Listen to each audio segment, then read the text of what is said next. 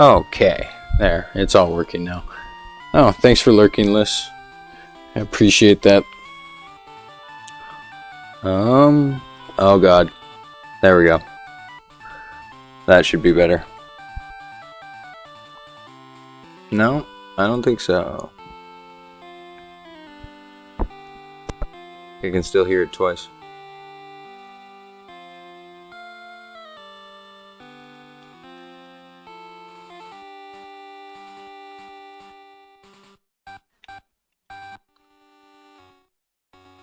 Yeah, I feel like I can still hear it twice. Oh well.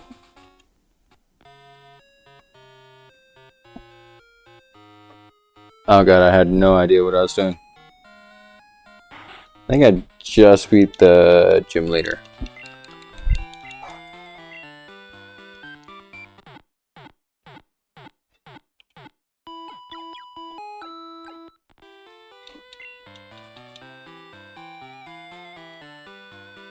It's only been like a month since I played this. It's totes fine. Ah. Oh no, this is good. I remember this now.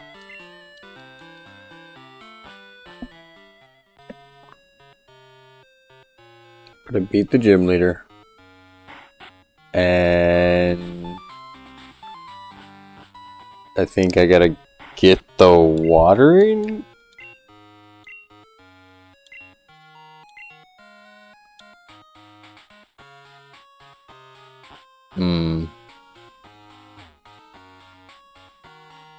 Maybe I have to wait to do that? Because I know I need the watering pail to get up to the ghost gym. I don't know.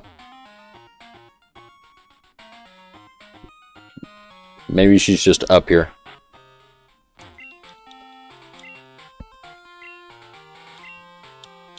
Yeah, the squirt bottle.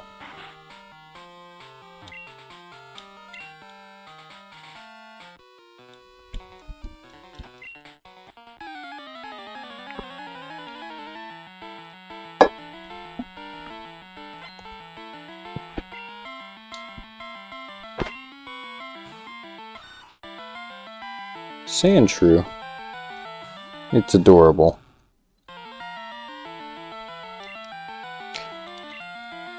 But weak to water.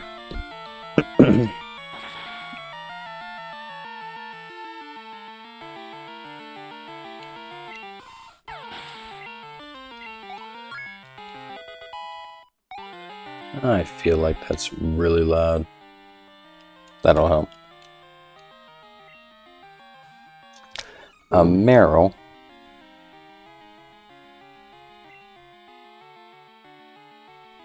Not a dude.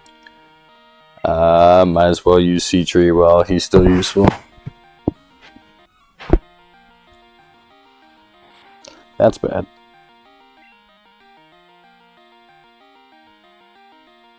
Is Fury Swipes even decent? I don't think it is. Steel, that's cool.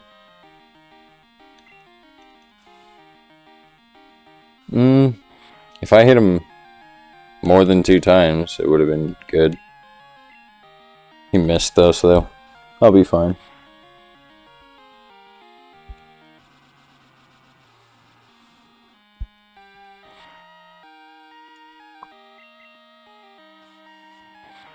The way I made my team, it's kind of tough. I don't have anything evolved right now. And then it's on set mode, so that's always tough. Not a dude. Why are you so high leveled? I feel like I shouldn't even use you. Jesus. I'll send in Cobra, and then I'll send in Not a Dude.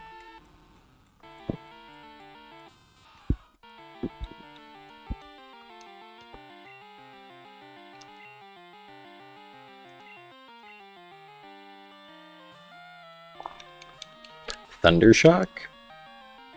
Quick attack. Weird. Magnitude should... Oh, it's a singing Pikachu?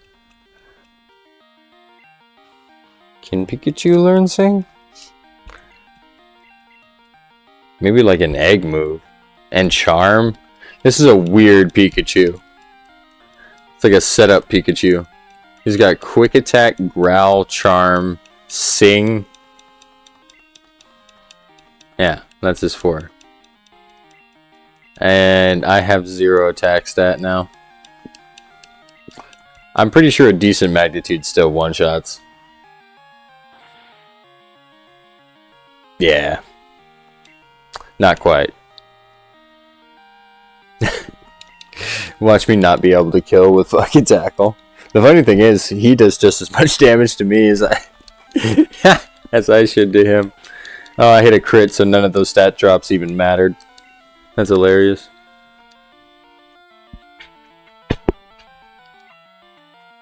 Hollywag? Well, that would absolutely rock me.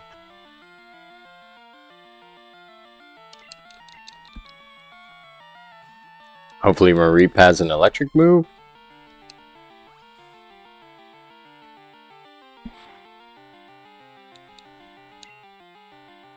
Thundershock. Oh my. And I missed because of 1 stat drop. Well, static charge, you tried your damnedest.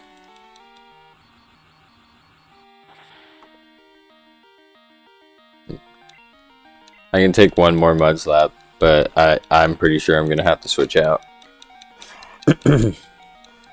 Oh, he hit it! Static charge with the clutch.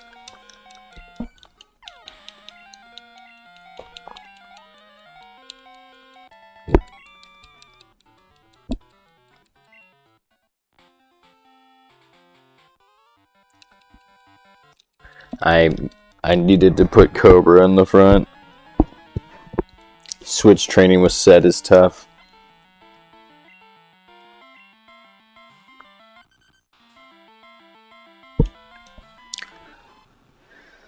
Oh, a Diglett.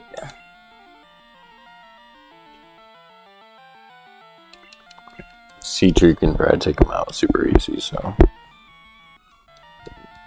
At least I can spread out some of the experience, unless I get fucking blind to death. I think Togepi has Swift on it, so if that ever becomes a problem...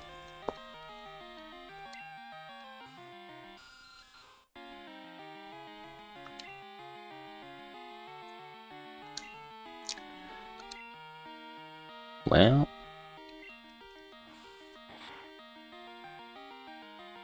Oh, it's not super effective to poison? Or... Yeah? Because I don't think, flying type counters it.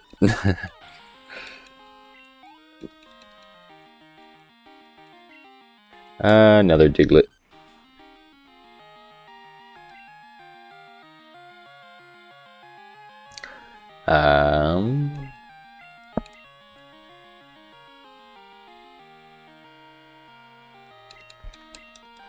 I don't know, I guess I'll just switch back and forth on Toad style for this one. That's kind of sad, though.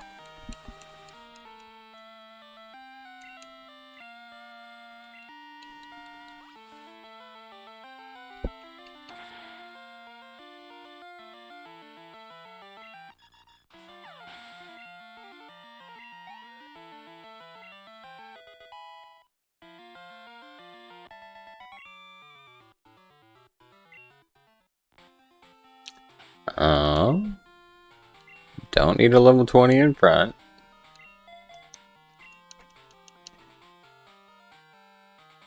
Ah, I'm gonna get my ass kicked. I can feel it coming.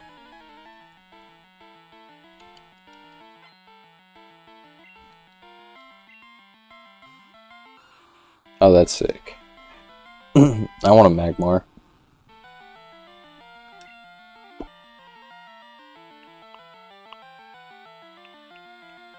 I guess Toadstyle's lower level than Not a Dude.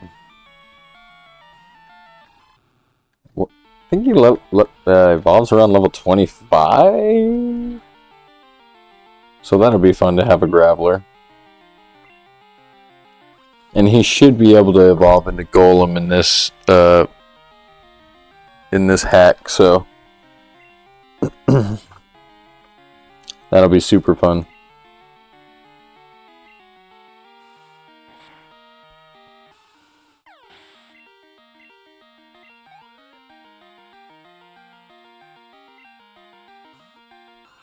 Well, if it isn't another Magmar.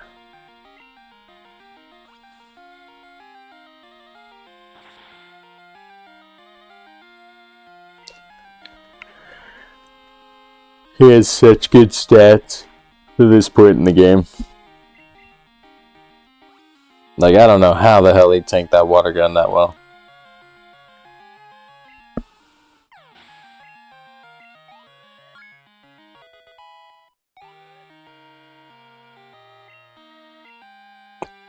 Metal Claw. I give a scratch for that.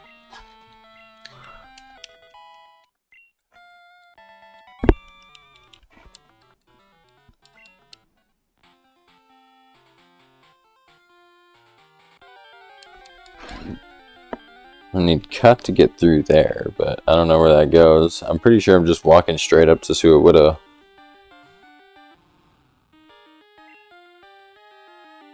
Oh, I kind of want to fight this. Yeah. That's annoying as hell. But I could kill him if I wasn't being blinded.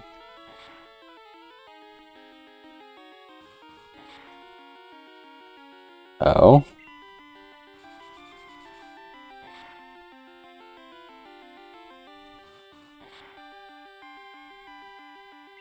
Call me crazy, but I think Ekans should be able to learn quick attack.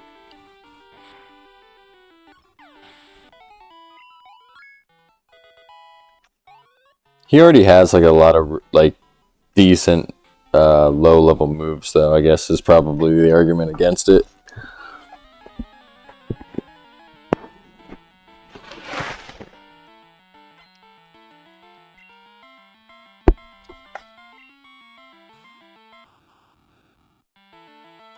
A level 2 Voltorb. He's not gonna blow up, is he? What is this guy doing? Like, I'm not even gonna get it. I got a decent amount of experience considering he's level 2. Level 10. Agility for the fastest Pokemon in the game. That's weird. And he has decent... He's not gonna explode and kill my fucking Ekans for no good reason, right? Poison? No. Okay, no, he just wants to be the fastest ball of all time.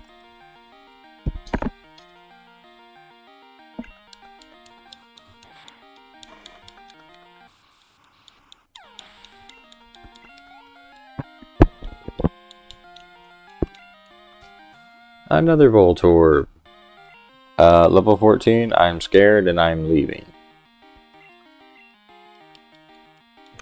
Send out the brick. Knowing damn well he won't use any special attacks. But if you know something like Sonic Boom, I am kind of screwed. By the way, speaking of food, I have to grab mine. 1 second.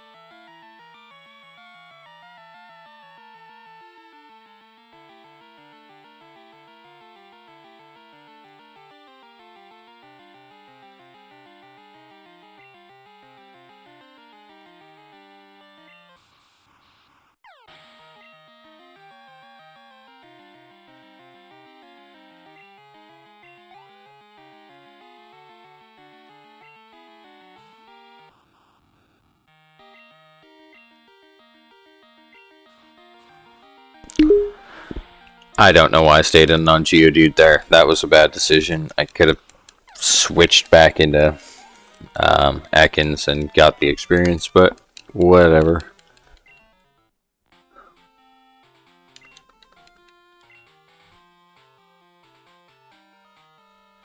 I don't know if I can go anywhere safely. I keep looking around for like dialogue that's not in the base game, but I don't think that's what this game really focuses. This hack focuses on doing.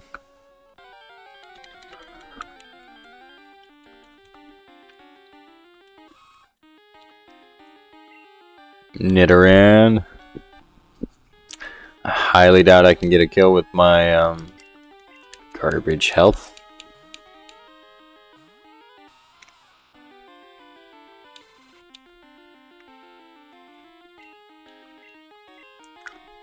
Oh, did I just mess up? Well, not too bad. I definitely could have one-tapped him, though.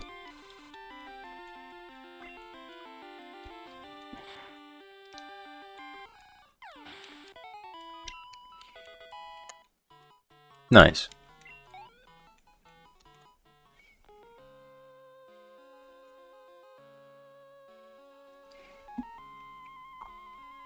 Because I'm pretty sure this just goes to the place I basically already was.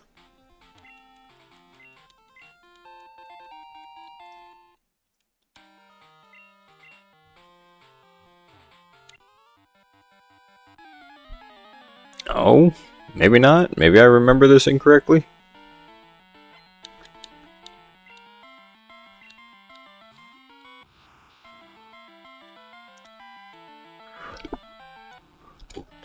If he knows Psychic, I'm going to be so salty.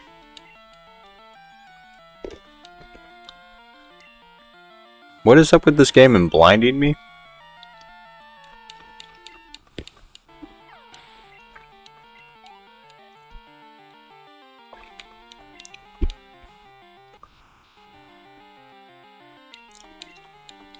Okay.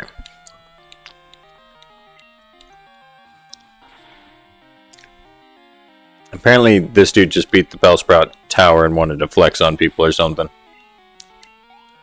So you realize it's not even, like, required. Okay, I have to switch on that.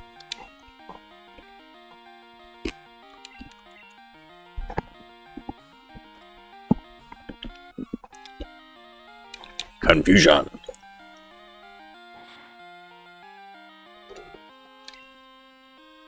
Didn't hit me with actual confusion, so I should kill you just fine. Mr. has 2 defense.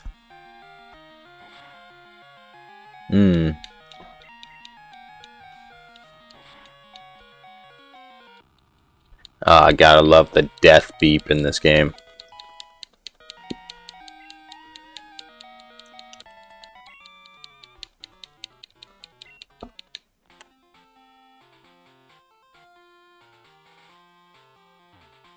Yeah.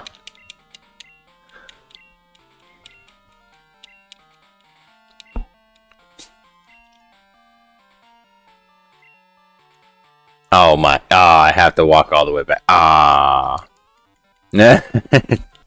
Damn. Thank God they give you running shoes in this hack. It's so good.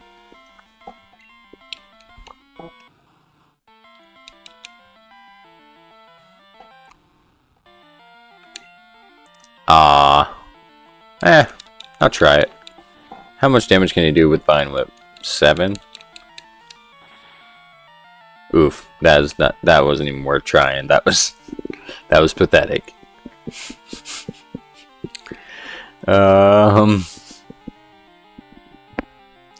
Togepi has decent defense, I think. I don't really want to sack something off for this.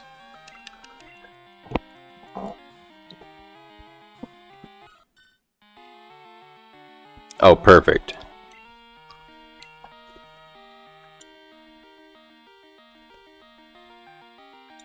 Do we go for... Well, I'm pretty sure I'm fairy type in this game.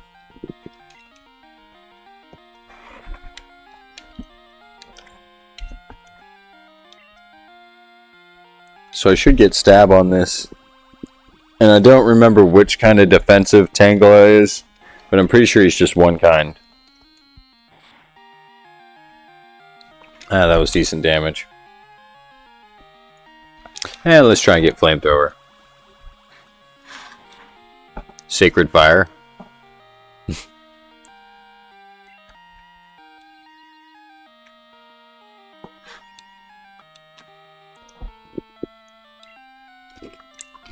I flashed him. Oh, great.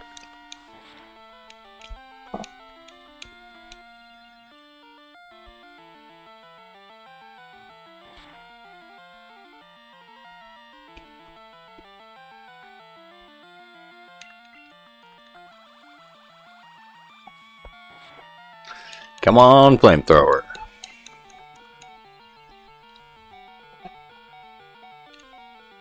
Damn it. Okay.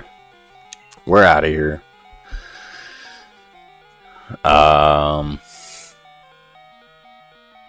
God. The death beep. Oh, God. Toadstyle, please. Please. Do something.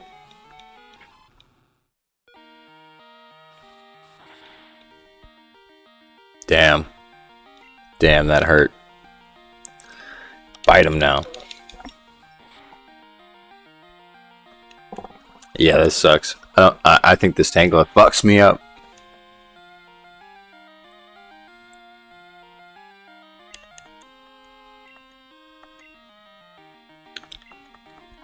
Just hope for flinch.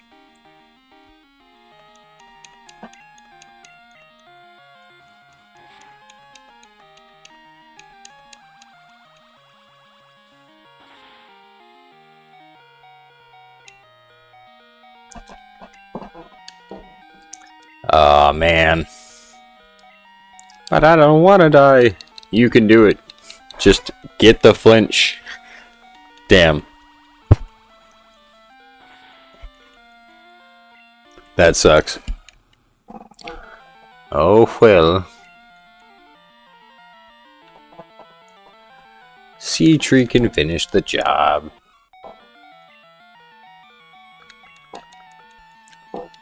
If he'd let me.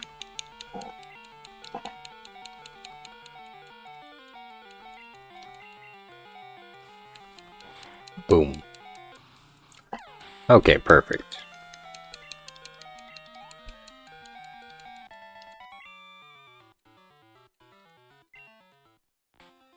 Okay, I need to, like, run the fuck away.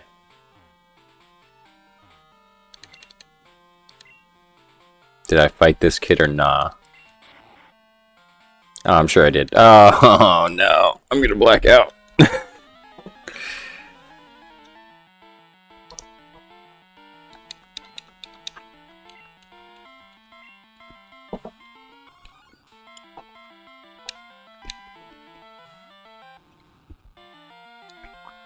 Venonat, huh?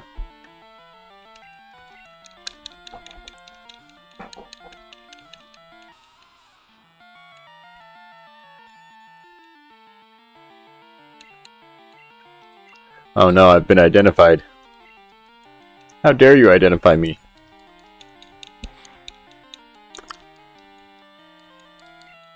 Uh-oh.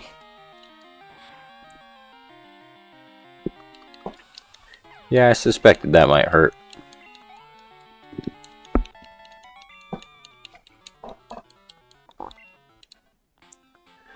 Okay.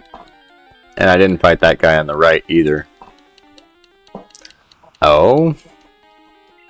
I'll Hail Mary a Pokeball at an Abra. Who doesn't like to do that?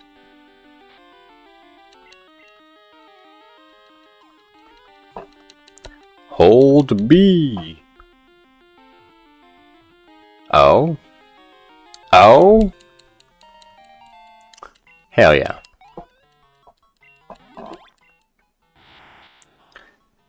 It hypnotizes itself so that it can teleport away when it senses danger, even if it's asleep. Oh, I have the perfect name for him then. He shall be Ninja.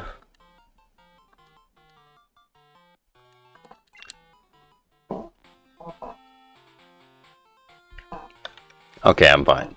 Okay, I lived. I lived. No big deal. Out of the way. I should probably buy more Pokeballs, honestly.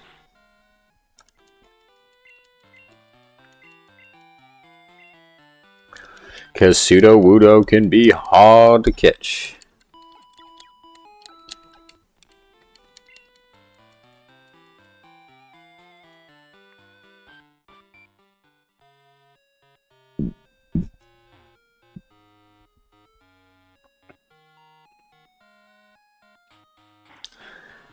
And then talk to the lady.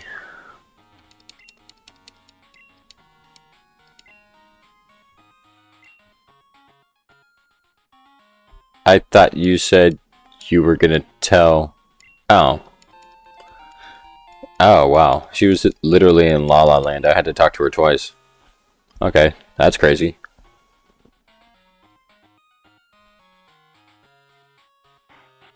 Pokeballs, Pokeballs, Pokeballs. Where am I going?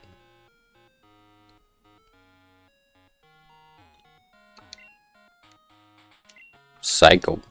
Do I have? Oh, yeah. Hell yeah, I do. It is slower than walking. Okay, that's fine. The track is fire.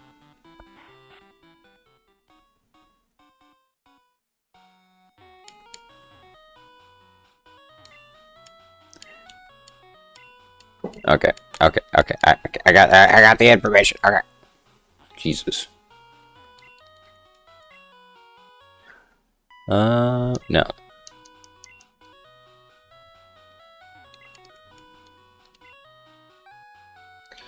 Great balls. Fantastic.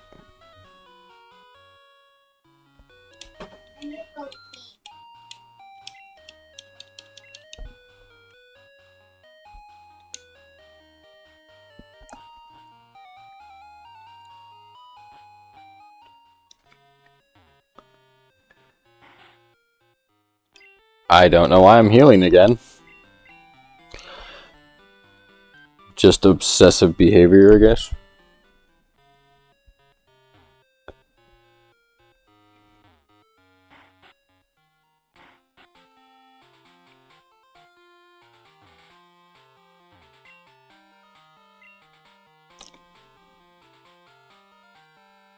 What, you don't like the battle, dude?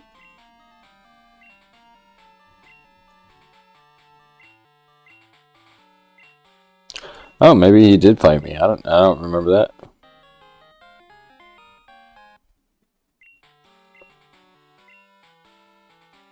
Did I not fight this guy?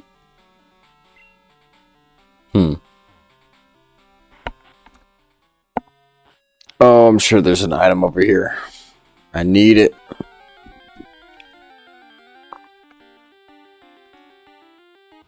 Abracadabra.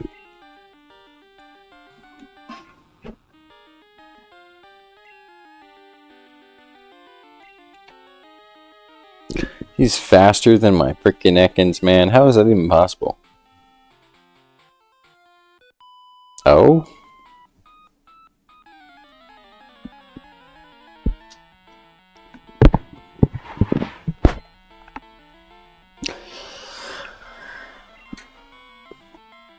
Oh, it's a Magpie. Oh, it's adorable. Oh my god. Why can't I have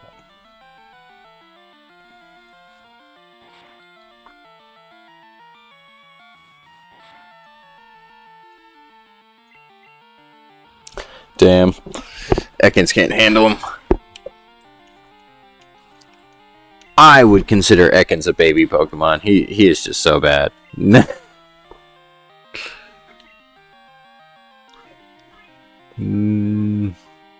Yeah. I don't know how I'm gonna switch train up. Freaking. I guess it would be a good idea to just evolve Mareep real quickly. Because I don't think, I know Mareep evolves at like level 14 or 16.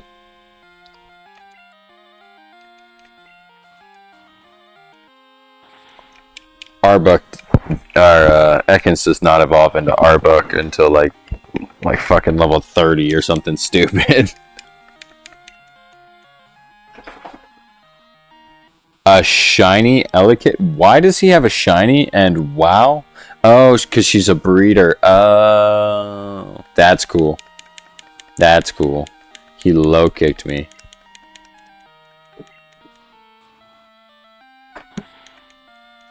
Bye bye. I should get bonus experience for killing a shiny. That's crazy.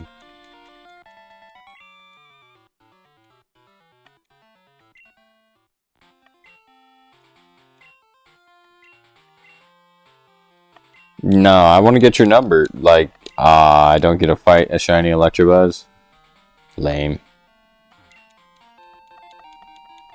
A team.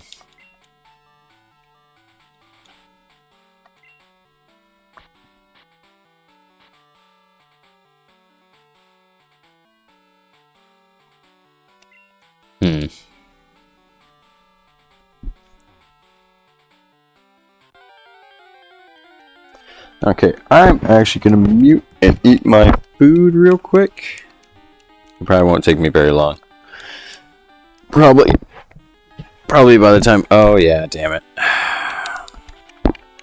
Probably by the time we beat the Sudowoodo or something.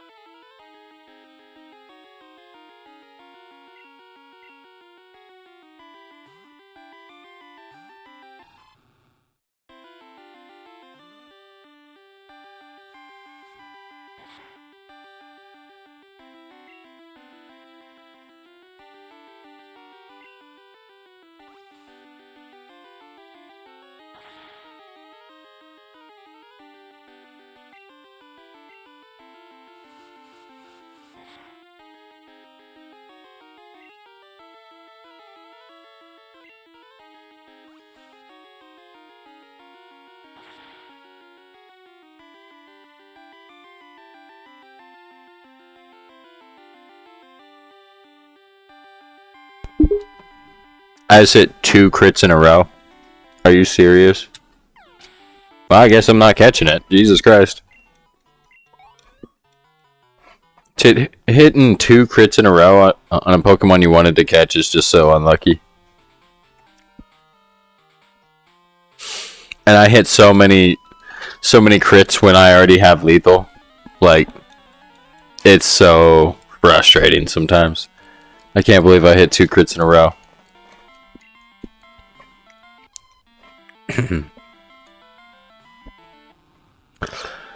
Oh, can you handle it, Cobra? Oh, he might handle it.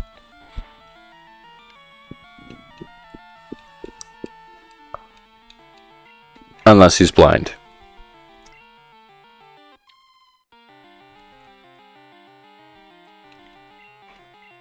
And now my attack is lowered. Twice. Uh-oh. Flinch him. Nice. Oh, no. I forgot that I was blinded. Oh no, and I'm paralyzed.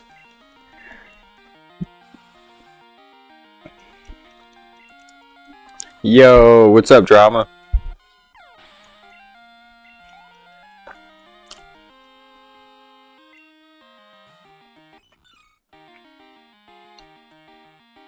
How's Christmas and all that? Static charge.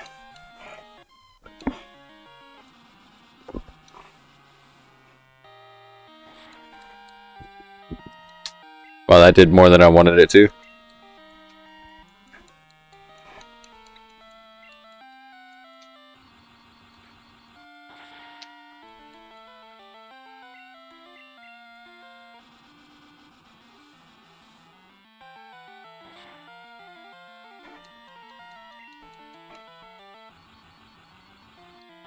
No way. Meryl beats me here.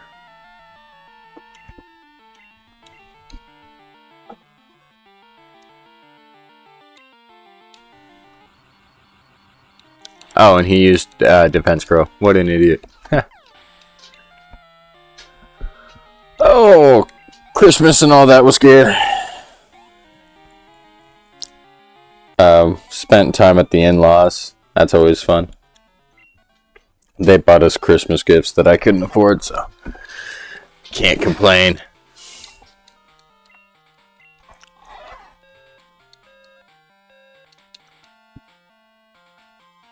Uh-oh. Why do they both look like Claire? Oh, hi, love. That's a cool emote. What the?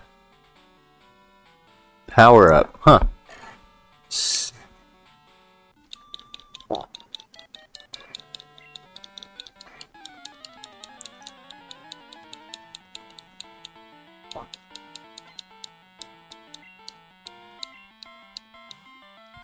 Oh.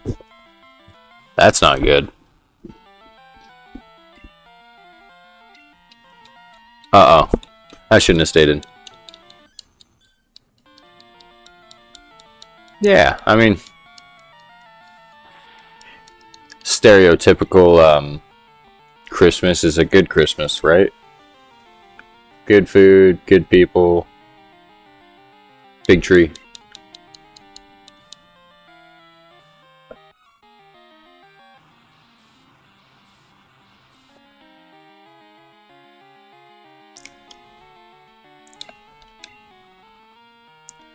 Damn, babe, you have all the fucking coolest emotes. That's cool. A minimized Clefable. Oh no. Oh no. Thank God I got the poison off when I did.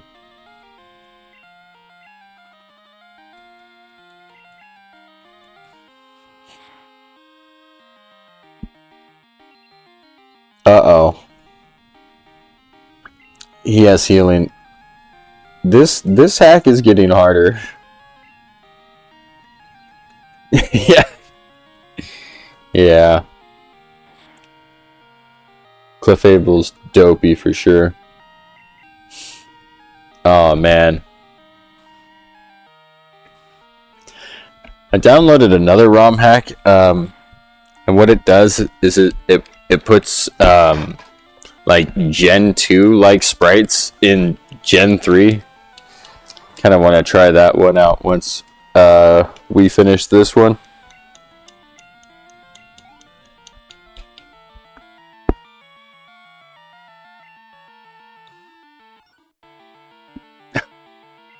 The wiggle on the Wigglytuff. Wow.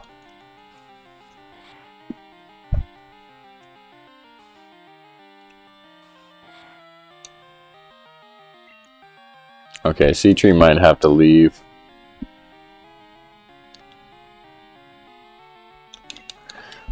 Not a dude.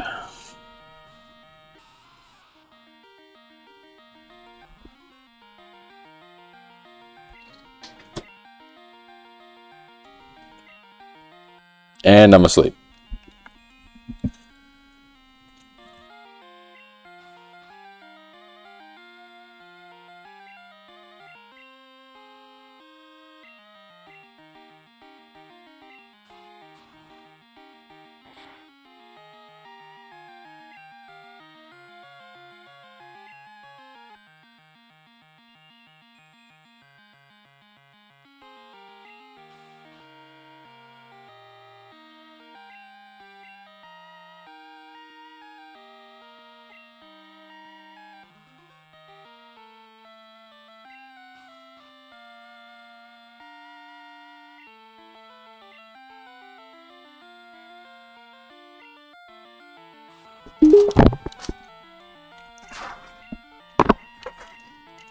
Oh, it gets a lot tougher after Morty? That makes sense. I mean, the base game gets tougher after Morty, but I imagine this one gets way harder. Like, this Wigglytuff is literally invincible, it seems.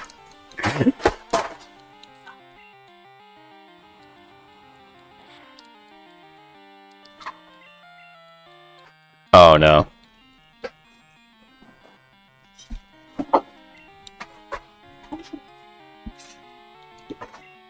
Well, at least this Wigglytuff doesn't know minimize.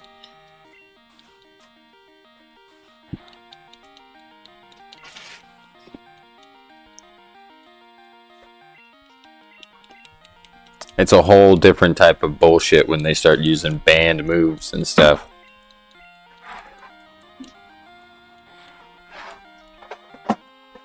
Okay, I'm not getting the stat boost. That sucks.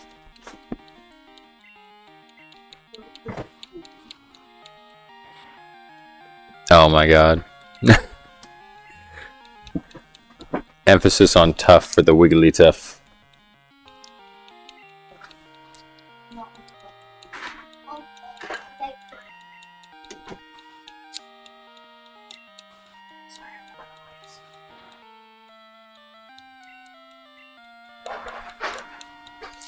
Well, Morty should be easy for me because I have Not a Dude, and so will Jasmine.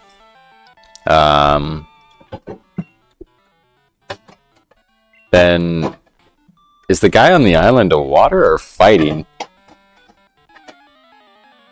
I feel like he does water type, but it's only because I'm getting Gen 3 mixed up. Probably. Oh no. Oh no. Ah no. This could be bad. I want to get the poison off just in case it minimizes. And then minimizes again. And minimizes again. Okay. Never mind.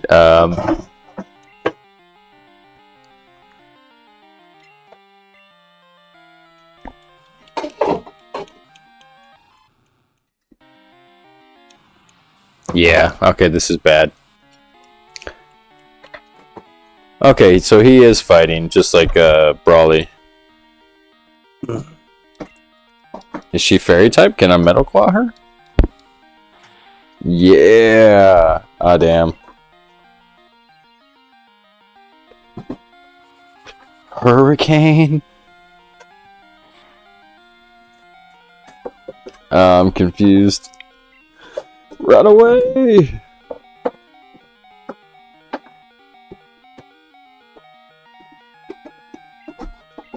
Boy.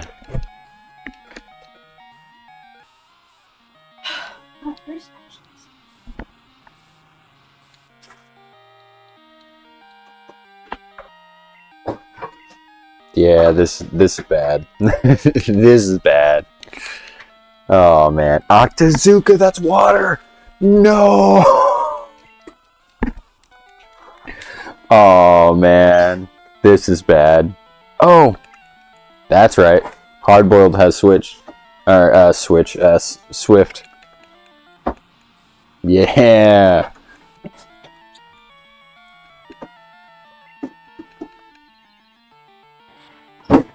Okay. Well, at least I can hit consistently. I don't care. I have high defense. Yeah.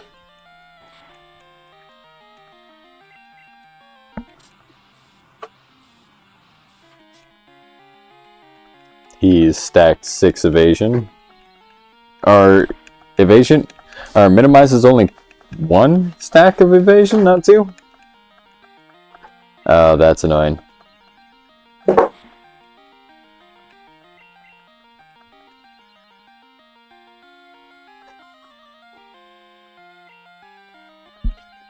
He took aim. He can't miss his next attack. Okay, well. He didn't. And it does only do 1, thank God. But it don't even matter. Because I have the counterplay. Oh, man.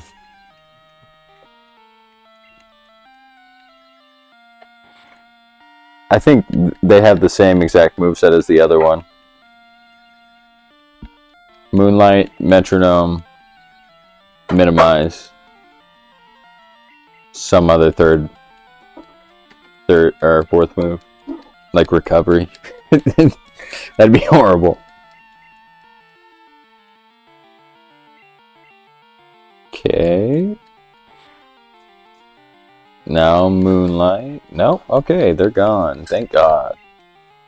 I don't know, it took like 10 turns.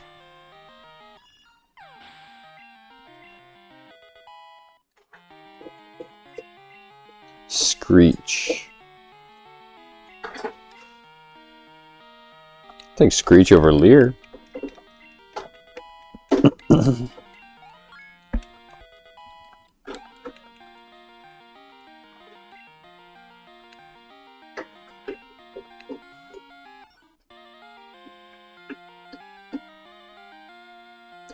Oh no. Ah man.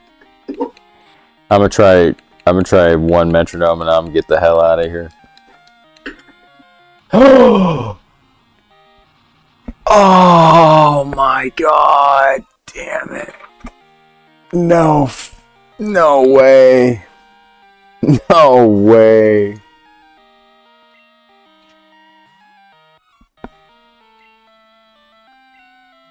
I metronomed into Explosion.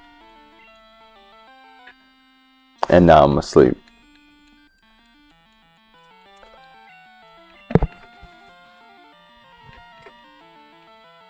Well.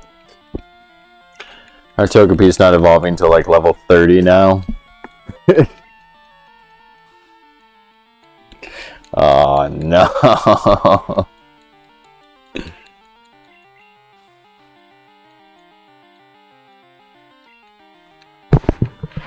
Oh?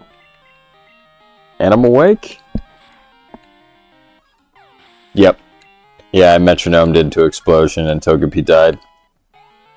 For no reason. It's because I wanted to see if I could get like a decent poison move off or something. Nope.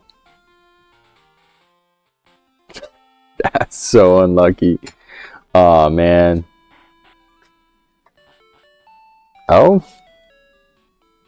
It's the thief. Or is it Bill? I think it's Bill.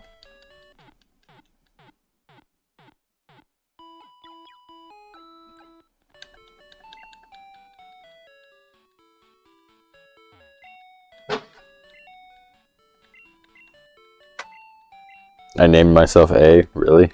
Oof.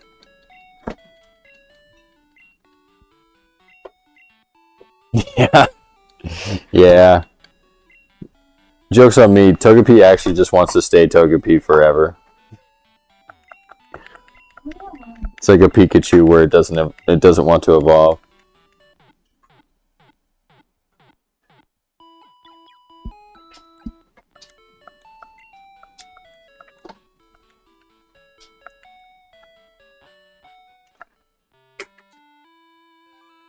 Now, can I just go straight to the gym? I don't feel like that's how this one works.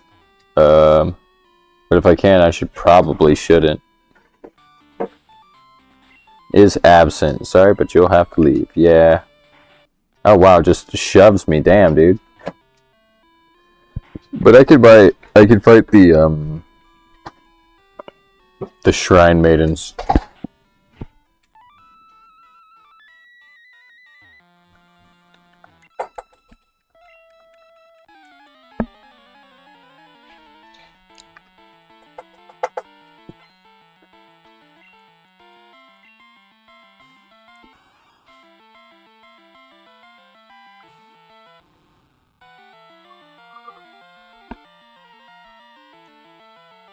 I will be muted for just 1 second.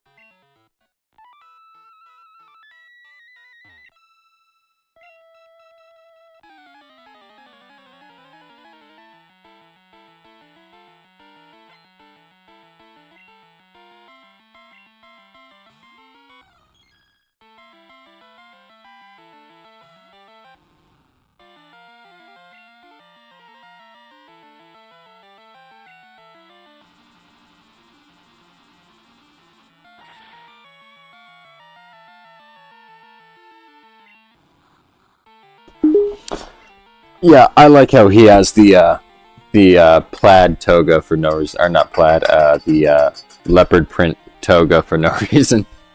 It's very Flintstones of him. I have to turn it on again. Okay.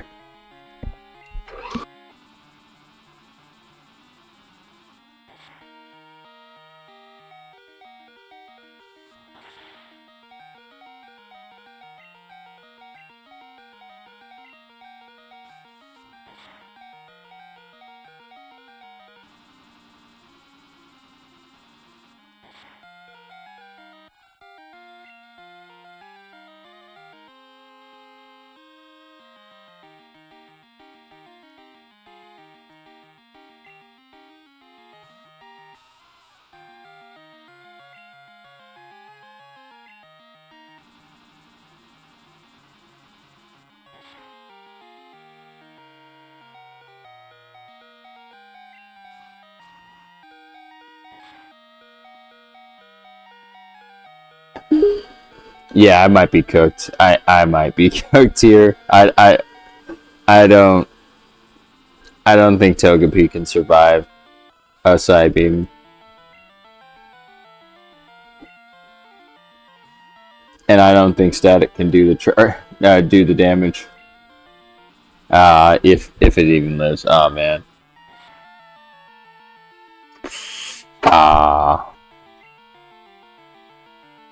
I believe. Swift or disarming voice? I'm pretty sure they're both stab. Or metronome.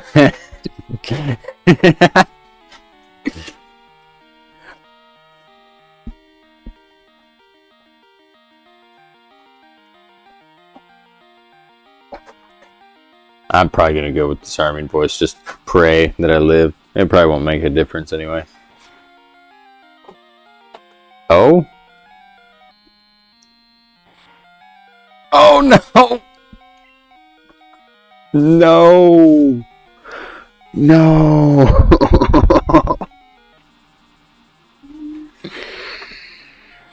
Oh wow.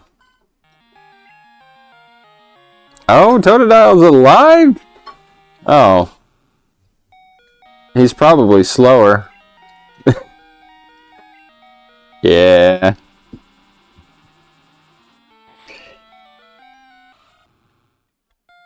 Yeah, disarming voices from the newer gens. It's I think it does like 60 damage. I'm pretty sure it's more powerful than Swift. Damn. It is really sad that I got. Oh, can I not look at move powers in this one?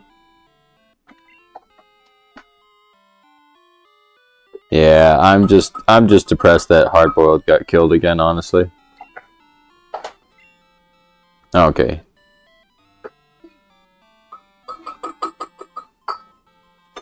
$60.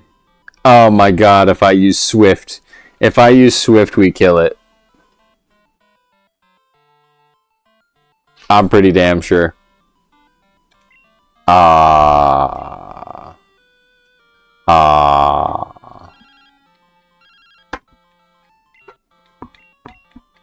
I have to turn it on again. Okay.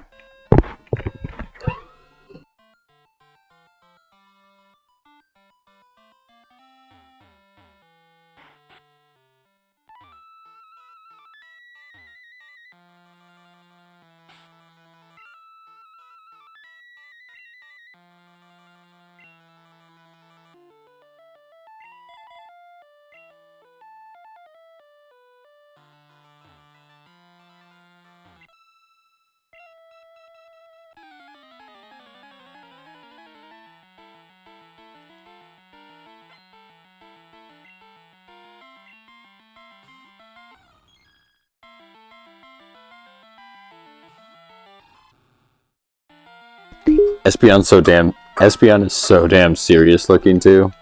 Like you can tell it's just ready to wipe my whole team. Not this time though. My Croconaw is fully alive.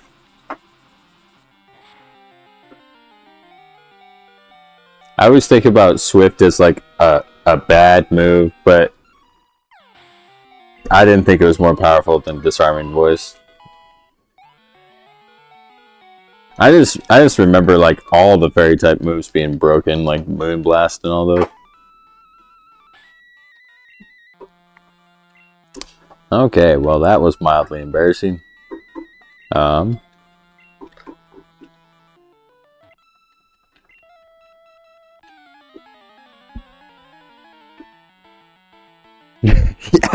Yeah, Espeon is like looking into my soul. Oh, and then I got bombastic side eyes from fucking Umbreon.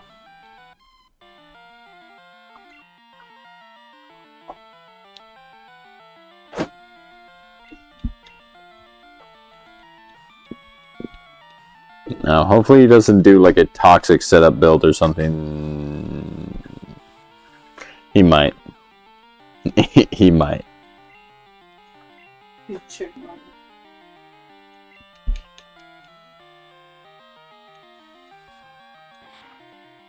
Nah, just feint attacking. That's fine. It's not special on this hack.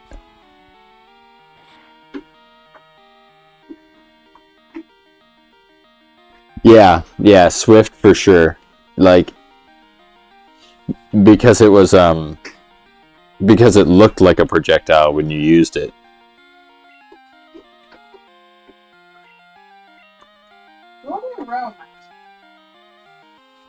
That first gen of the special physical split was weird for a lot of people, I feel.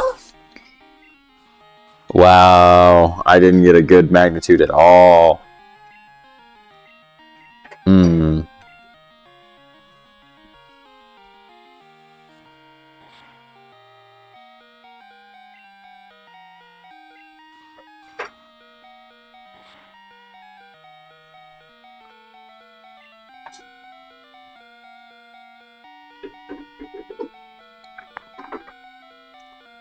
Well, that dude did not do work like I wanted him to there.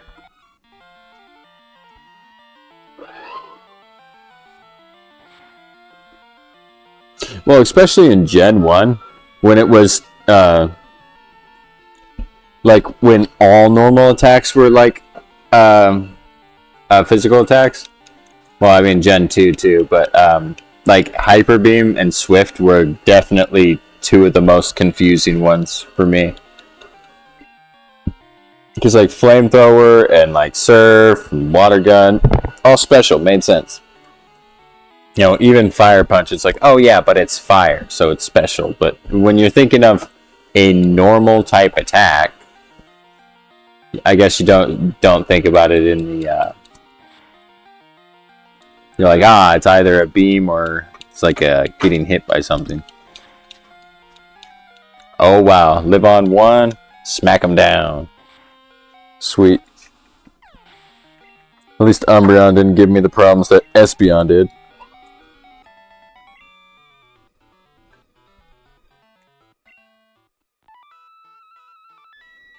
Sorry if you can hear the, my wife's got her food processor going. Or not food processor, mixer.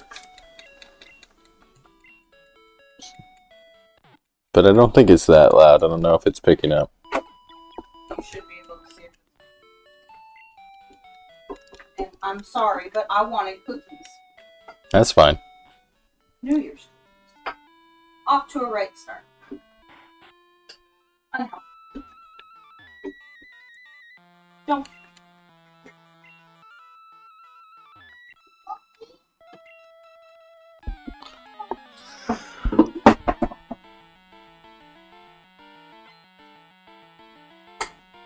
Oh, really? Fires? Oh, wow. Oh, good. That's good. I mean, I'm not too worried about it, but some people... Water Pulse? I don't think that's in this gen. Uh-oh. Uh-oh. Well. And water type is tough for me to fight through.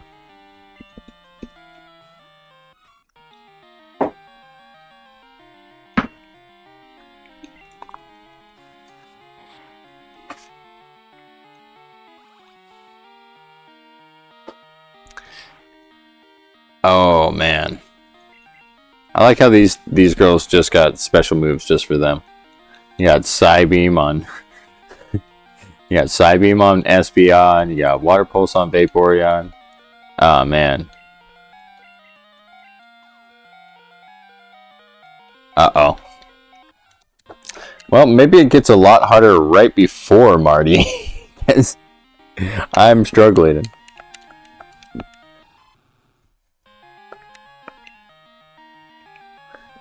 Do I outspeed? Well, maybe if he wasn't quick attacking. That's a good crit though.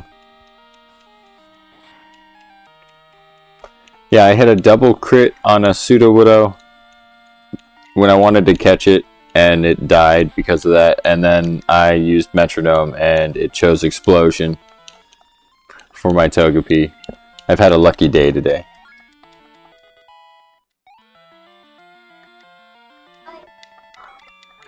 And Static Charge got wiped out by a move that shouldn't exist.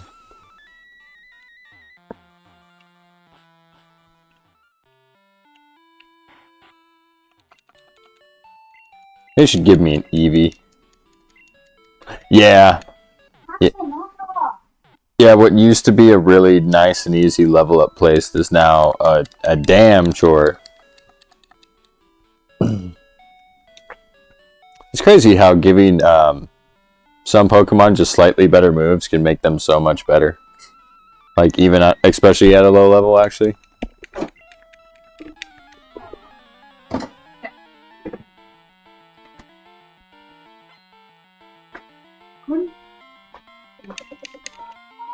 Oh, perfect. Perfect timing.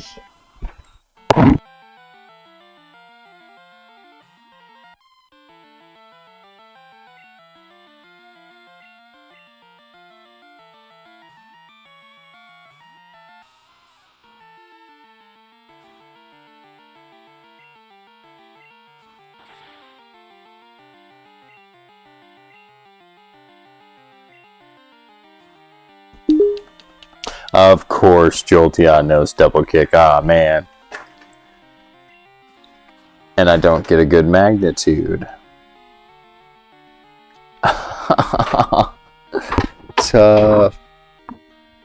I think I live another double kick, right? Yeah. Unless he hits a crit again. And I hit a magnitude 10 that time when he had 1 HP.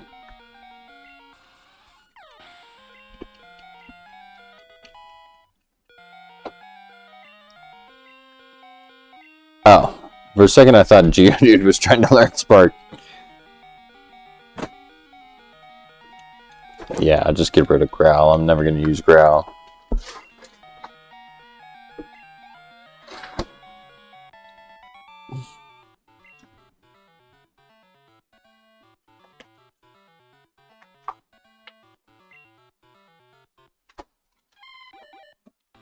Yeah, I played Pokemon Crystal Clear was the last time I played a Crystal like game or hack, and I feel like this one is by far more fun, and that one was awesome.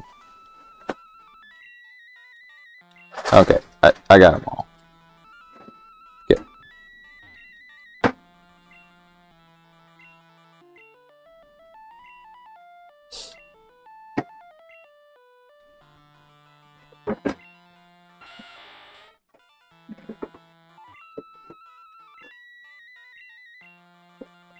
Yeah, it doesn't really add any new dialogue to things, though, it seems.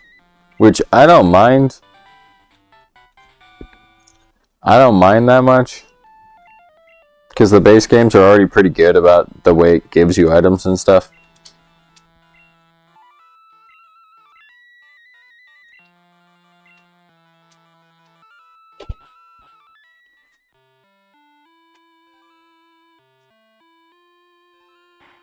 Yeah, this way, yeah, it's got the disarming voice and, like, water pulse. It has fairy type. Like, which I could take or leave fairy type. I get why they made it a thing. For, like, Spiritomb and Sableye so that they actually have weaknesses. But at the same time, I don't necessarily use any fairy type Pokemon. I guess Sliveon is my favorite. I like the mushroom one.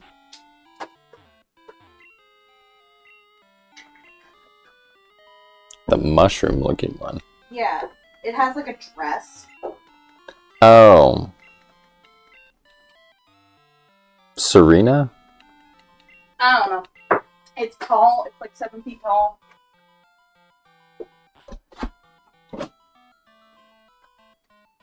Hmm. It was on the one that I played on the Switch. So it's probably newer than this one. Oh. Hatterene? Yeah. Yeah. Because she looks like a witch. Ah. Hatterene is my wife's favorite fairy type.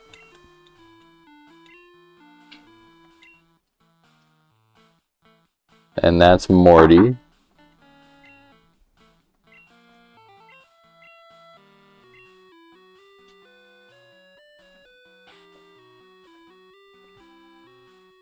Yeah. In this, I like going back to Kanto. Like, I'm so surprised that they never did that, like, again, in another, like, Pokemon game where you travel back to another region. Like, I don't understand why they don't just put more gyms in some of the games, you know? Like, that's the fun thing about it. Or like in the new one, Scarlet and Violet, it's like this massive open world map where like there's not like a bunch of barriers, like you don't need cut to go here or surf to go there and stuff like that. And they really missed out on an opportunity to like let you challenge the gyms in any way you wanted, like in any order. Because that's another thing that the Crystal Clear ROM hack does is it levels like if you fought Blue in the 8th gym in Kanto, if you fought him first, he would have like level 6 Pokemon and stuff.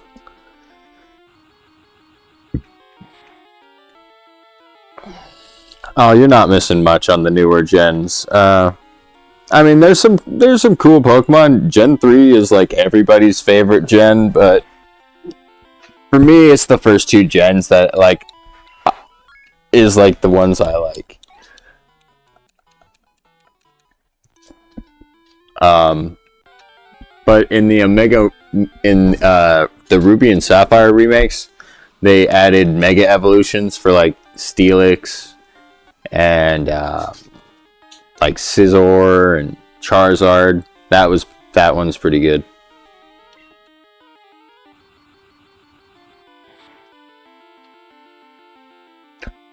Oh yeah, you can just like jump on the back of some random Pokemon that someone will give you.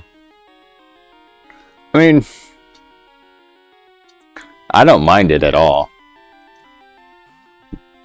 I mean, kind of sucks to like.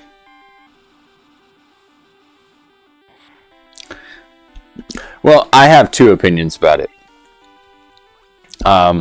For HMs, like, it can really like change the way you have to build your team if you have to like use waterfall and use flash to get through something, or it can make the journey more difficult of an experience if you like need to know flash but you want to have a strong team to get through, like Mount Silver.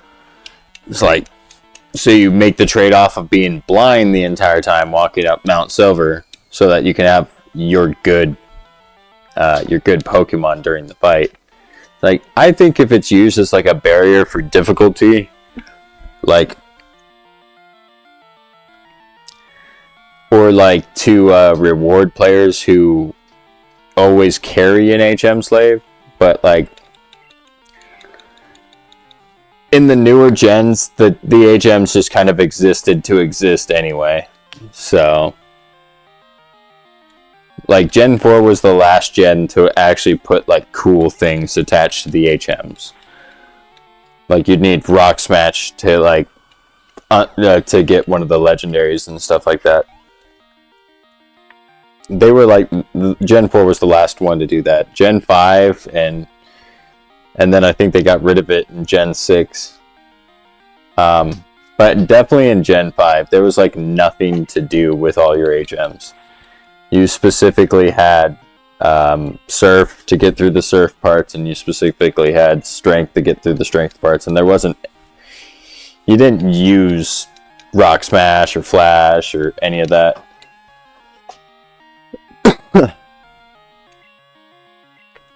I think when the games were a lot more concise and like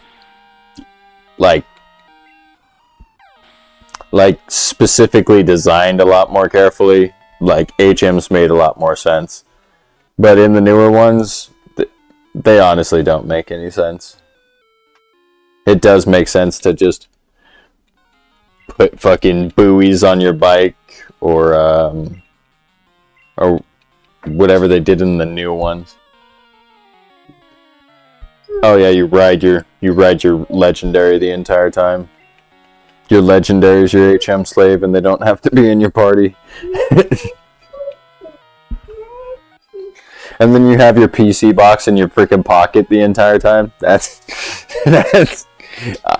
I mean, it's super convenient. I see why they did it, but to me, it destroys the challenge of the game completely. Like, there's no way to have a proper challenge in the games with EXP shares and no HM required, and your PC box is in your freaking pocket. Like, that makes the game a complete joke as far as difficulty level is concerned.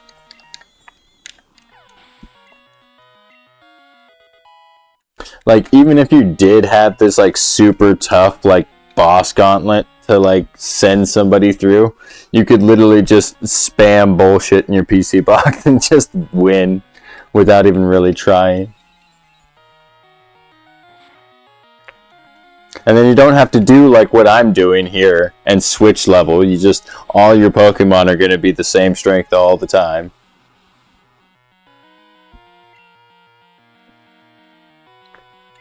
Yeah, they took away a lot of the accomplishment of it. And they I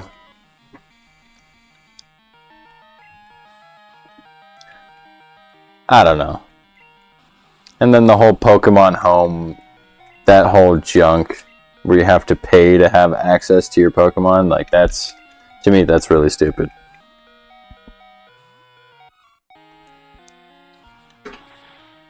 But I guess it beats buying like 3 or 4 Nintendo Switches.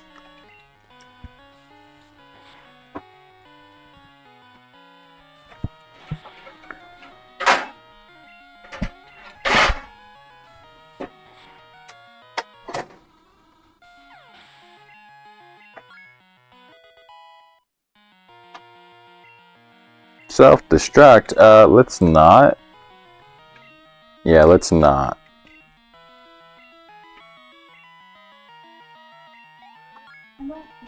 Oh yeah, catching Pokemon gives you experience. Yeah, yeah, that's great.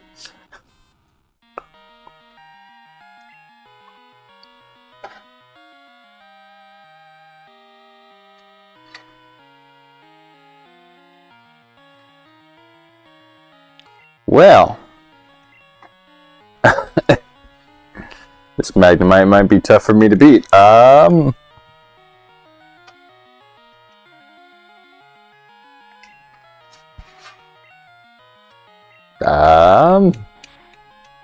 Okay, Pursuit does decent damage.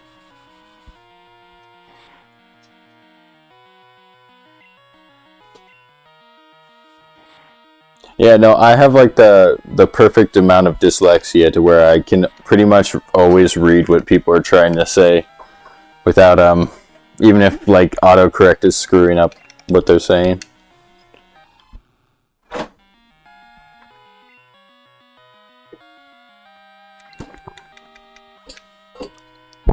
I mean, I doubt it's dyslexia. It's more like just dealing with texting culture for my entire life, probably.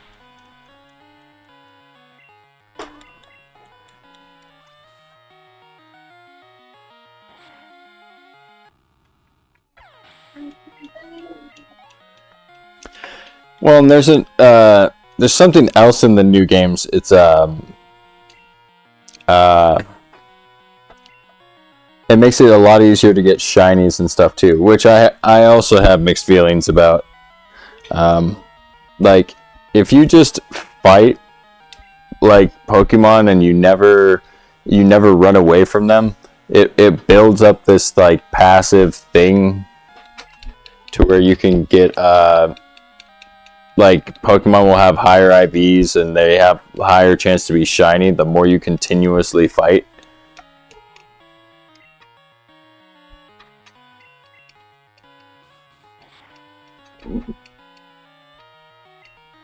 Oh yeah, yeah.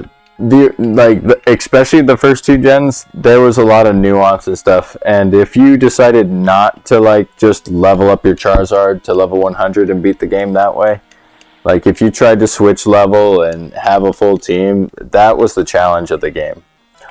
Or, the best challenge run I ever did was I did a full poison type team. That challenge run was so damn hard. I think I did it in yellow version. And it was incredibly difficult. Damn.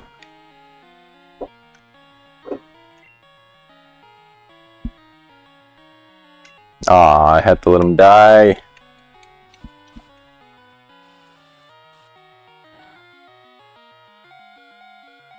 Oh, did he hit me? Oh, I wasn't paying attention. He must have critted me on the other one. Nice.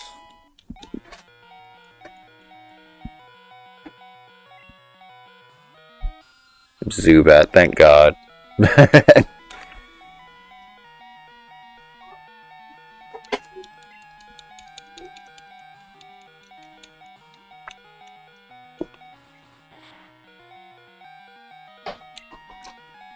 Well, I wasn't expecting him to use Bite, actually.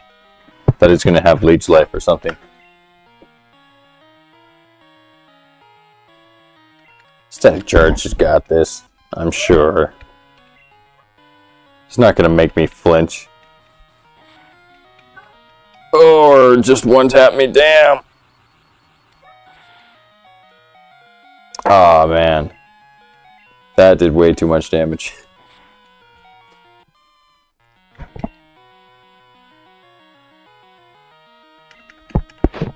Oh, man. I really hope Hardboiled can handle this. It's a poison type. So fairy type should hurt it.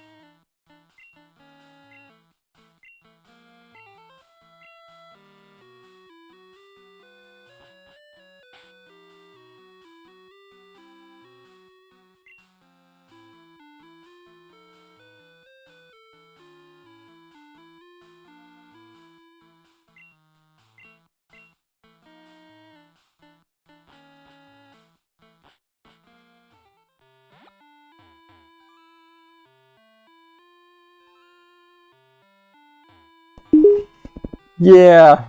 I just had to heal the Togepi up a little bit. I do not want the Togepi to hate me, and I think using potions on Togepi it helps with the friendship. I could be wrong on that.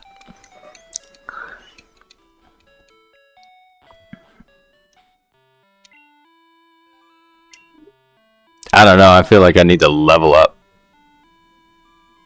like badly.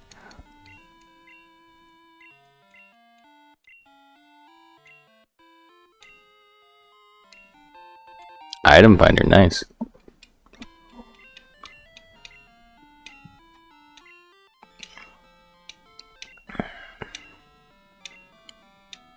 I don't know how well I'm gonna do against Marty. I'm nervous now.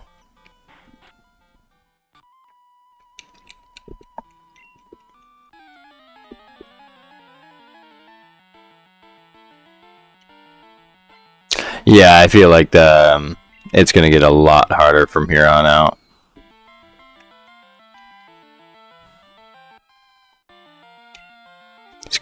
He's gonna curse me or something first.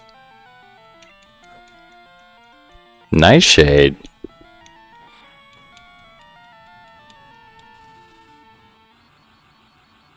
Oh, that looked cool.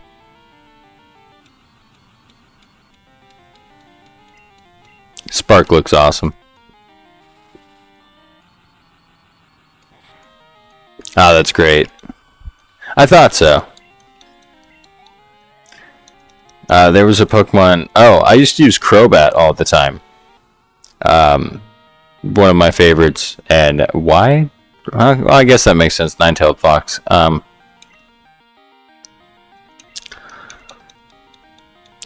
Yeah, I used to use Crobat all the time, and I remember I was always able to evolve Golbat into Crobat before like level 30 or something.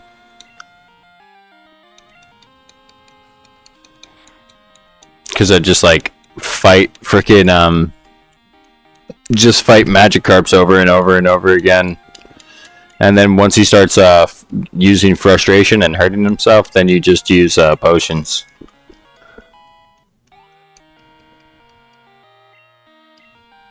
Flail. Nah,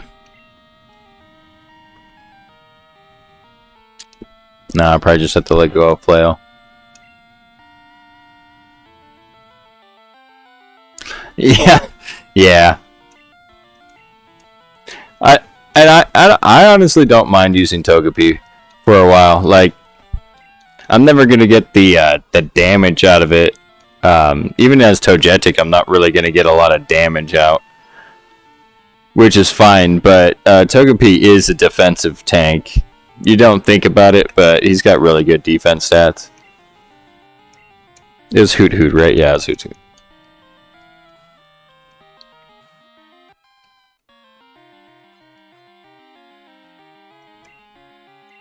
I guess I'll be using Thundershock then.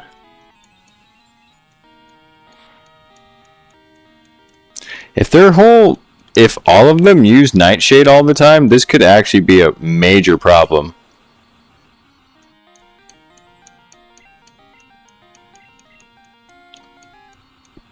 Doing 17-20 fixed damage every single time?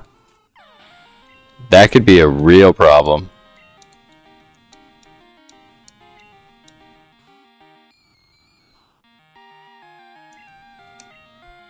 And it's not like I can resist it.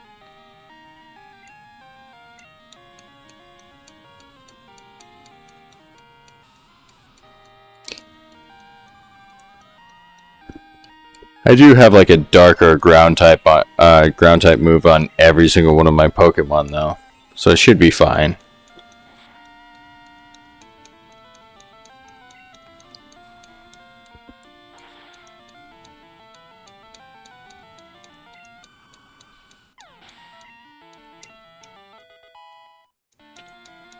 And honestly, thinking back to like the newer generations and like the stuff that I like from the newer generations, a lot of the things I like from the newer generations are the way that they've retrained the old Pokemon. like Gen 6 had the new Persian. Gen 7 had the or no, Gen 7 had the new Persian, and Gen 8 had the Gigantamax Charizard and stuff like that. Like, when Sword and Shield came out, I was shiny hunting Gigantamax Pokemon for so long. And I got all the ones I wanted to, is the crazy thing. Because it's not that difficult anymore. And as cool as that is, it does kind of like, you sit there and you go, oh wow, man. It really wasn't that hard. It would take me like a day. Like, I'd like I had time to spend time with my wife, who was my girlfriend at the time.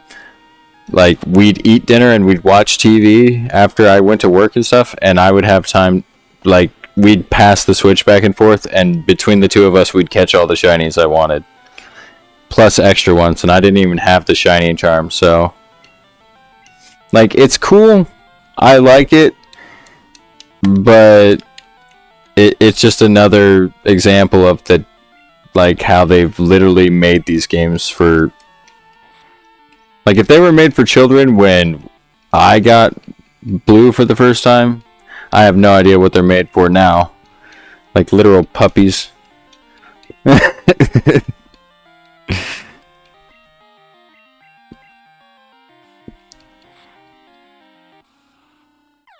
I mean, it's kind of cool. Like, I have a bunch of the newer Pokemon that I like in Shiny. And I have Gigantamax Charizard in Shiny. And I have Gigantamax Pikachu in Shiny. But I don't take a lot of pride in them. And beyond that, like, the competitive scene is just hilariously terrible now. So you can't even show them off anymore. Like, I got into the competitive scene for a year, and,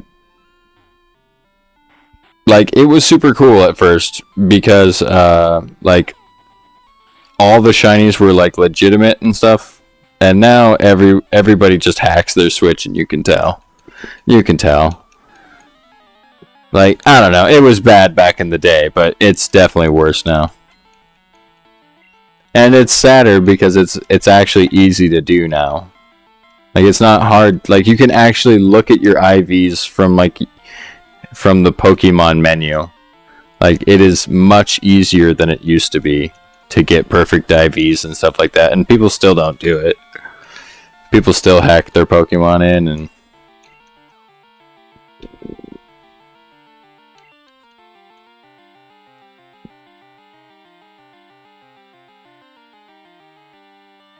Oh, yeah.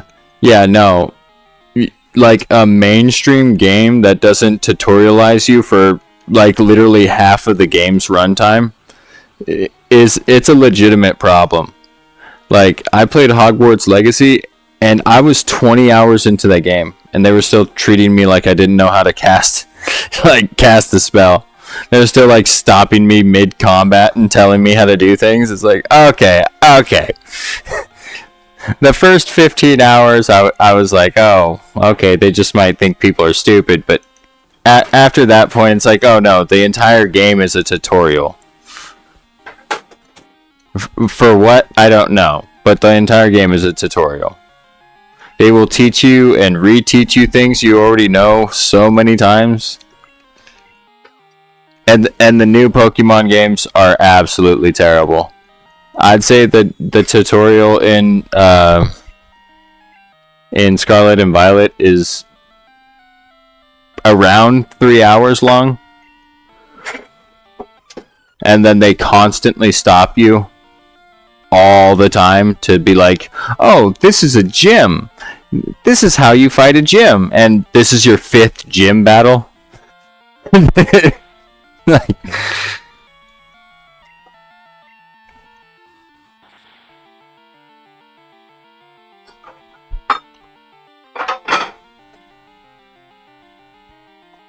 Oh yeah, they could have had Quidditch in the game.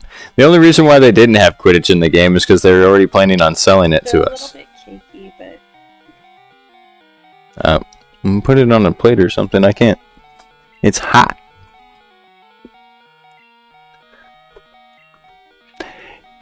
Yeah, they could have definitely put Quidditch in the game. That was a major disappointment.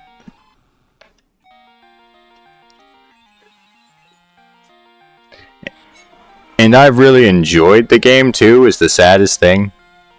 But the game didn't let me enjoy it. I felt like.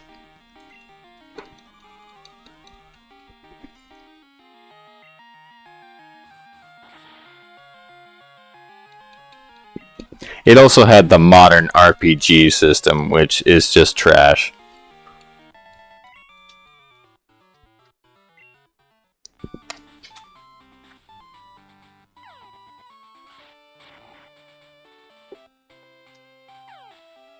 Like, I do not know why modern RPGs are so bad.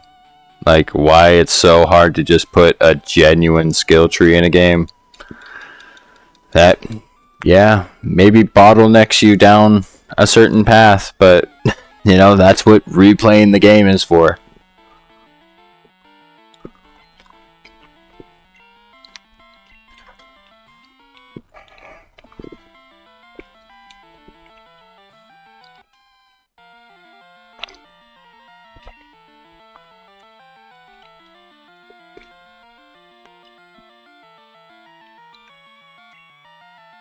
Like, I really don't see why. Like, I feel like Skyrim's when it started, where they, like, allowed you to become a tank, a spellcaster, and, like, a heavy sword user all in one go. And then the RPG elements just truly went out the window because you're not role-playing at that point, you're just God.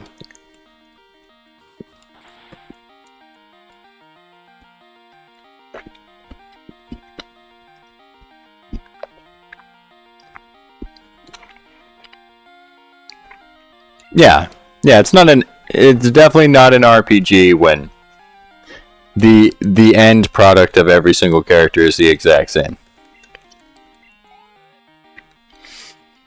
Oh wow, you can do alchemy, enchanting, and heavy weapons, and heavy armor, and magic, and stealth, and archery. It's like, me too! Like, what's the fucking point of even playing the game then?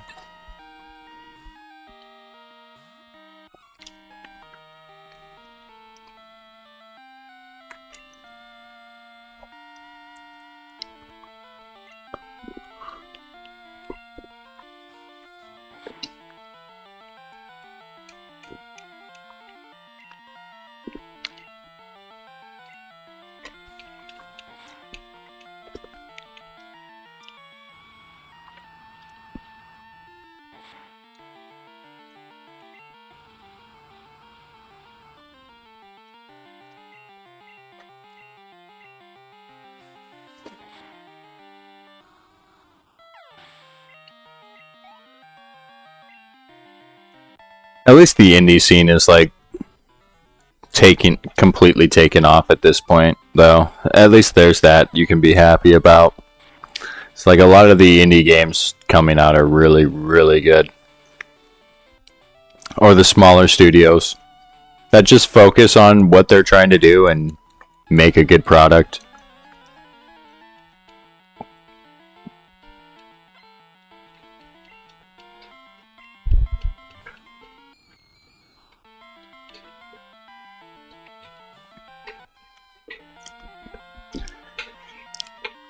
I've recently got into the Warhammer 40k lore and stuff like that, and so I looked up like what the best game for Warhammer is, and well, it's Total War Warhammer, but I've been playing that for years. I've been a Total War fan for a long time, but I never really actually like paid attention to any of the story in Warhammer or anything.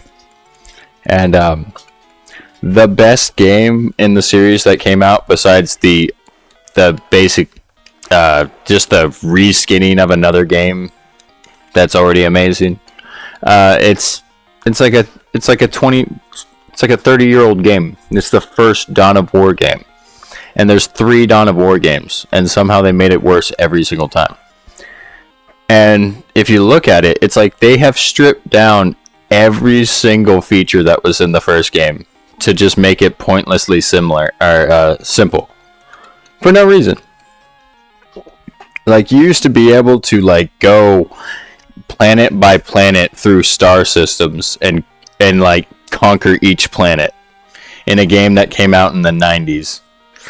And in a game that came out 6 years ago, you can't do that. You can't do any of that.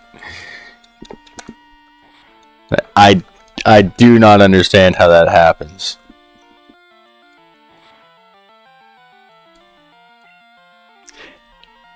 And I feel like these game companies feel like good graphics is good enough, but like Dawn of War, not God of War. I could go on about God of War too. Those new games are not impressive to me whatsoever.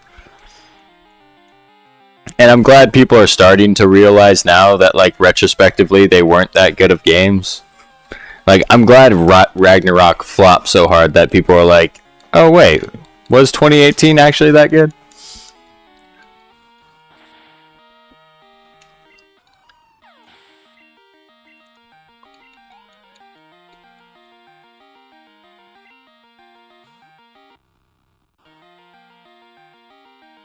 I don't know. I just feel like there's a very major flaw in the way that, like, they're like, oh, let's have amazing graphics, but let's not have a lot of animations. So, like, you're just looking at, like, the same, like, 2-second idle animation all the time. Or something stupid like that. It's like, oh yeah, the game looks great until you look at it for longer than 30 seconds. Then it starts looking weird at best.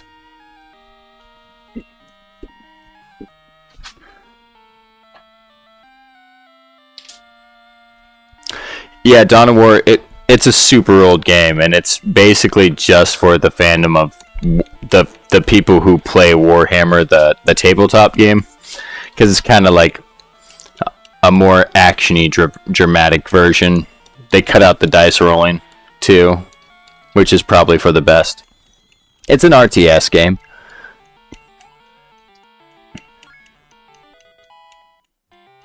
I have a really...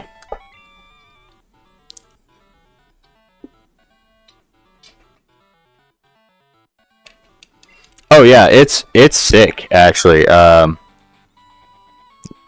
don't know if you have a PC or anything, but you can basically run it on a potato.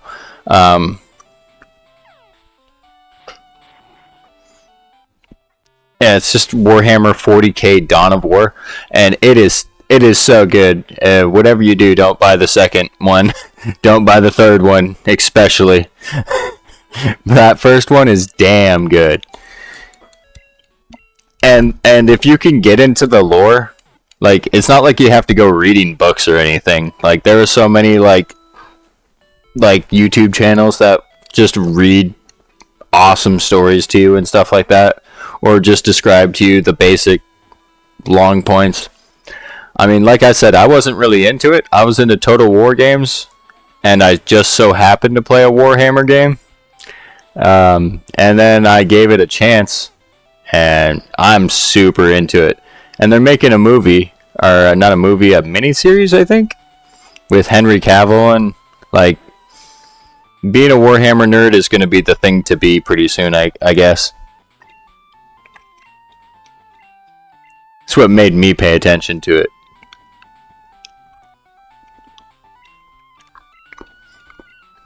Yeah, RTS games, if they're done right, they are so fun. And Dawn of War is super, super hard. Which, all RTS games have to be hard.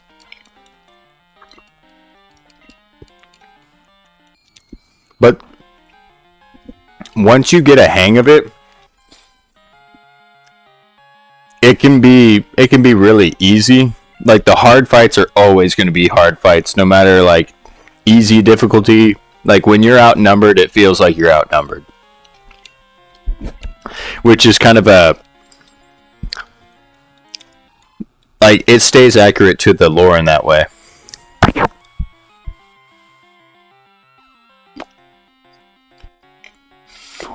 Yeah.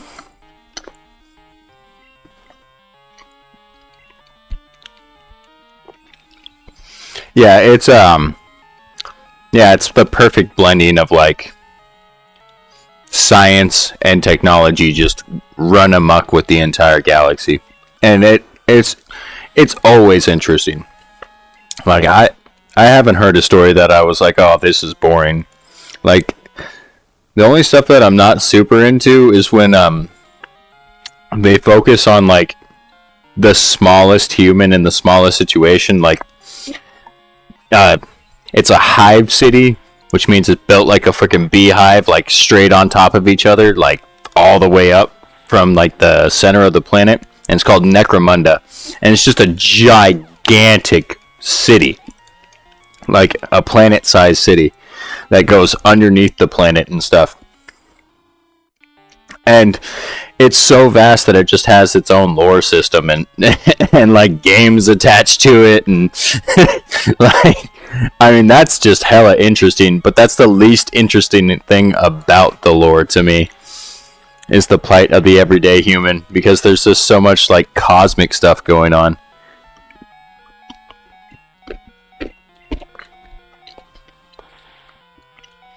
And the giant, 10 planet wide space battles.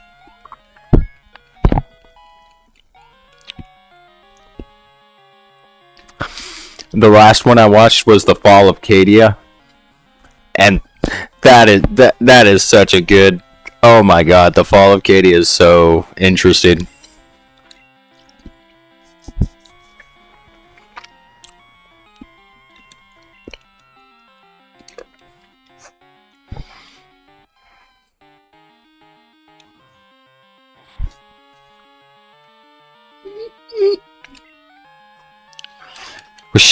Did Shadow Ball always look like he was throwing a great ball at me? What?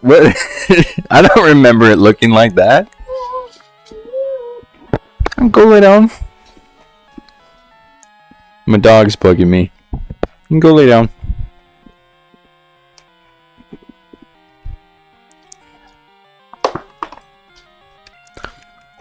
This isn't going very well. Shadow Ball is messing me up.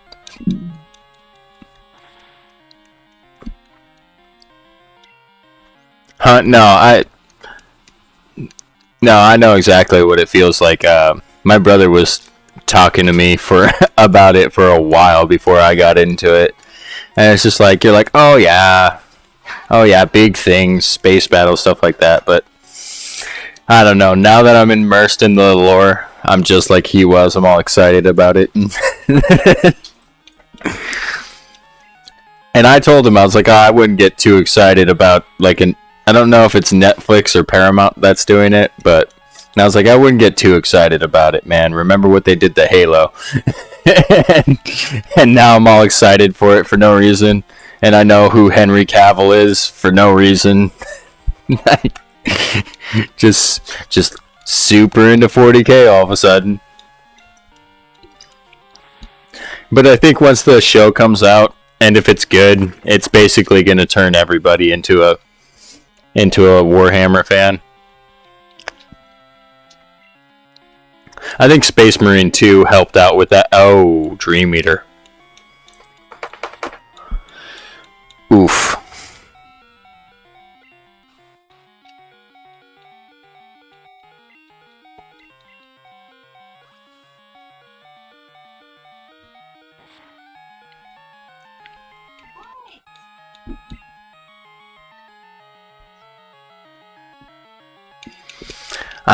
I remember being excited for the Halo show. I watched that first episode and I was so instantly pissed. Like, I remember I was talking to my brother on the phone and I was like, dude, I don't think it's going to be good. He's like, what? Are you serious? Like, why? And I'm like, well, first off, they made Master Chief a criminal. He's like, what? And I'm like, yeah, the USMC hates him. I don't know. I don't see a future for this. And he's like, oh god. And I wasn't crazy, turns out. Turns out the lore of the game does matter. At least a little bit. Yeah, his Gengar's too tough. I'm gonna need to train and come back or something. Come here, then.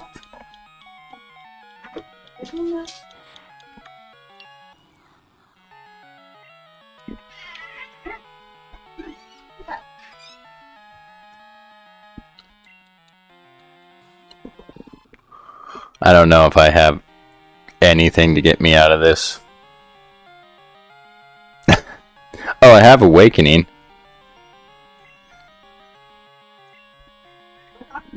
So if I heal up, which I can't. Uh-oh. Okay, never mind.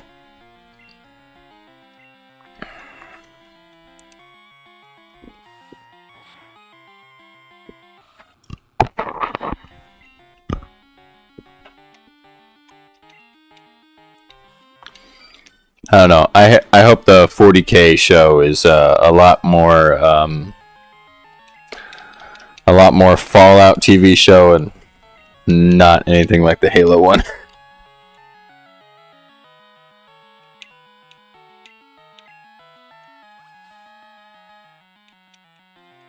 Yeah, I guess the writers of the show never even played the video game, so it's not like it's canon. But from what I've heard, they've kind of messed up some of the canon stuff with the books anyway, though. Not that I care too much. I don't care that much about the Halo universe.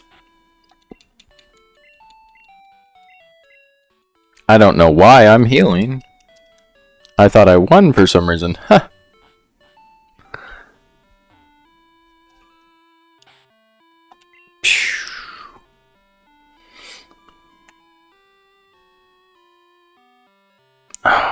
Maybe I should get rid of Centret. No, he did really good. He did the best of anybody.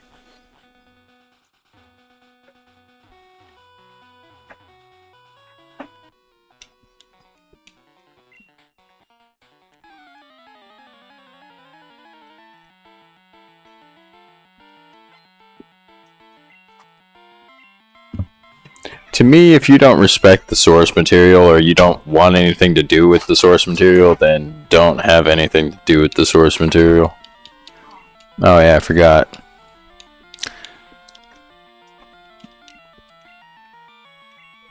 Stuff.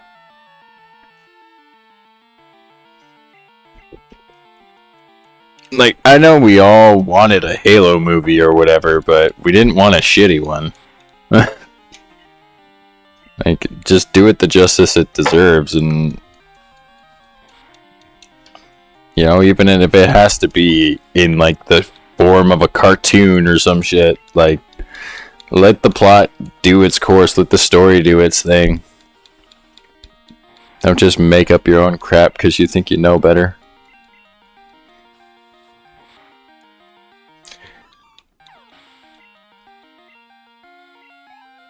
And I mean, it's in TV. It's in everything. They are literally remaking everything and not doing it to the way that the source material was.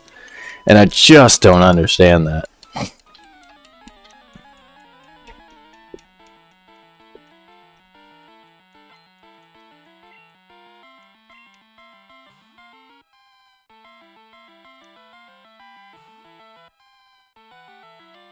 Ah, a copycat. Well, I'm not participating in that shenanigans.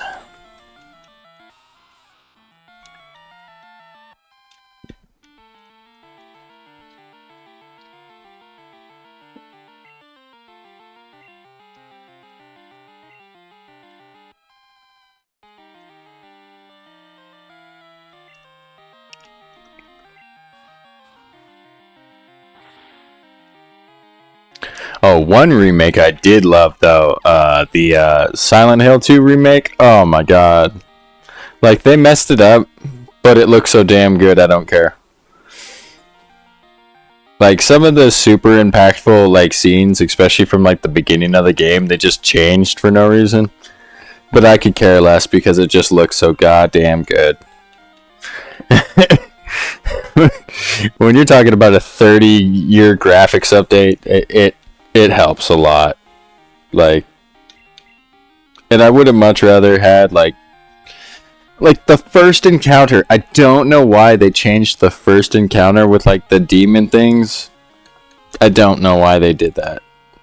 The first encounter was so good. It like trapped you in like in this little tunnel that was all gated off and stuff, and you were trapped in there with the monster, and you had to like 1v1 it. It's like instead it put you in a bar where you could like walk away from the situation.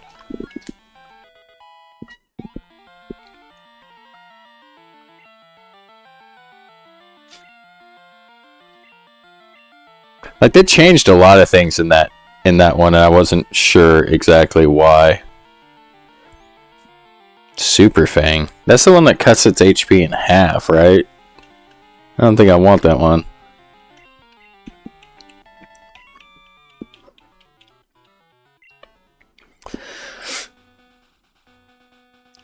And I really wanted to play the Demon Souls remake too, but I don't have a PS5.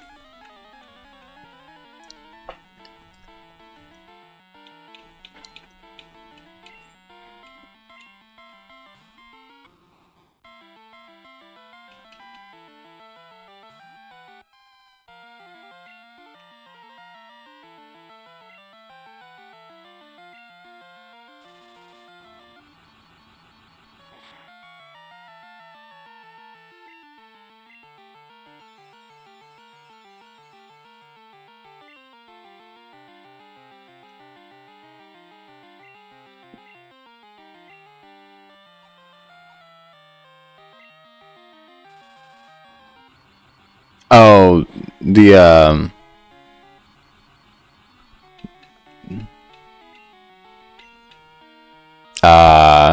oh my god.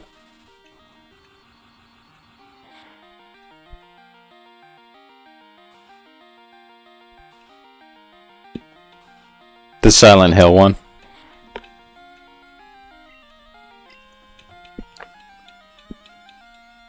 I can be kind of hard to talk to about video games because I just play all of them.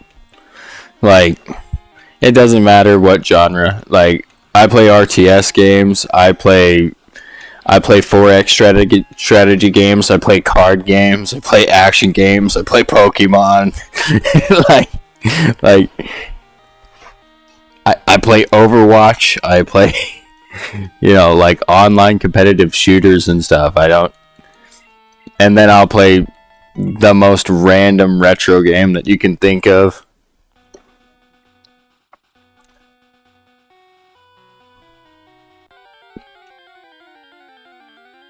And I watch a lot. Well, I used to watch a lot of movies.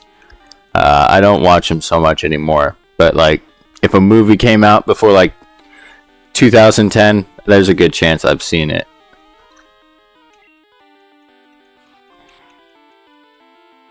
Like, don't ask me where I had the time when I was in high school, but I somehow had the time to be involved in anything and everything.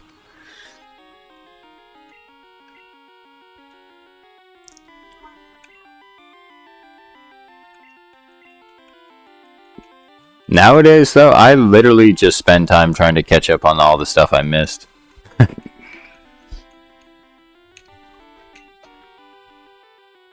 I really want this Taurus.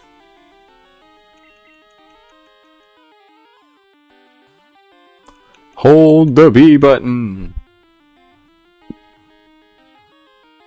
Oh my god.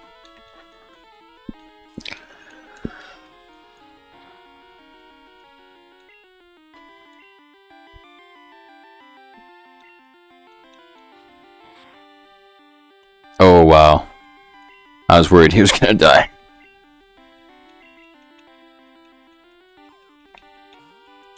I played all the Silent Hill games. I would highly recommend them.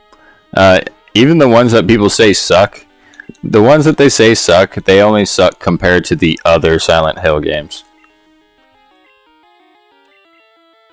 Like if you're into like psychological horror or body horror, like they are good games. Period.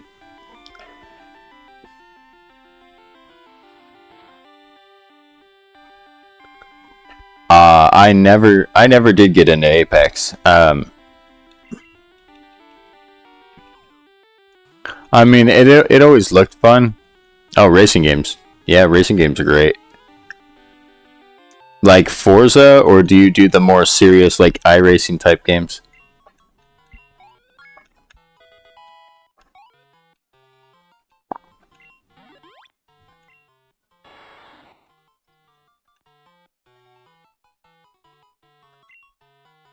Um,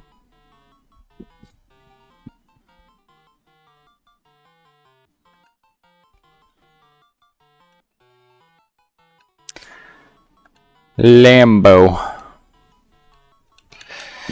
After Lamborghini, the Fighting Bull. Oh, oh shit, we got a graveler.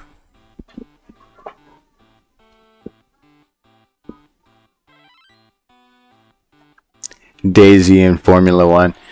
Yeah, yeah. I had a friend that was super into Daisy. It's like it's its own like cult following, and I understand why. Like it's fun. Oh, the dirt games. Oh man, I remember when I got the first one of those. Like there wasn't a lot of like high quality like simulations rally games back then, and it was great.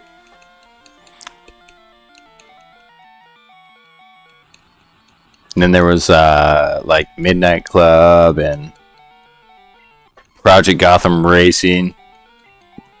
Oh, those ones were awesome. The Burnout games too. But I was always kind of a Forza player when it came to racing games. I never really got into the Formula One games.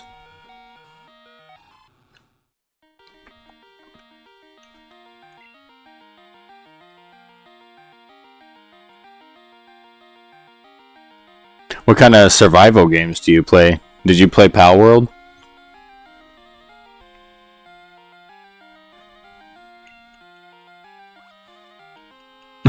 Oh, oh, you're that guy.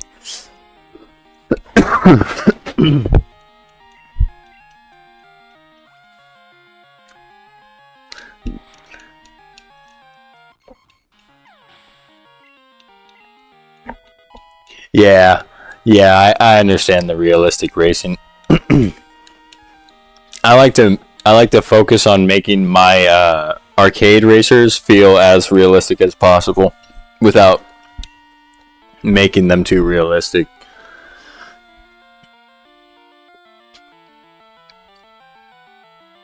Which I guess is pretty much Forza in a nutshell.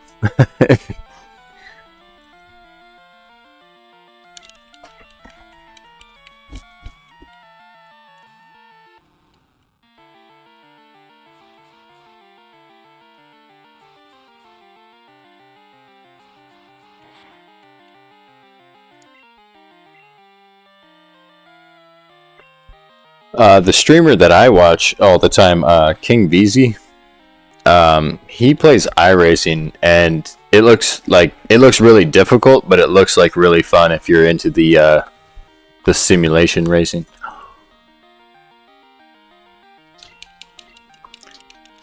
Power World's super fun.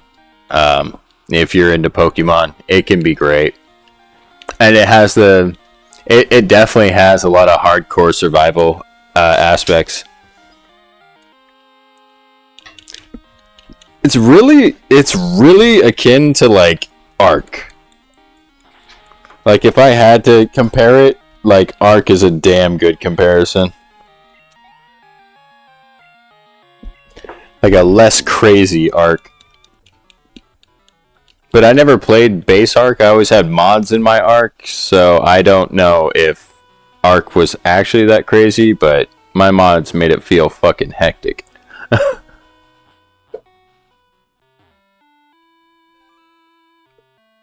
Like, you just go a little bit too far into the jungle, and all of a sudden you're getting eaten by everything.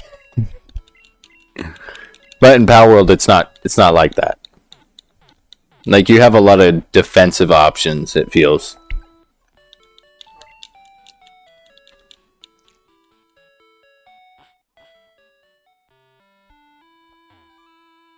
And the crafting's not so much of a grind. Yeah, imagine if Ark had, like, quality of life updates for the past 10 years. That's kind of Power World, and it's got the cartoony aesthetic, but I don't mind it. I kind of like oversaturated worlds. I had to live through the Xbox 360 era. Freaking sepia tones are pretty much... I'm pretty much done with them.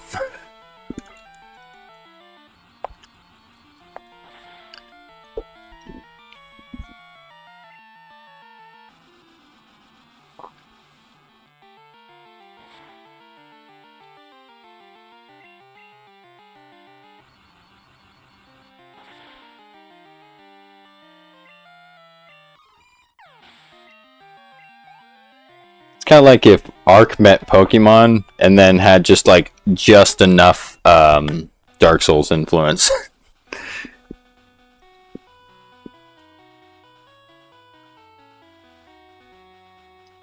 Like, the fighting in it is actually genuinely fun.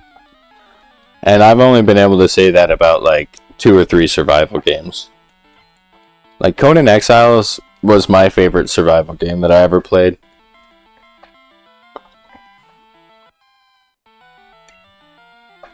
And that's because it had pretty decent combat. Like, long combo strings and like stacking effects that if you did different combos did different things.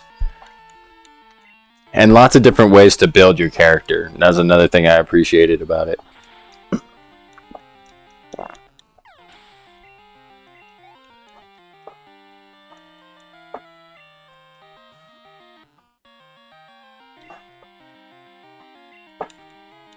Oh, why would I use Thunder Wave? Whoops.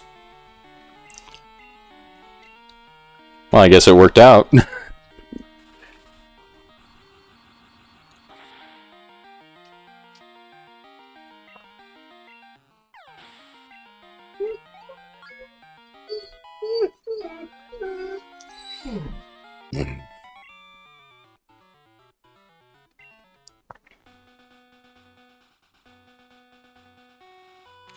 I could probably just keep going. Oh. The ranch.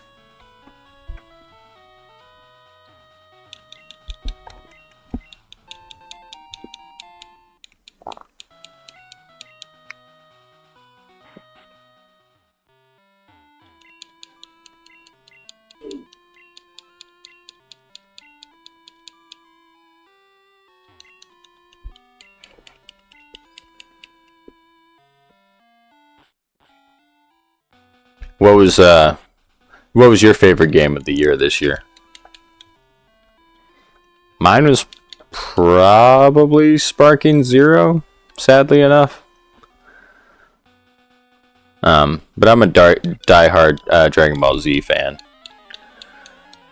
So I mean, that game was selling to me. It couldn't run away. It was getting bought.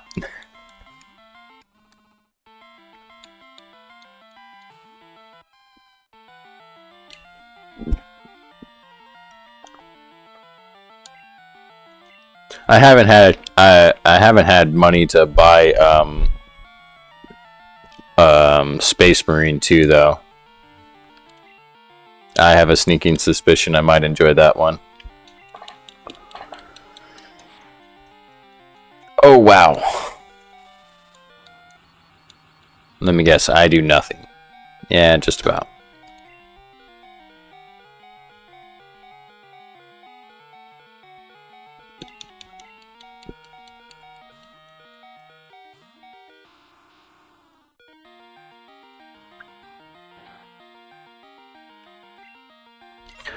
Oh, I think Graveler is going to be a good addition to the team.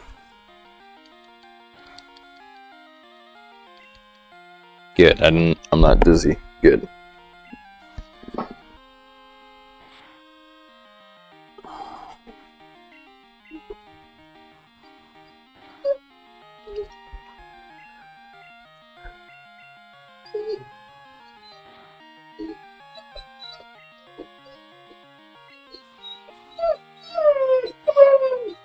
What is your problem, dog? Mom just let you out. Go lay down.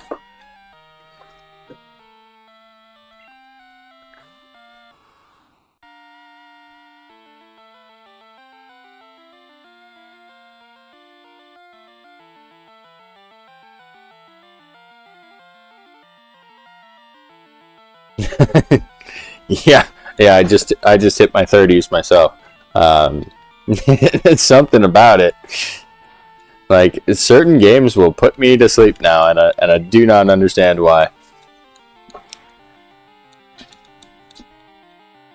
I don't blame you for not really buying games this year. I'm gonna be perfectly honest. There was about 3 or 4 games that I bought all year, and that's pretty rare for me. Like, usually I typically buy a lot of games. Not this year. I had a couple games. I collect retro games, and since I've started doing that, I've started paying a lot more attention to the games that come out now that might be worth something in the very far future, like the Avatar: Last Airbender game that came out on the PS5. I want to get a physical copy of that, not because it's a good game, but because A, I think there's not a lot of them, and B, it's part of a niche fandom anyway, like the Avatar fandom. Oh, yeah, I pay for Game Pass too, and I never use it. I wanted to try Senua's the new Hellblade game, but I did not get time for it.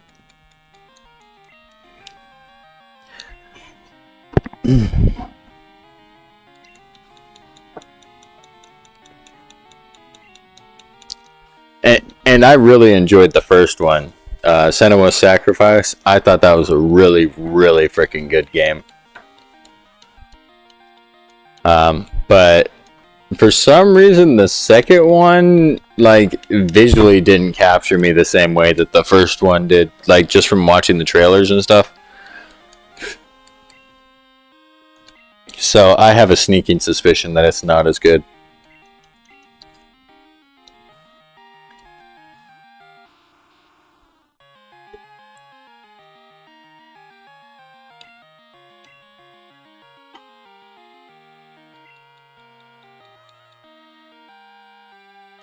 Felt like there was another sequel this year that came out. I was super excited for, and it absolutely disappointed me. Yeah, I don't remember. Oh, I did know that I was excited for the new basketball 2K game, because we were finally getting all the console updates on PC. And no, the game was terrible. Like, for like the past 3 years, like, I've had specific problems with like a lot of like they changed the announcers, and like some of the facial models look not good, and like some players have been removed from classic teams, and little things like that, little things that just sort of pissed you off a little bit. But the gameplay was always basically the same and basically pretty good. But the new one that released, like, you are locked into animations constantly. Like, doesn't matter, you could be using the slowest player in the NBA, you could be using the fastest player in the NBA. If you move your joystick in a certain way, you're doing the same exact animation. And it's like this weird stumbling, almost fall animation for no damn reason. And they had a button that you could hold the left trigger, and it would like like lower your center of body, like center of gravity, and like slow you down, but help you move more laterally, like you do in real life. And yeah, that button now just gets you burned every single time, and I don't know why. Like when I played basketball, I was a very defensive oriented player. So that's what you did. You dropped your ass and you put pressure on the guy who was trying to move the ball forward. Like now, if you try and do that while they're moving the ball forward, it's like they will either call a foul on you or they will just jump straight through you for no reason.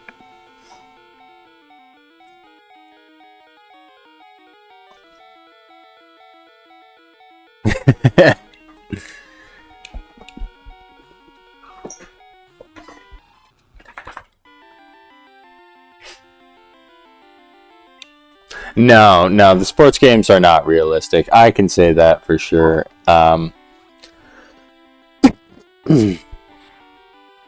Like they always, there's always something like supremely arcadey about most of the sports games nowadays. And the funny thing is, I feel like now that the NBA is like this, the talent level is so high that it feels like you're watching someone play an arcade video game of basketball. But now they're all worried about like making defense work all of a sudden in the games, and it's like, and defense doesn't work in the goddamn games. It's just like you will miss shots for no reason half the time.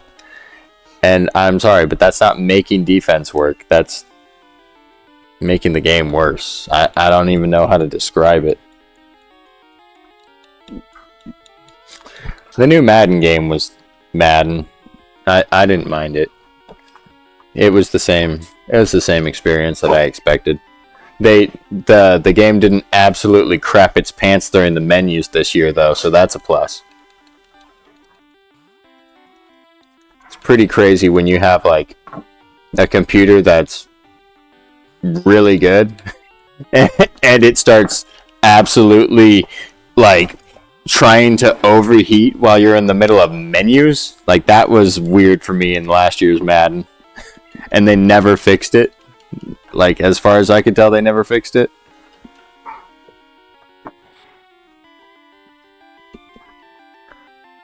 But I don't think there's actually that high of a, I don't think there's that many players that play sports games on PC.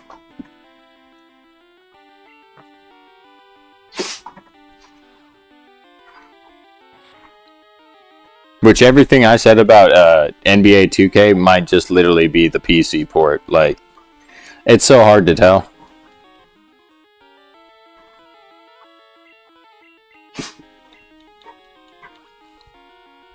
I don't like sports games so much as I am like addicted to them.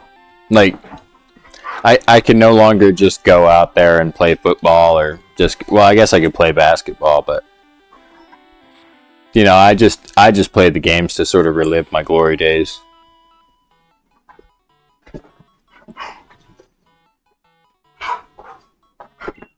Those old NHL games are really good. I looked it up recently. I think like NHL 2K11 is like the best one of all time or something. Which is weird because that was the one hockey game that I've ever bought in my whole life. I had it and I got addicted to it and I never bought another one.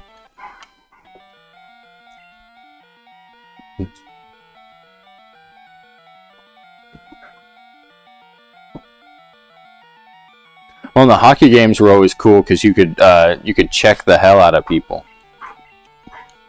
Especially if you're the goalie. I'm pretty sure the goalie can just check people out of the world.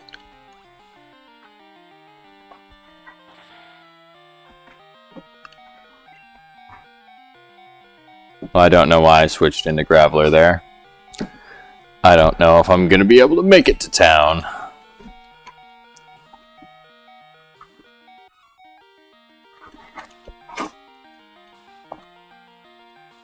Oh, and I've played all the UFC games and MMA Elite and The new UFC games are absolutely terrible. Hate to say it, but I can't even touch those games. They feel terrible, and when you kick somebody, it like not only gives you like this little like two kids slap fighting sound, but like it looks like your character's like throwing punches in slow motion and stuff. It just looks terrible. Like, I don't mind getting knocked out, but I do mind getting knocked out when it's like a short jab. Like, that doesn't make any sense.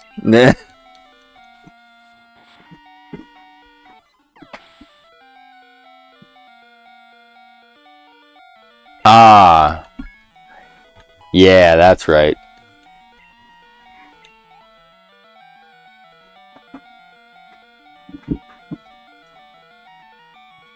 Yeah, yeah, me too. Not hockey, but football. Football and hockey are kind of two sides of the same coin, sort of thing.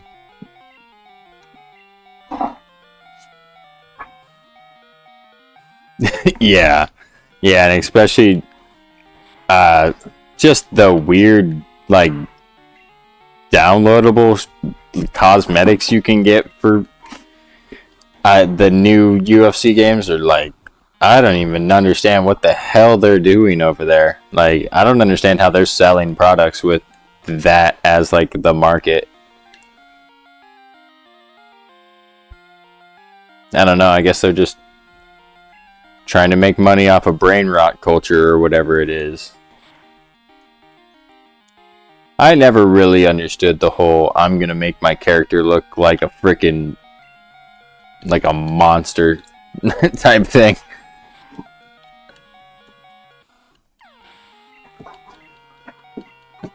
Like, I'm pretty sure I remember like my friends would make like orange characters and stuff like when we were in grade school, and like it wasn't even funny. Like, so I don't understand how it's so funny nowadays, but I don't know. Everything goes full circle, I guess.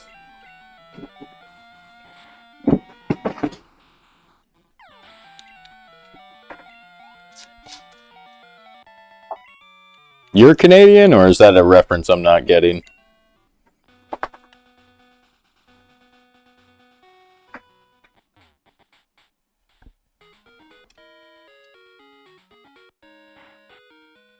Canada is pretty cool. I only live like 200 miles away from the border.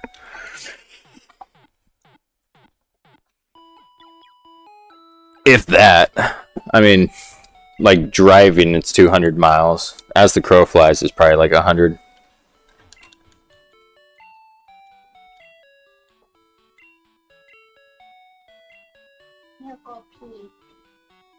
Oh no, I got a bad feeling about this lady. Oh, okay. Yeah, Canada's pretty cool. You guys got free healthcare. Oh, Shiny Blossom? She looks sick too. Oh yeah, that would make sense. You don't play. Yeah, you don't play. Well, you guys have football up there. It's just a little bit different and not very popular, right?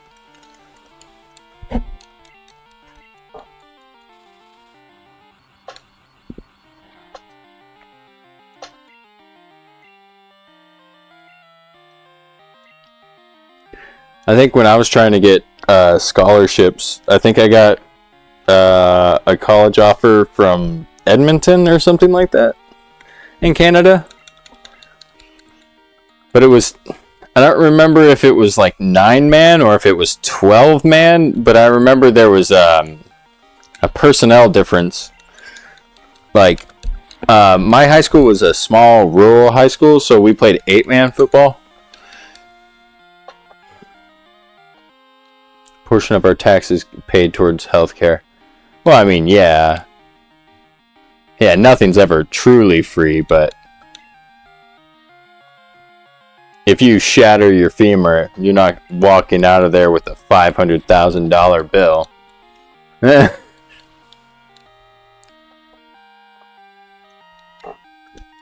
I broke my hand and it cost $5,000, so I don't know. It felt like a lot to me, but I guess it's not that much. But then again, it didn't really feel like I got too much help either. Wow, that did a lot of damage.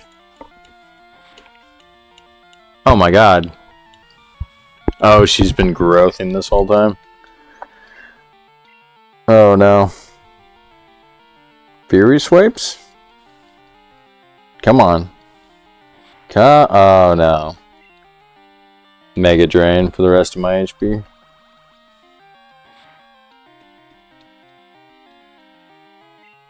And plus, if you don't pay taxes, then it's actually free.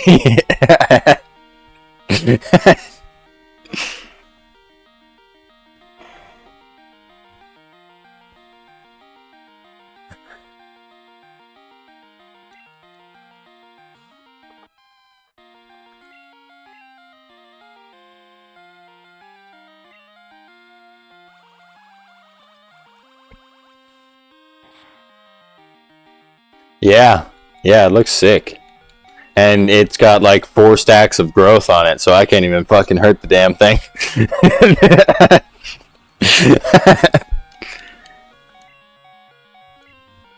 Yeah, she's shiny for sure. And that. Oh yeah, the taxing. Yeah. America's the same way. I mean, we have Medicaid, so if essentially if you don't have a job and you don't have money, then you get healthcare for free. It's like, which is kind of funny because that healthcare comes from tax dollars. So people like me who work a job but can't afford healthcare, because healthcare in America is like $500 to get a good health plan, it's somewhere around $1,000 a month. So I can't really afford it very much. Damn, I forgot where I was going.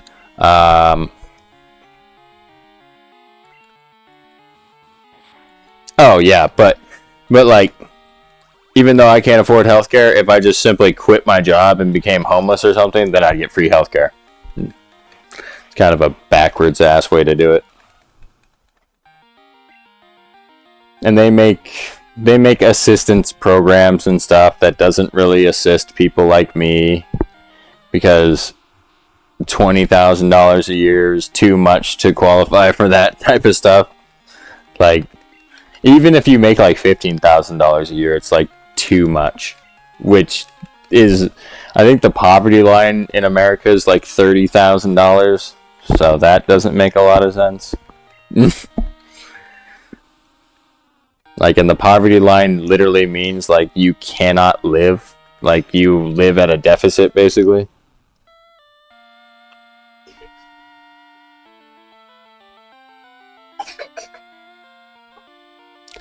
Yeah, it's exactly backwards. Like, and we had Obama, and he wanted to do Obamacare, but he did it half-assed. Like, if you're gonna do socialized healthcare, you gotta do it. Otherwise, the taxpayers just end up paying money for something that doesn't work anyway. Like, I wouldn't dislike Obamacare if I qualified for it, or if it would even help me. But the fact is like, even people who don't make money don't qualify for it. And even if you do qualify for it, it does not cover a lot of things. Like, and that's something terrible about all of America healthcare, is like them being able to deny you coverage for something that you're supposed to have coverage for. That's why that CEO got shot, is because you basically sign a contract from that guy saying, I will give you this amount of money if you make sure I don't have a bill when I walk out of the hospital. And then he doesn't do that, and then people get denied treatment.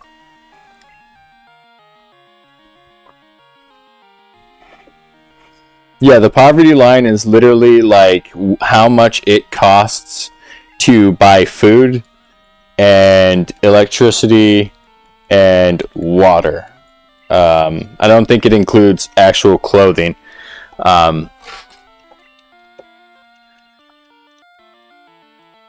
The actual poverty line is like $30,000 a year. Like the average American spends $30,000 a year just buying food, water, power, and housing, or something along those lines. It's like your very basic needs, and it's becoming a really high number. I mean, granted, that's all balanced out with, like, you know, it's super expensive to live in New York City, and it's super expensive to live in, like, Hawaii, and it's not necessarily very expensive to live where I live, which is why I'm able to live the way I do. Oh, I almost won that. Oh, oh my God, I almost won that.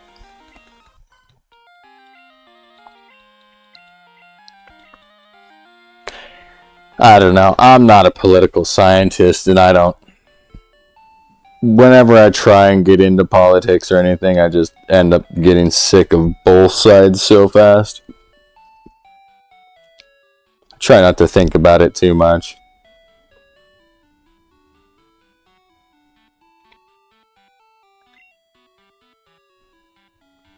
Boy, I don't know how to beat this chick.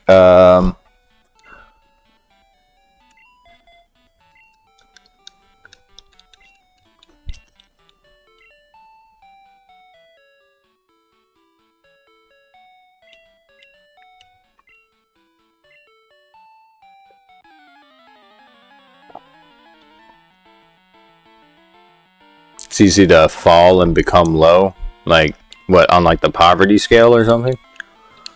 Like, yeah, like what I was saying, it literally takes like one big bill, and all of a sudden you're a poor person. Not that there's anything wrong with being poor. I've been poor my whole life. Probably makes you a better person.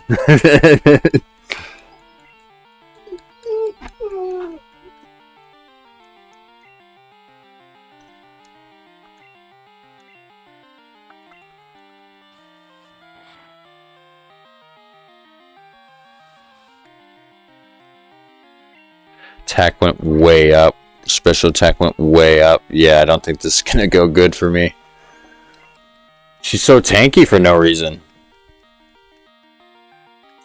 Yeah, I can't.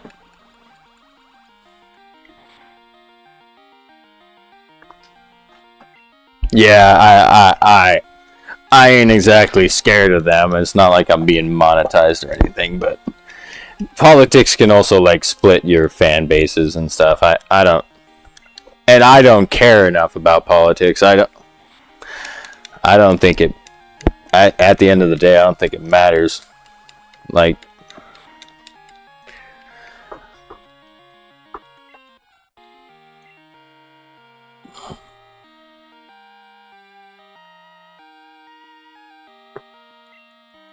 I'm just one little person. There's not a lot that I can change one way or the other, even if I wanted to, which honestly, I'm a fairly happy person. I wouldn't change too much about the world. Might change a couple little laws, you know. But beyond that, nah.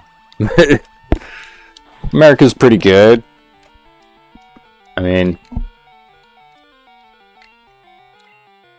we have our problems, but again, that's kind of the individual person is the most of the problems. It's like you have people who do really dumb things, dumb illegal things.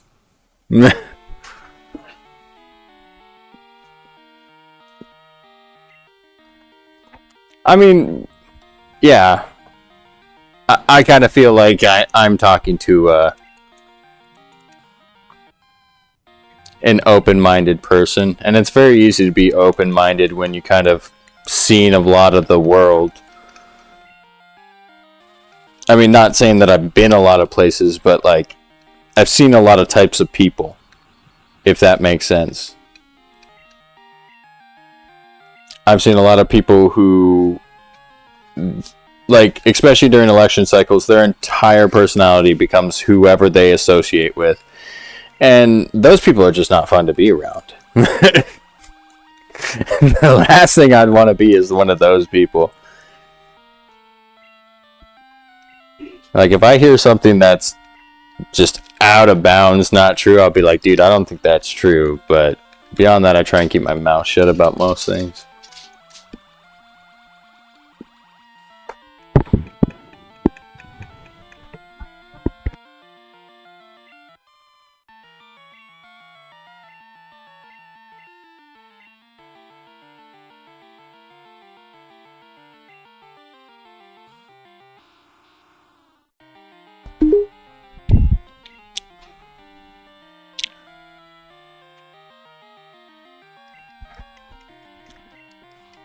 Yeah, I'm not sure if I beat this person. Even if I get parahacks here. Yeah. Oof.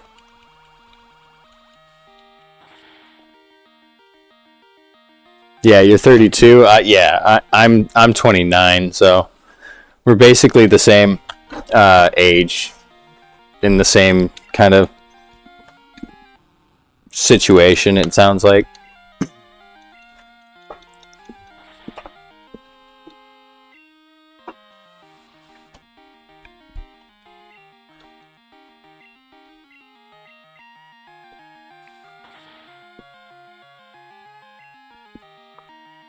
I'm not getting lucky on this fight at all. I think I'm gonna have to avoid.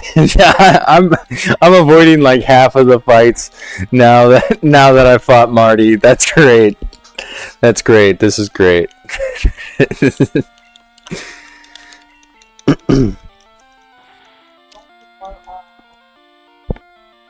Office fight.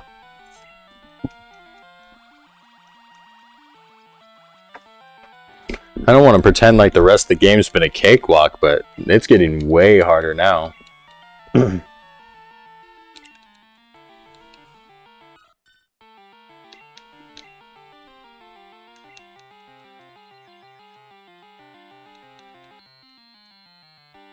is it? What does someone do? Special defense? Oh, doesn't matter. I don't get a hit anyway. I don't think she got paralyzed one time that fight.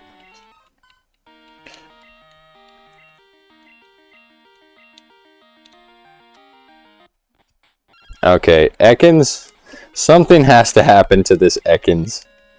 He is sincerely useless.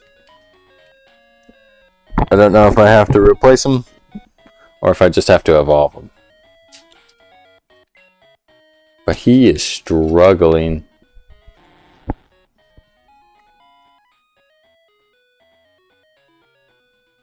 He's got a brave nature. It's not bad. Maybe his attack stat should be higher.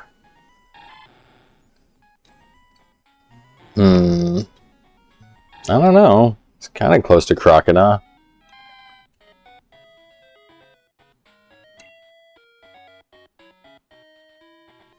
Oh, yeah.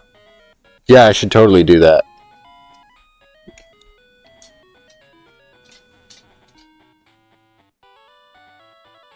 And maybe there's a trainer I haven't fought along the way.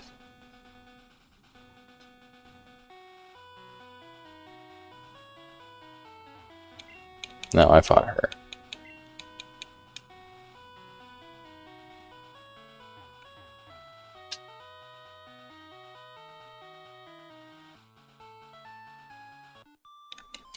Yeah, there's a couple I didn't fight. Yeah, if Fluffy knew Fire Punch, I might be able to beat her there.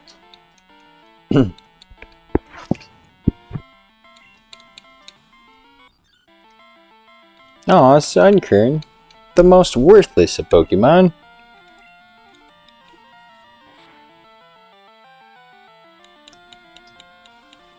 Oh, no, it's Leech Seed, though. Oh, God.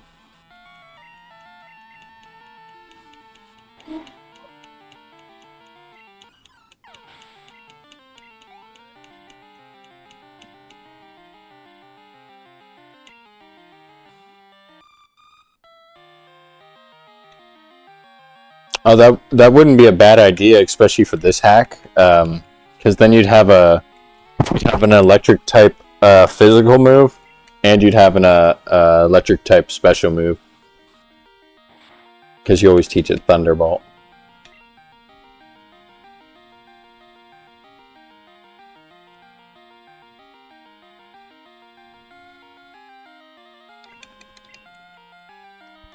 If Ekans can't mess up this Sunflora, I might just get rid of it. He's struggling way too hard here.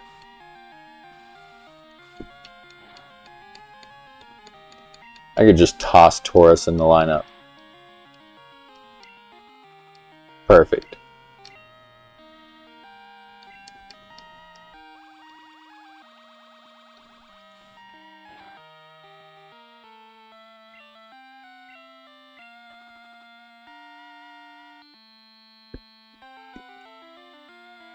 Yeah, Fire Punch would definitely make the difference for me in that fight, though.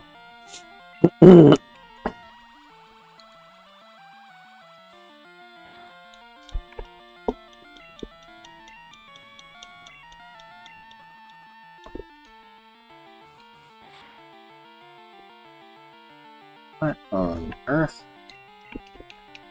I decided to try streaming on TikTok too, and I've had almost no view time, but 927 likes somehow. Like, I don't even know how that happens. I've had 140 viewers apparently, and 927 likes. Is TikTok okay?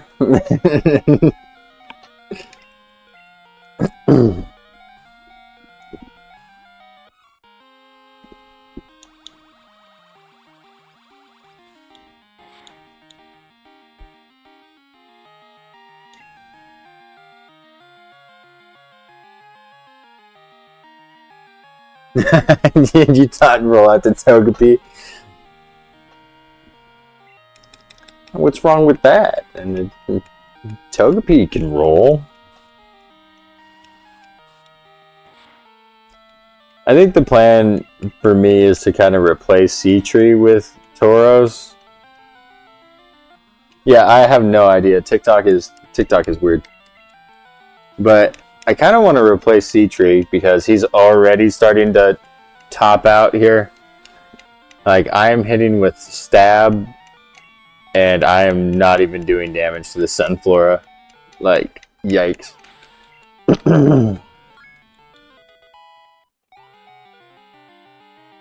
He's got 50 attack, and he's struggling that hard. Maybe he just needs to learn Takedown or something.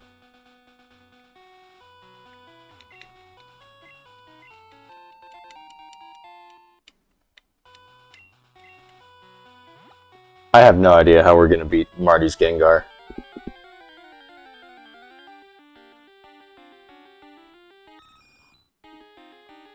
Yeah. Yeah, I guess you could always say that about Rollout, but when you're doing it on Togepi, it probably just feels a lot more hopeless. I mean, I could teach Rollout to Graveler, but with him being quad weak to a lot of things, it's not the best plan sometimes.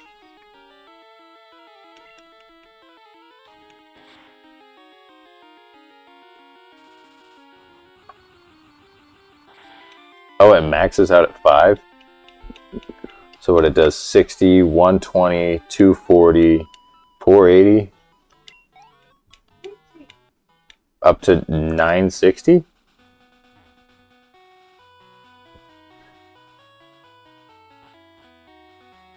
$30, 60, 120. That's 3.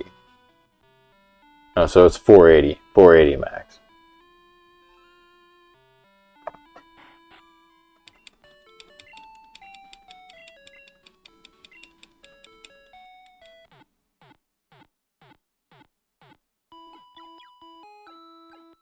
I wonder if this guy over here, because that's where the lady at the last place was.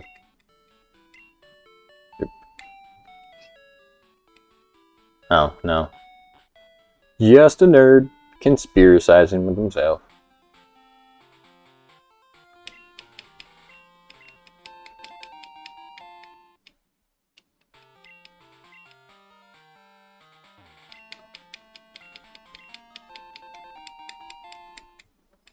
Oh, yeah.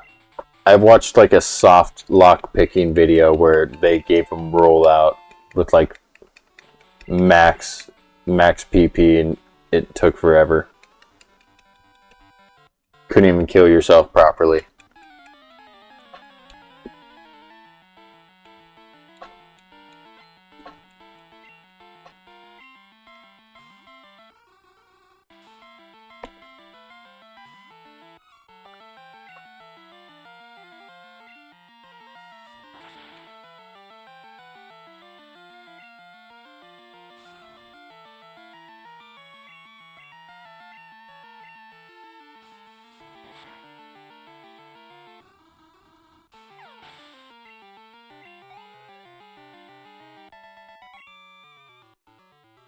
I don't know the point of using disable with your only Pokemon is, but sick plan, dude.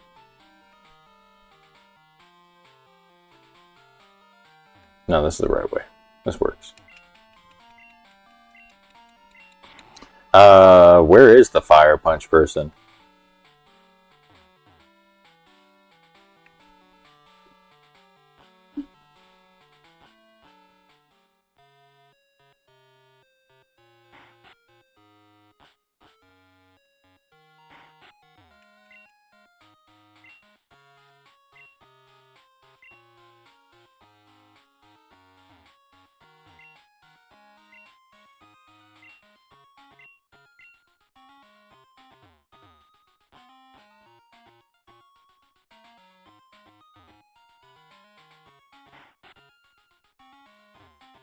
I have no idea where the Fire Punch lady is. Underground? I don't think so.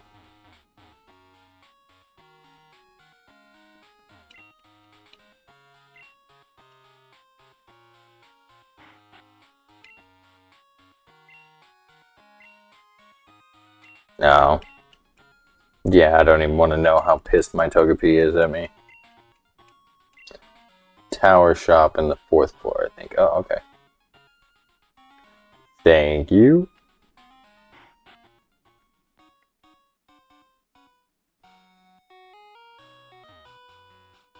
Oh, you buy it. Oh, perfect.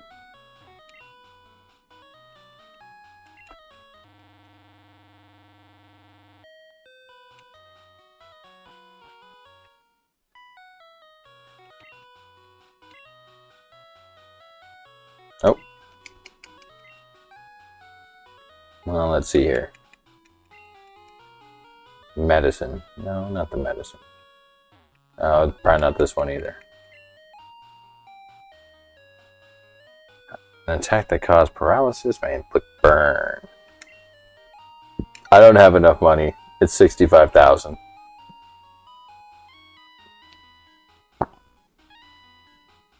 No. Really? That's Fire Punch? Wow.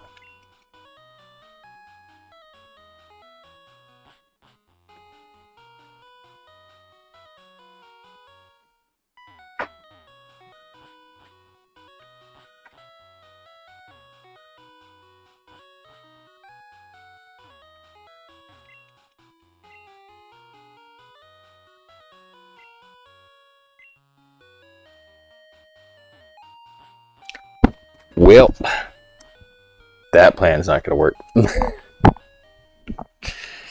um.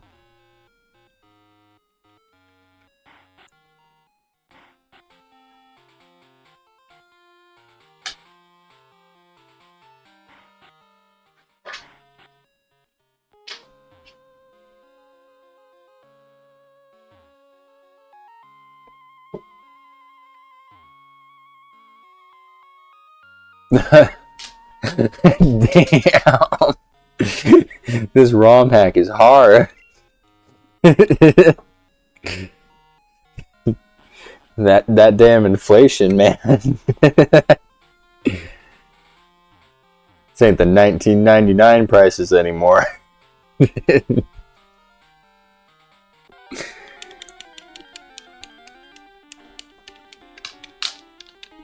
Oh, what? Growlithe? Oh. Oh, Growlithe. And it lived? I'm guessing I don't have a Firestone, and probably won't get one for a while.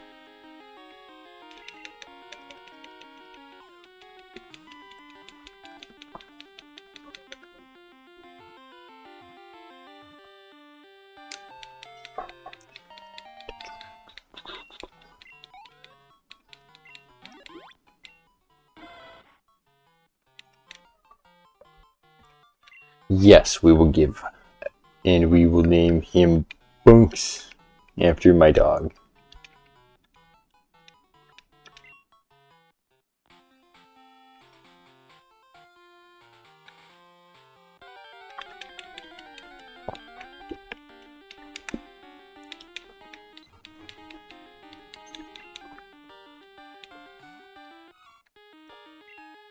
I had a dog, and my mom named him Radar because when he was a puppy, he could predict the future like Radar and MASH could. And then, of course, he had to have nicknames, so I named him Dar Dar Bunks instead of Jar Jar Binks. So that's where that comes from.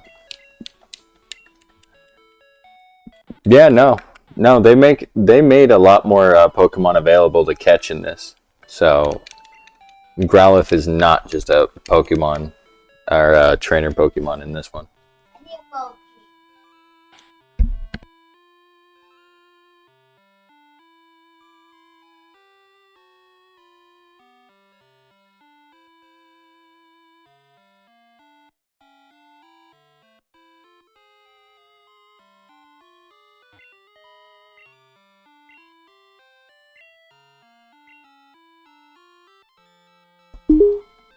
Oh yeah, that's the guy telling me how to get Surf.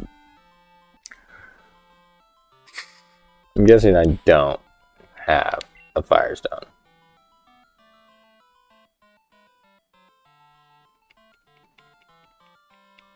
I have Charcoal.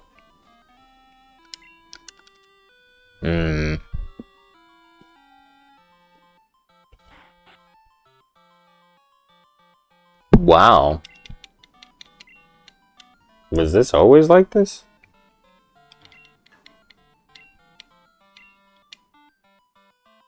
This feels nice.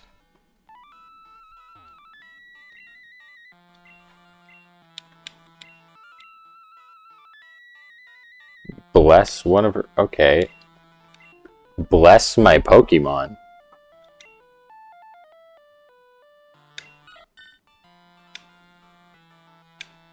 I'm guessing that's like a massage that they do in the other games.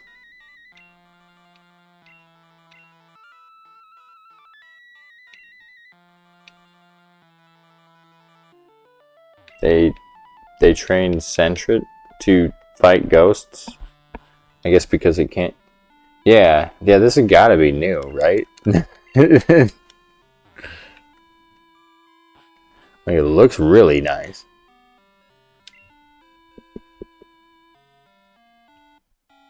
That might be part of the. That might be the strategy that I have to use, though, is to get my Sentret higher level because it's immune to Shadow Ball.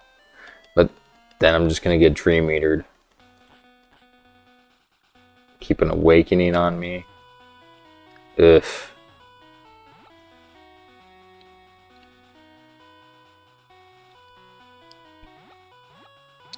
Well, I won't worry too much about Blossom Girl, I don't think. I'll just come back. Because I had to climb the lighthouse. Oh no, I can't. I don't think I can beat my rival right now. It's probably going to have level 30s. Oh no. Okay, good. He literally freaking drop kicked me off of those stairs, though. That's crazy.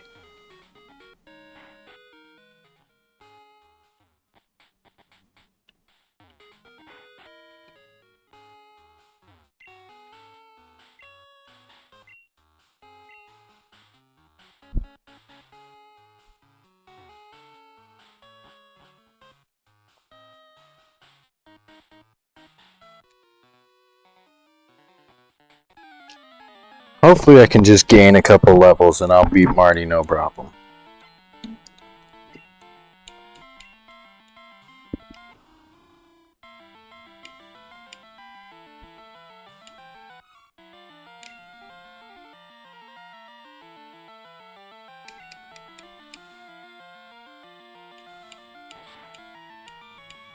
Boy, I hit twice with Fury Swipes every time.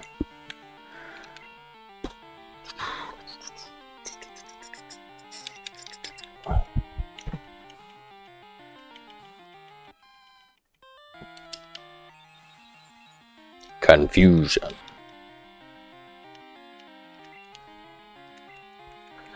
Oh, Nightshade, how great.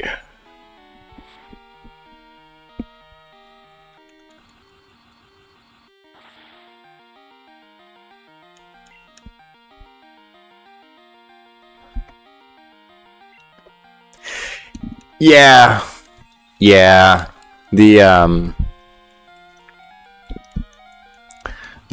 The silver boss, the rival fights don't really last that long for some reason. I think he has like a change of heart or something. And then he's not your rival at the end of the game or something like that. I think Gen 1 did the rival thing the best. Because in Gen 1 you just literally hated the guy. So I don't think they've ever done that since.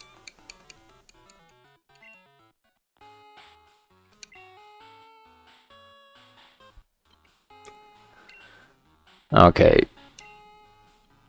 Try and level up Hard Boiled a little bit.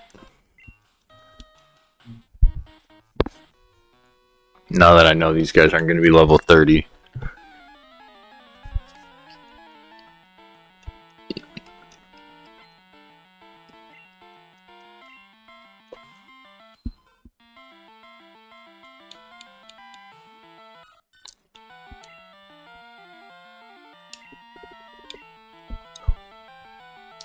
Man, I really want Togepi to be able to handle that, but I don't think he can.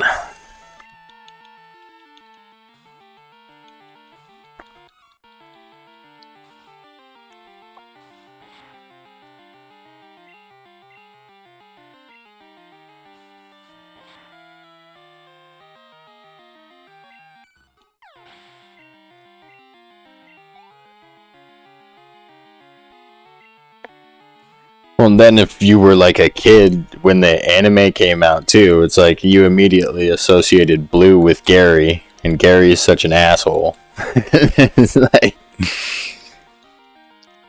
I felt like that was yeah, they did a really good job with Blue as the rival.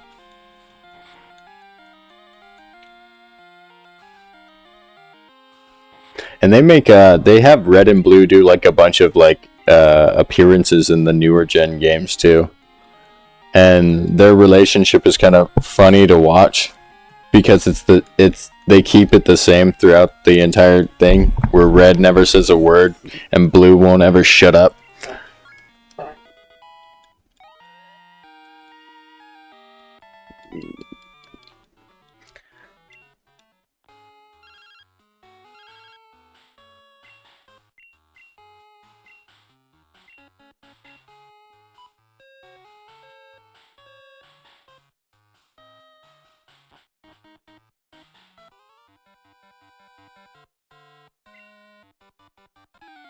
Because in one of the gens, they're like at the battle tower, and then in the next gen they're like at like a festival together or something, and Blue is just going off about how good of a trainer he is, and then like you can just kind of like feel that um, you can feel that Red is like grumbling under his breath. Oh, the Pokemon anime when it came out, and like the first 3 episodes was just like Gary being an asshole to Ash, and like he had like a team of cheerleaders with him at all times. Yeah, that's pretty good.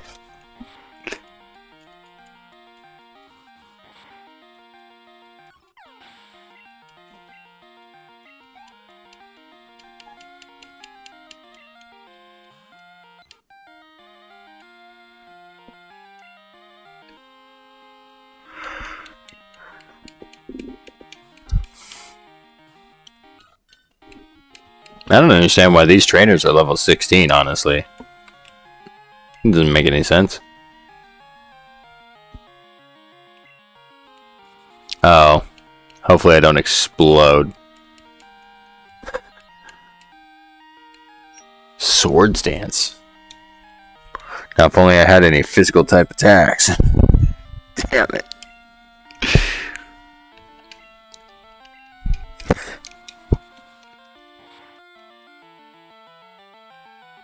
Yeah, I didn't get too deep into the anime, but I do remember that the first couple episodes really well.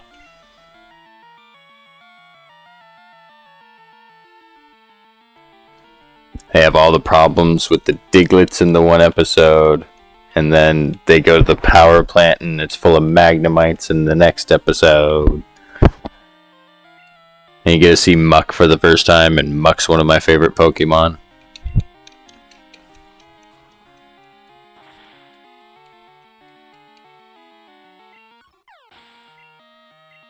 And the first episode with all the Beedrills and Ash running away on the bike and stuff.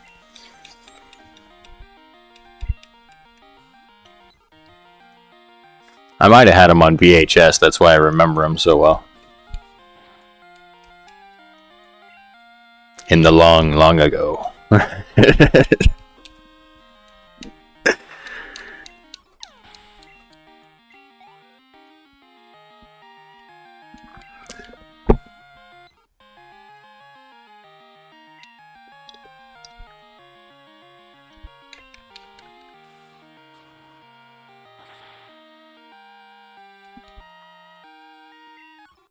I probably should have done a better job switching in my Pokemon, considering this guy doesn't even have good Pokemon. Of course, it's not like I'm getting experience from Pidgeys.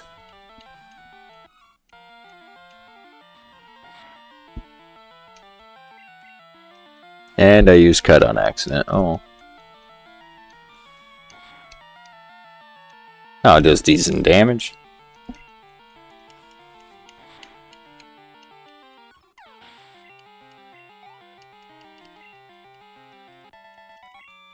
I do gotta say though, a few years back I watched some of the Pokemon anime from the newer gens. Like I think it might have been X and Y or something. And honestly, the episodes were still pretty good, which is pretty rare. I don't know how much farther you can go before they start getting weird and bad. I know they changed the art style towards the end there too. But I think the Pokemon anime might actually be like legitimately good.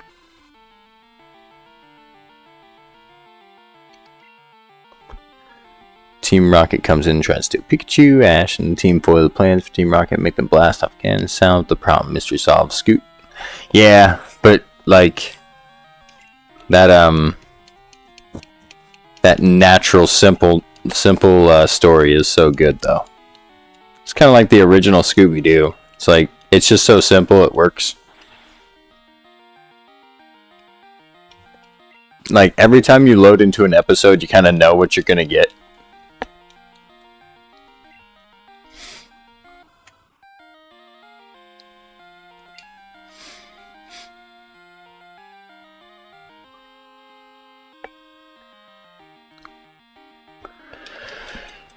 Maybe Cobra can get some of this XP.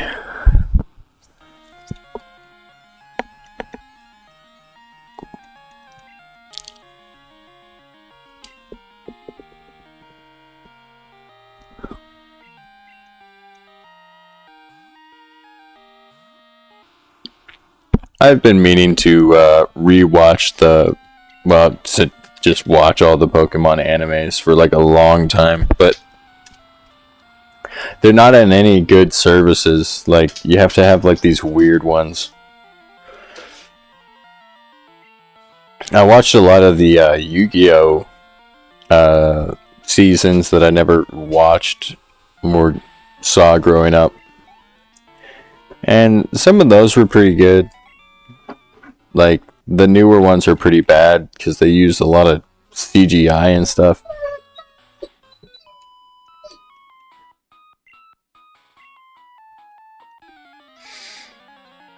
Oh no, no, I wasn't assuming that you were talking bad on it. It's naturally simple, just like Scooby-Doo. It's like, there's nothing wrong with that. It works. Like, when you try and do too much stuff with like your cartoons or your animes, when you just start getting up your own butt about it, and then you start having filler episodes and retcon episodes about like cartoons, that's when it gets out of hand. Oh yeah, the Yu-Gi-Oh animes are actually really good. I was super into the card game. I still am. I still collect the cards and play Master Duel. I don't duel IRL anymore, but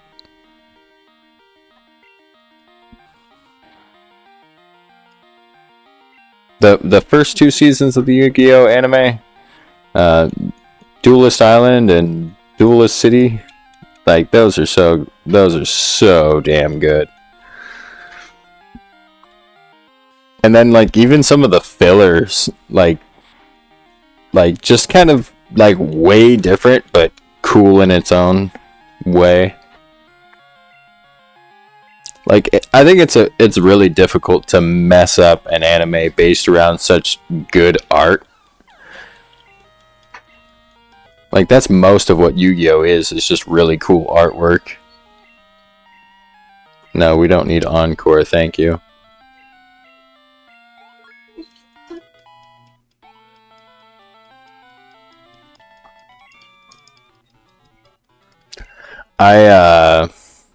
I just finished watching the first season of GX again after I watched all of them, the original Yu-Gi-Oh series, and damn, I forgot how good GX was. Holy crap. Like, every single episode there's something new and unique, and you got a new deck every single episode, it feels like.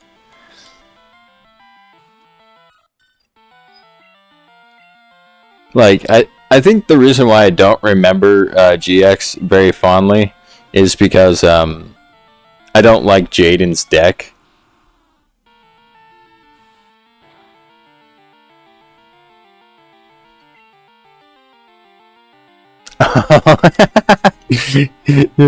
Yeah, the because it's like a speed duel.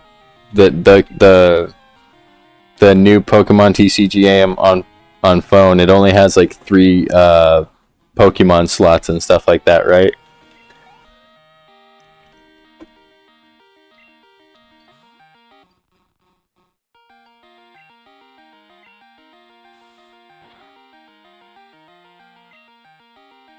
I taught my wife how to play Yu-Gi-Oh, but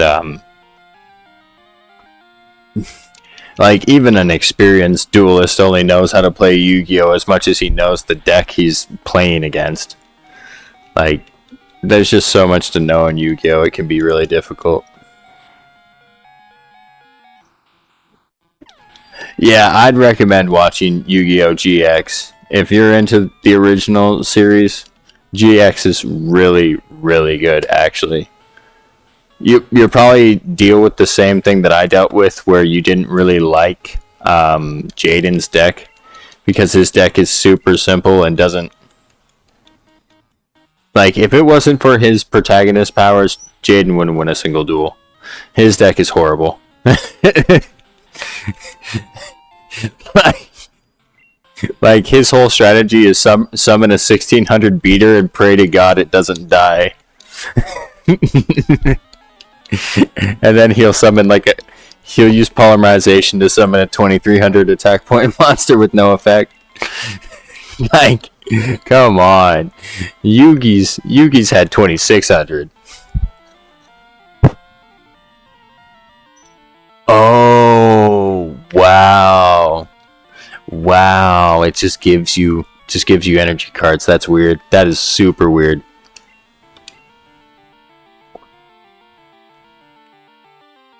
I mean, it takes some of the deck building complications out of it, but energy cards wasn't really what you had to worry about ratioing properly anyway.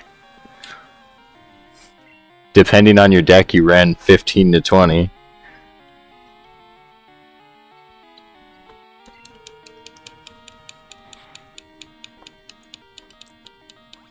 Last time I was playing the not speed duel form of it, but like still the online TCG, and I noticed that they had redone the ban list and like all the old games. Yeah, Jaden's deck sucks. It's hard to watch him play. Like, compared to Summon Skull, Curse of Dragon, Blackluster Soldier, the Guard cards, like, Jaden's deck is horrible to watch. But the decks he faces are super cool. Like, even Chumley's Beast deck, like, he has this basic bitch-ass Beast deck but his boss monster is a 4200 attack point fusion monster. Like, that's interesting.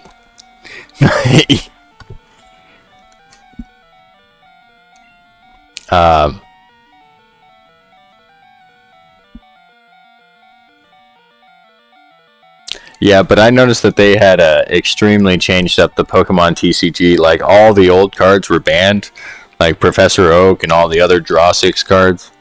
And at first I was kind of stoked about it, but then I started to climb the ranks, and that card, Iona, or whatever it's called, Leona, or one of them, the one that, like, shuffles your entire hand back into the deck and shovels your opponent's hand back into the deck.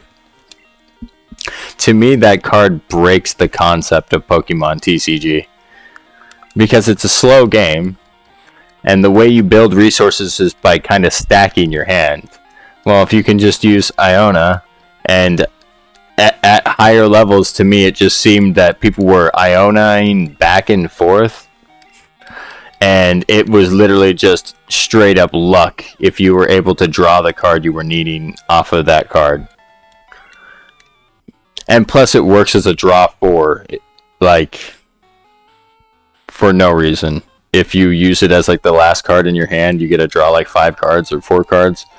I don't remember exactly how it worked, but it upset the hell out of me while I was trying to learn the game. Well, I felt like I had learned it, and then that card kind of made me feel like an idiot.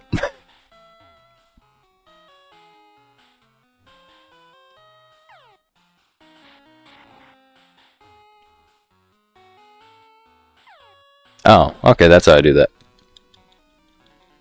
I don't know if I'm going to be able to beat this guy with my whole entire party being basically dead.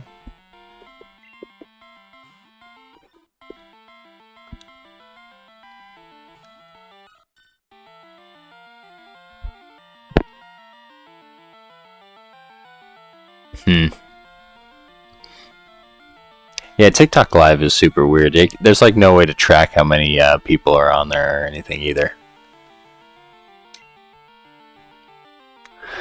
Well, I have a bad feeling about what is currently about to happen to me. I don't even think I have any potions to make up for this.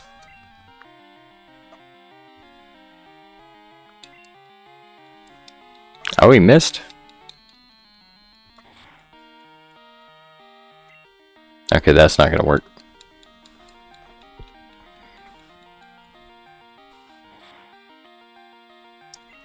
Okay, I can take one more of those.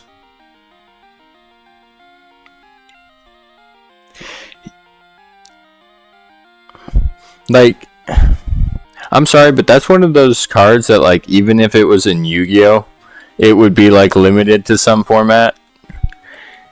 Because, like, it's a really powerful card that affects your opponent's ability to play the game. And it's like the broken crap that we have in Yu-Gi-Oh, to say that we would probably have a card like that banned, and it's in Pokemon. Like, just the draw power from it alone is way too powerful. And the higher I got, like, you'd see it every single game. You'd see it 3 times a game. It's just, and it literally make you feel like you're doing nothing, because, like, you're building your strategy, stacking your hand, and then they use that card and everything's ruined.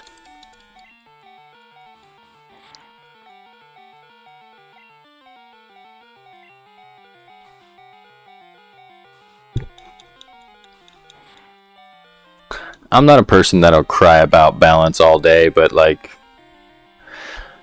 a card like that, oh, it's always like, I don't even understand how someone thought it was a good idea to put it in.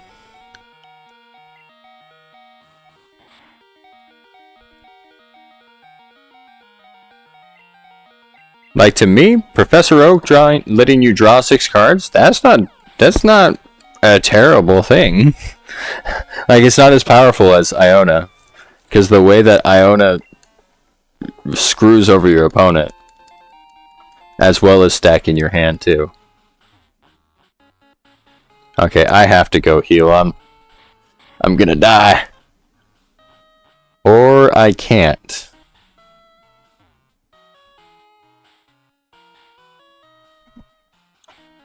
Uh-oh.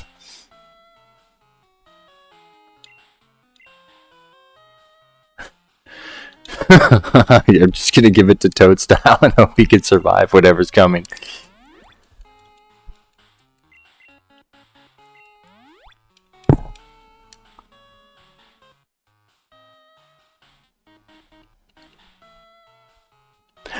There's this card that came out in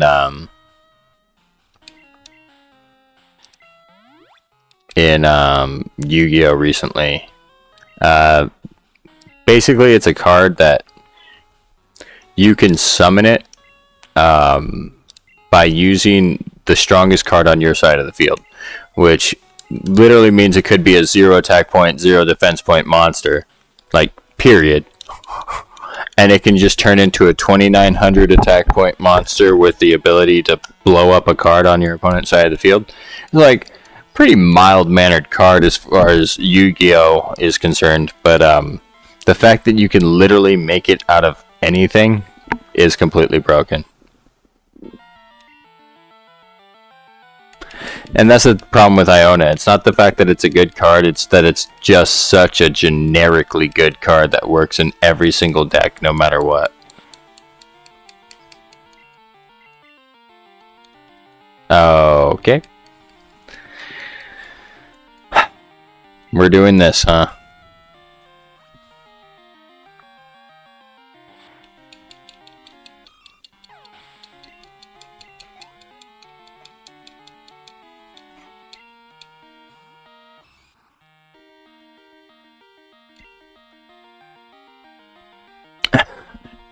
Dude, my whole team is dead.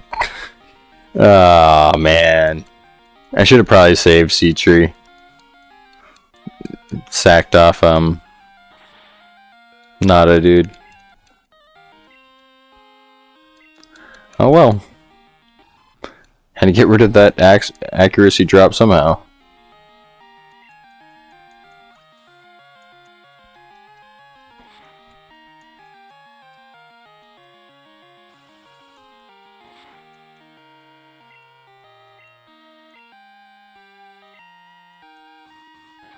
I don't understand why I bit there. Not a good idea, but I did.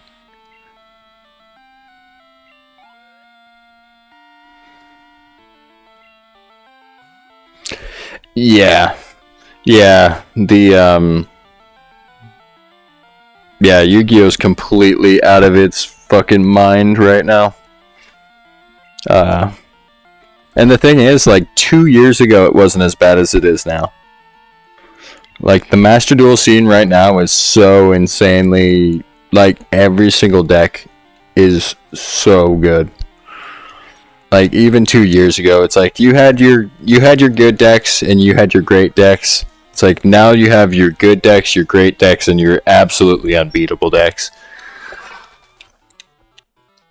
It is quite frustrating sometimes. Like I have multiple like almost meta decks. Like I have Mananium, and then I have Scareclaw Mananium, and then I have Scareclaw, and then I have Tearlaments.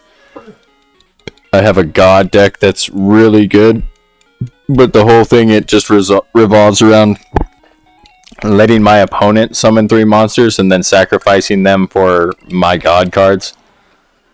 Um, and it's probably one of my best decks just because I made a Dark Magician deck that basically lets you every time you summon Dark Magician along with Polymerization. Oh, yeah,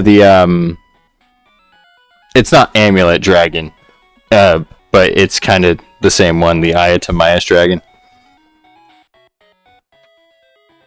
Oh yeah, yeah.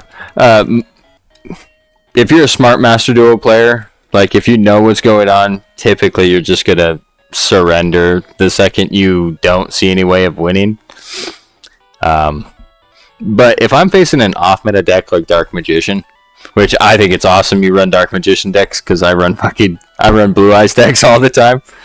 Um, if you get a chance, check out my previous VOD. You don't have to watch the whole thing or anything. Just like check out my deck that I built. It is wild. Um, yeah, that Ayatamias fusion card. I don't know. It's Dark Magician Dragon Master. No, no, that's wrong. I gotta use the bathroom. I'll be right back.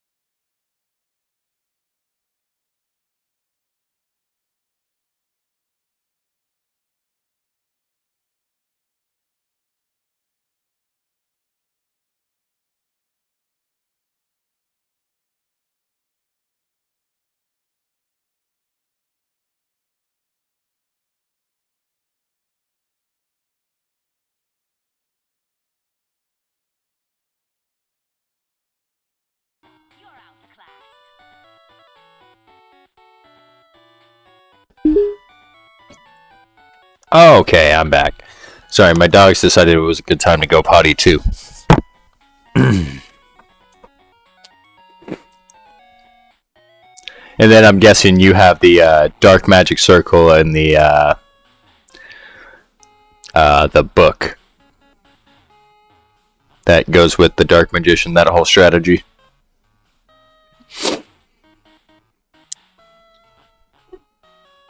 Yeah, am I going the right way?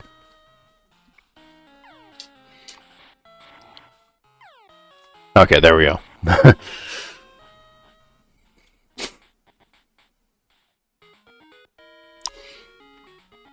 You're gonna do a lot of really cool things with the Dark Magician decks now that they have the Shining Sarcophagus support and stuff. The Dark Magician of Black Magic or whatever. That card. I really like that card because I think it would go really good in a lot of Dark Magician decks. Because it, while he's on the field, his name is Dark Magician. Master of Chaos.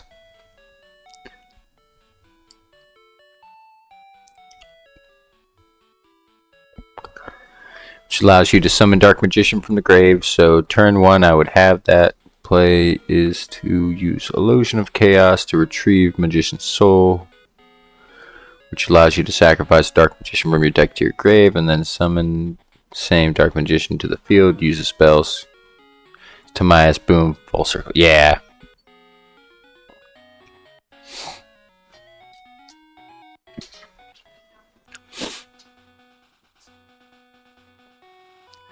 Yep. That's a pretty good little combo. The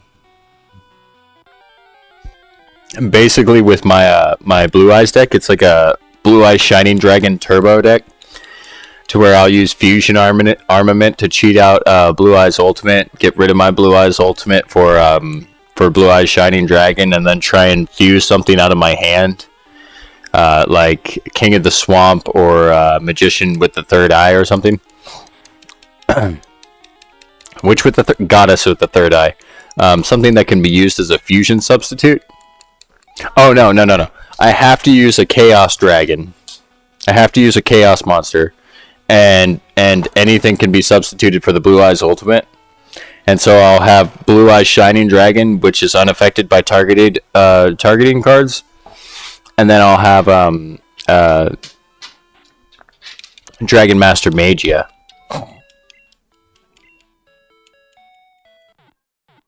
Retrieve the spell guard back from the quick play fusion spell, yeah. Yeah, and you can use it on your opponent's turn too. It's so good. But I'll use Dragon Mirror to fuse those things from my graveyard again. So I'll get like a lot of value out of my polys. And then the strategy is just to have like trade-ins and fucking Melody of the Awakening Dragon to just make sure I always have Chaos Dragon in my hand. And or Shining Dragon.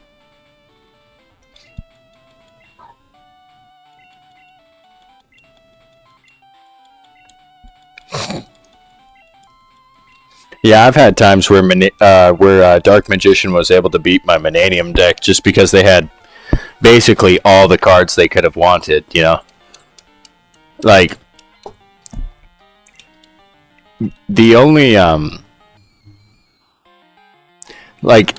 only drawback to Dark Magician is sometimes you'll just not draw the perfect cards. That's the only drawback to Dark Magician decks. Nice, okay. I think I got this one now.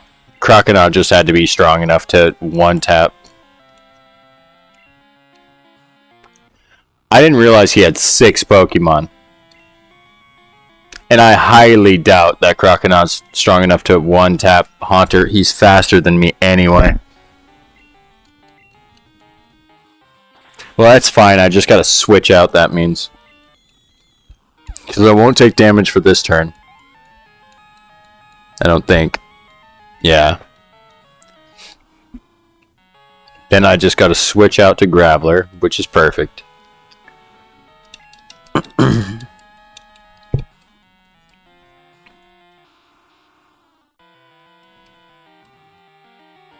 That's going to hurt a little bit. Yeah. Not too bad. Thank God.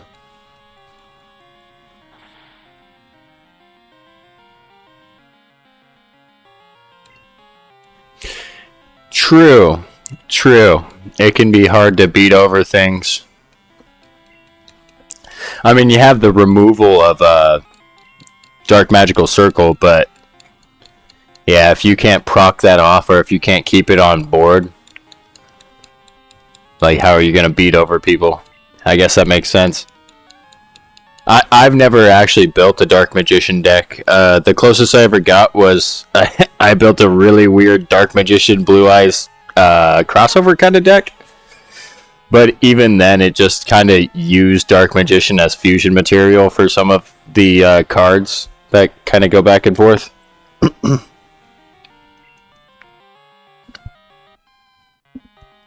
And I think the entire point of that deck was to just fuse out Dragon Master Knight for no fucking reason. Like, sometimes I'll just get in a mood of deck building where I just want to flex that I know how to summon the most difficult to summon card in the game. And then it's an all-day pursuit of just trying to get one win with the damn deck. Don't hurt that bad. 34. Really? If I was one level higher, wouldn't kill.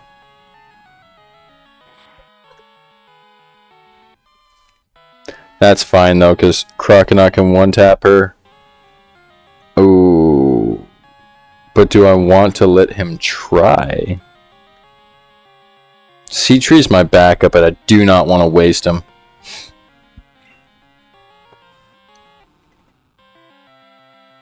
Oh, you know what? When we faced Marty the last time, I wouldn't have been able to use Swift on his Gengar anyway. It's a normal type move.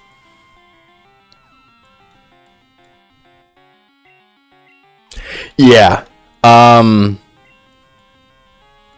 Yeah. I think the most dangerous Dark Magician deck I ever faced is they were so dangerous because they still used Mirror Force. They just for no reason kept Mirror Force in their deck, or they're like trying to copy Yugi or something. And I thought I had him beat. I went into attack and I got Mirror Forced. Like, Mirror Forced, nice fucking word. I got Mirror Forced, and non-targeted removal is some of the most powerful things in the game. It's like the only reason why Mirror Force is considered a bad card right now is because you have to get your opponent to battle you in order to use it. Otherwise, it'd be one of the most powerful cards in the game, like Raigeki, where Raigeki is still limited to 2. Oh my god, no. No. No!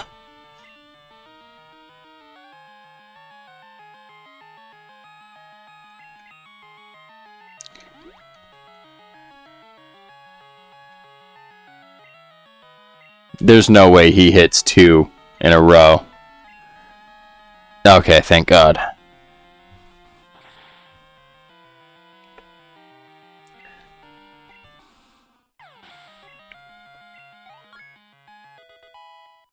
I know he I've seen some Dark Magician decks run that dark magic attack card that's for Dark Magician and Dark Magician Girl that clears the whole board if you have them both. But trying to get Dark Magician Girl on the board seems kind of tough. Because you have to, like, discard her from your deck because you never want her in your hand. And then you can only run one. Because it's not that great of a card.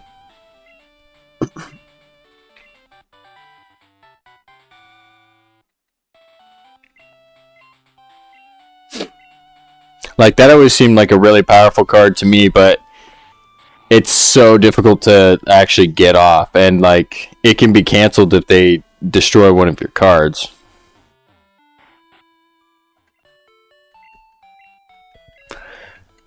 I mean, there's reasons why I prefer the Blue Eyes archetype personally. Like, I feel like there's like I can go a ritual deck, I can go a fusion deck, I can go a synchro deck, I can go an Xyz deck with Blue Eyes. I can do any of them. And I feel like Dark Magician doesn't have that same that same versatility.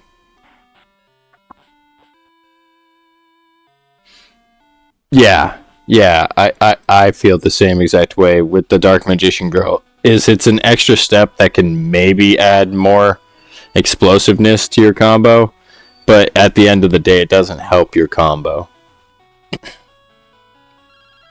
And if you do draw the damn thing and it bricks you, you're just going to want to rip it out of your deck immediately.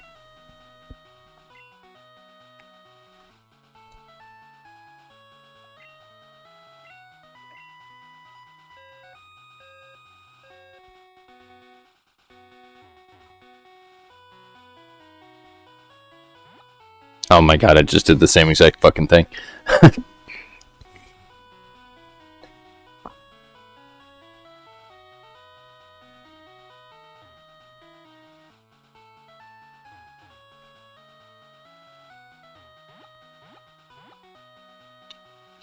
I mean, it helps that I like Kaiba too. Like, I always thought Kaiba was very, very fucking cool. And his decks were very powerful, and he always did a bunch of weird stuff with his decks, and I always respected it. I always felt like he wasn't like putting stuff like Sagged the Dark Clown and Crush Guard Virus in there because it's good. I felt like he was doing that because it was like a meme. I don't know. That could just be me though.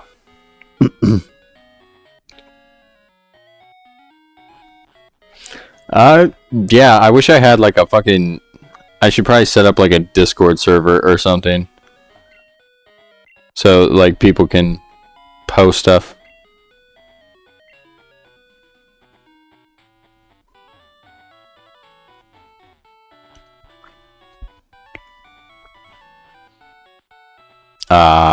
I don't know, if you have like a YouTube channel or something, you can drop a link. I don't have like links blocked in my chat or anything. I don't know.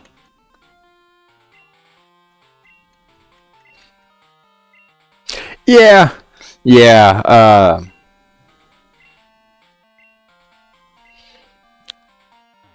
I mean, he's one of those guys who's like, he was always a good person. He's just kind of an asshole.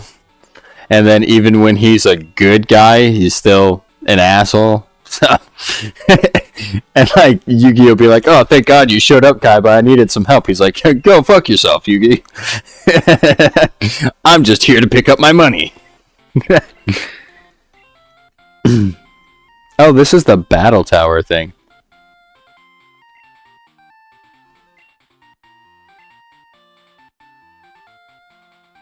And I can go into it? Oh. It's all about Apex? Yeah, fair enough. I mean, that was my original idea, was to just, have everything revolve around Overwatch and, everything I know about Overwatch and stuff. But I had a friend who told me that, like, you're better off just... you're better off like looking for the niche games that you like to play and then just playing through them, and letting viewers come to you, and then maybe viewers will watch other stuff too if you want to play it. Which seems to be like the way it works, because you're like my only viewer, and it's from playing a niche game. Which, honestly, I'm all the more happy with. I have been playing... Well, I haven't been playing Overwatch very much recently, but I've been playing Marvel Rivals and Overwatch a little bit, and Overwatch is in a really bad state right now, like a really bad state, and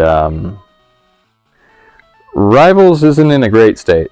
I don't want to hate on the game because it's doing good and it's new and all that, but it has some problems. It has some balance issues, just like Overwatch does.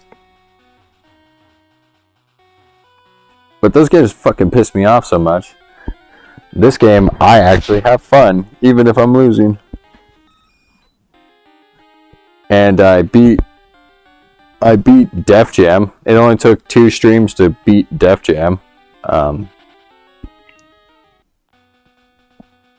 And I had another niche viewer on Def Jam too. A guy from Saudi Arabia that's into Def Jam and Method Man and Snoop Dogg and all that. I didn't really realize. Marvel Rivals, I would say it's as similar to Overwatch as it is different from it. It's the same in practice. Well, not in practice. It's the same on paper, but in practice, it's as an Overwatch player, for someone who's played Overwatch for 8 years, it's horrifically different. Yeah, I've heard terrible things about Apex. No offense to the game if you like it, but I've heard like PC players are using controller because it's basically like aimbot. That's probably a problem, I'd imagine. And then just the battle royale format in of itself is kind of, I mean, it's not my cup of tea, but I understand how that kind of formula can get frustrating.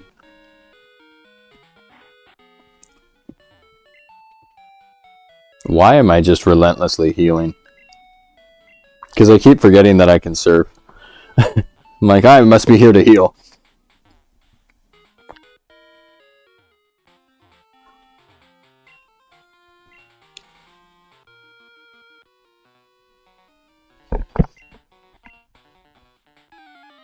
The only battle royale game I've ever played is Hunt Showdown.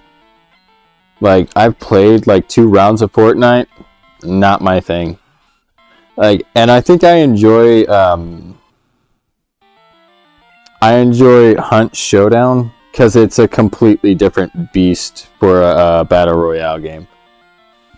It's more like a zombie open world where there's like 12 other players, and it's not about killing each other, it's about killing the objective, the big bad.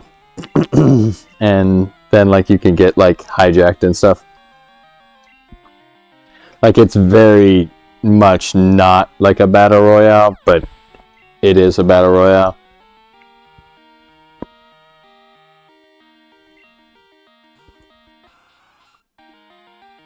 Playing as a control engine, I'd use Rampart, and when I quit, she was near the bottom of the pick list and wasn't receiving any love from the devs.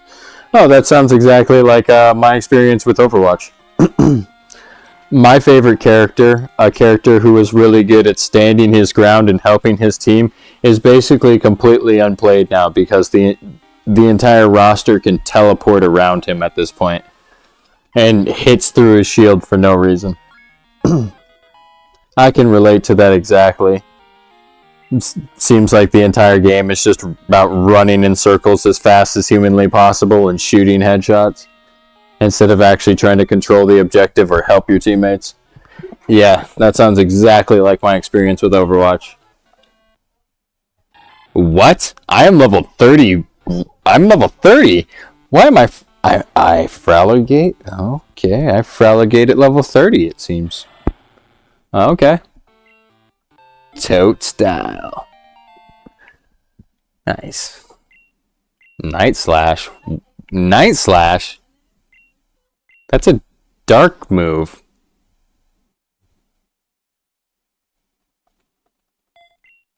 From Gen 4. Maybe Gen 3?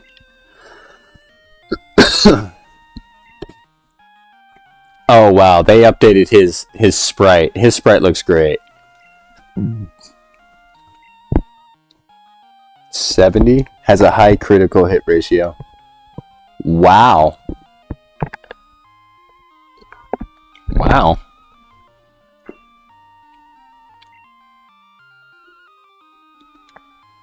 And that's funny that your character's name was Rampart. My character's name is Reinhardt. They even fucking rhyme.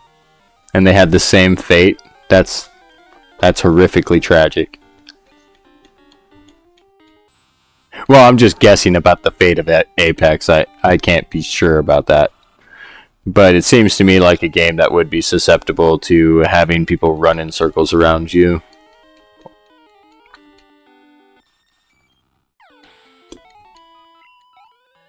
And then you just gotta... Yeah, I fucking like Alligator. He looks nice. Yeah. Yeah, I guess he's at level 30. But I am quickly devolving into, I'm just powering up my one good guy now. But Static can definitely gain some levels over this water here.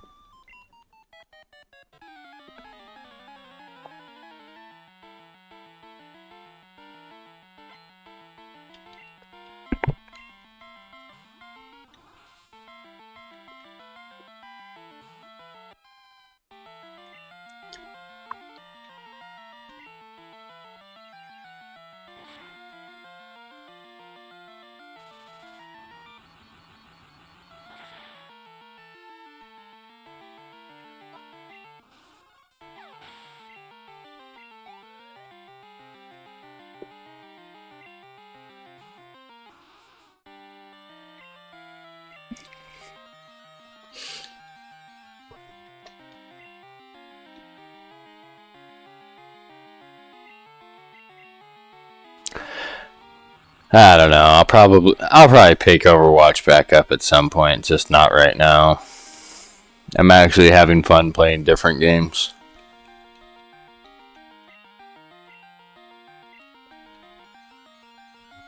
I think the only reason why I really like Overwatch all that much is just because Reinhardt exists.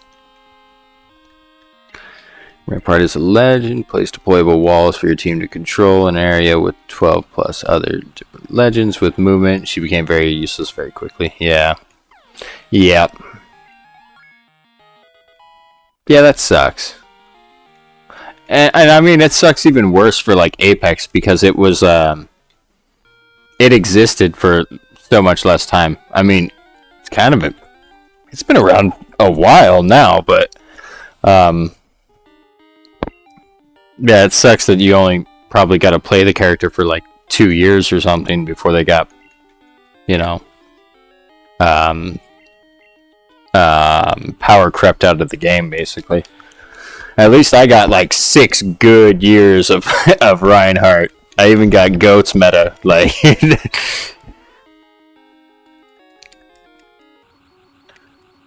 Not enough yet for me to go, yeah.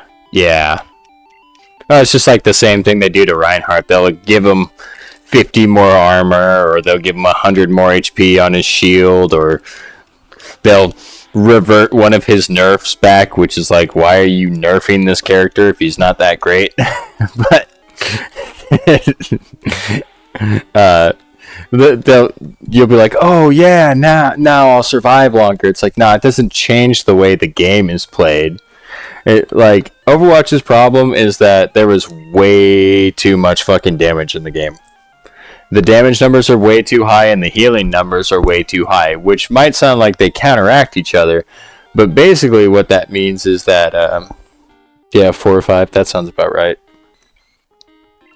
Basically what that means is that, your health bar is just going up and down at a speed that's completely trackable, and you will just fall over at any given moment. Like, say your healer misses a shot, that's when you fall the fuck over. Like, you have to be so goddamn careful. And I would say like 7 out of the 10 tank characters are massively underpowered. And then the top 3 tanks are massively overpowered. Big surprise. But the devs are super confused because they think at low has only ever had buffs, no nerfs, and she's still low picked legend. Yeah, that sounds about right. That sounds about right. The problem is with Overwatch in really low ranked games, characters like Reinhardt, who doesn't take a shitload of skill to like play at the lowest level, it's like he will dominate really low class lobbies because nobody knows how to aim. And since all the devs, and it's literally like there's video evidence of like a lot of the game devs of Overwatch are in bronze, like they're dog shit at the game, can barely even walk properly. Like the people who are in charge of balance, they can't even play the fucking game. They're so bad at the damn game. But because that happens, they think that they have to nerf Reinhardt for no reason. So the worst characters in the game will get nerfs, while the best characters in the game will get buffs because the devs themselves are so bad at the game that they'll be like, oh yeah, this character's hard to play, so let's make them better. It's like, well, yeah, except if you're really good at that character, then you can just destroy everybody. And then they just make you better. Like, that doesn't make any fucking sense. And then whenever a new character releases, they'll get 2 buffs, and then they'll get a nerf, and then they'll get another buff, and like pretend like it gets fucking balanced out, but it never does. Like the characters that released 2 years ago are still unbalanced today. Still. And I mean it's very difficult to just shrug that shit off when you know that it's been going on for so long.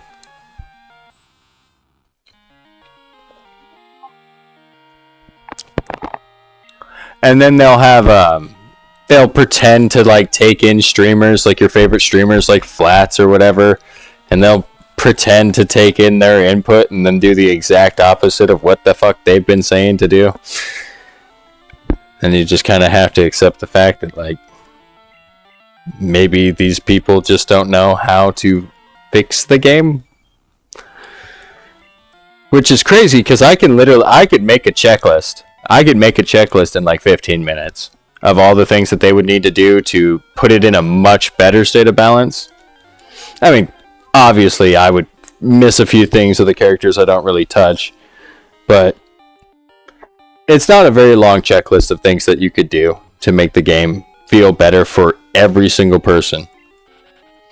Right now it just feels like they're trying to make the game more fun for DPS players and support players because that's the main player base. There's not a lot of tank players.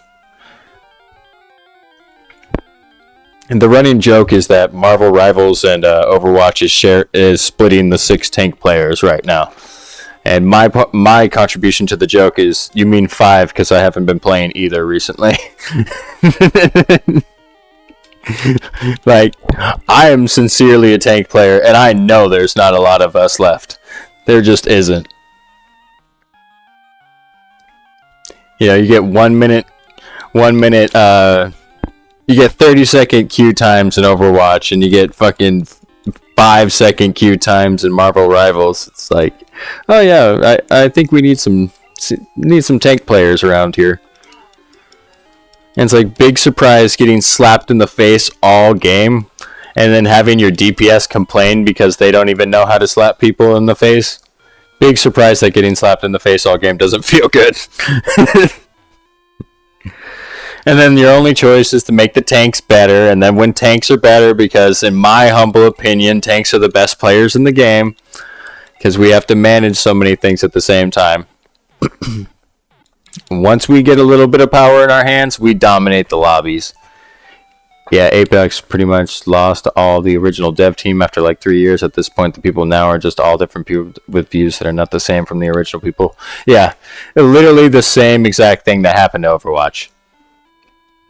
When they transitioned from Overwatch 1 to Overwatch 2, not only did they fire everyone in charge of the story design and stuff like that for the game, but half of the developers are gone and the lead developer's gone.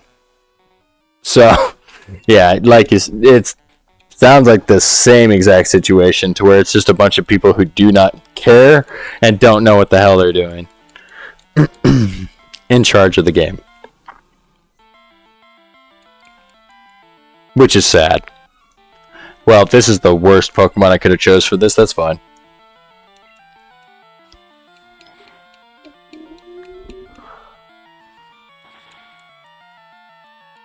Wow, that did a lot of damage. Wow.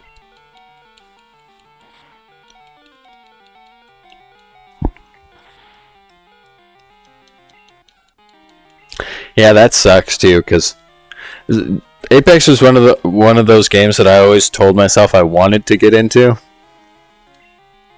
It just sucks that I think it's pretty obvious I missed the time to get into it.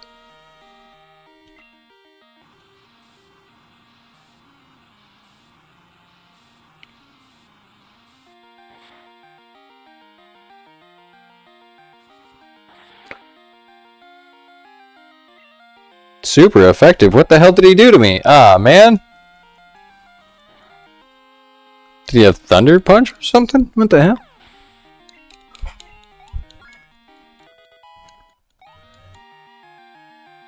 I got a little bit of a bad feeling about this gym. All of a sudden. That Hitmonlee hit like a fucking truck.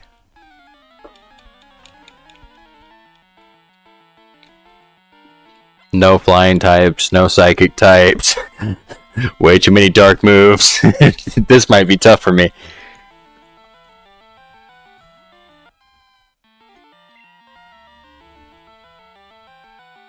Ice Punch, that's not too bad. Okay, never mind, that's really bad. Damn.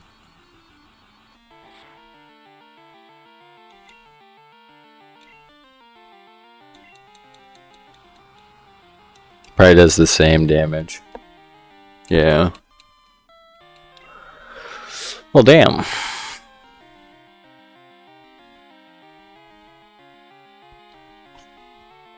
Boy, I am not getting any switch training done anymore.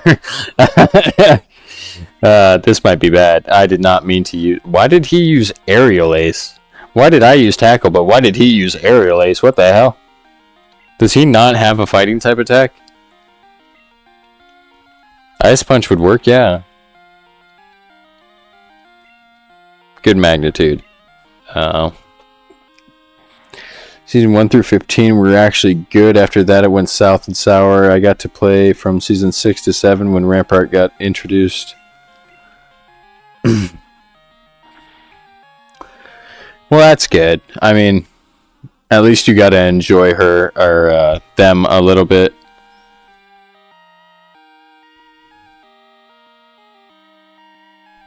From 6 to 7 to about 15. Yeah. Yeah, like I said, I got like 6 good years of Overwatch before it went tits up on me.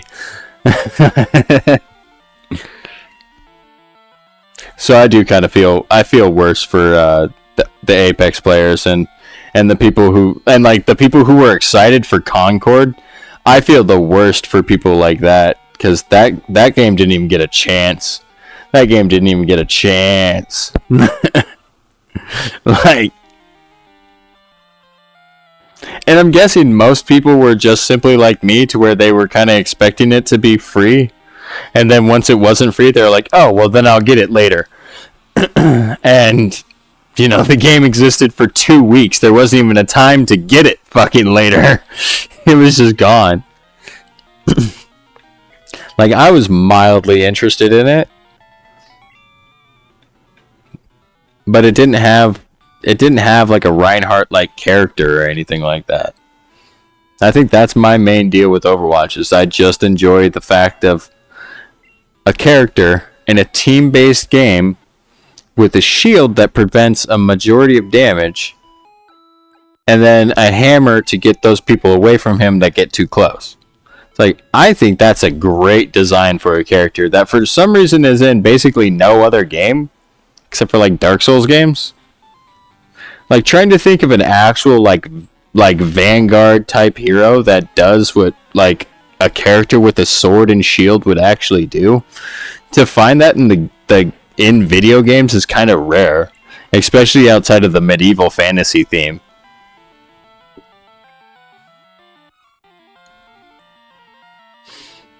Oh yeah, if you didn't hear about Concord, that's a horrific story to look at. Like, I feel bad for those people. And apparently they were working on it for like years. I don't know. That poor game.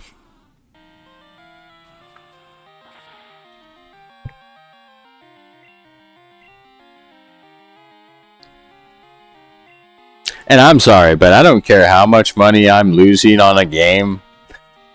If my people worked on it for like 8 years or however long the Concord devs worked on their fucking game, I wouldn't throw it in the garbage after 2 weeks. No matter what. I would sit there and take a loss for like 6 months at least. Just be like, no, dude. They'll come around eventually. Hopefully. Like, they didn't even get their first damn update out before the game shut down. That is crazy. I have no respect for the people in charge of that. Like, I don't care how bad the game is. It better be up longer than that. I see plenty of dog trash freaking games all over the place that stick around for a long time. Maybe even get a niche following for no reason. Like, to just throw your game away like that. That is a zero respect move from the publishers and the developers. Well, rock slide, that's not good.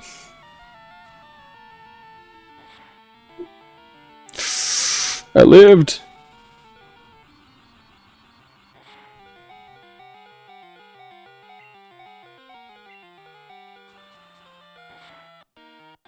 Oh, whoops.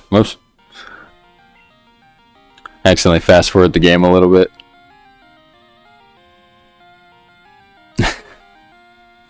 I want these guys to gain experience really fucking badly.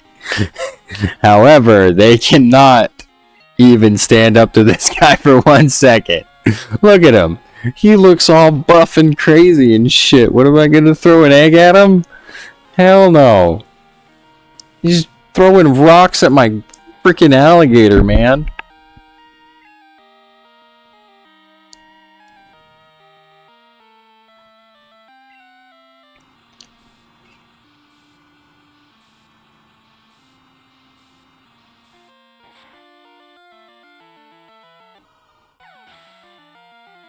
For her wall shields, you could have up to 5 placed in the world, and they increase bullet damage when you shoot through the top half of the shield, while it blocks shots from the other side.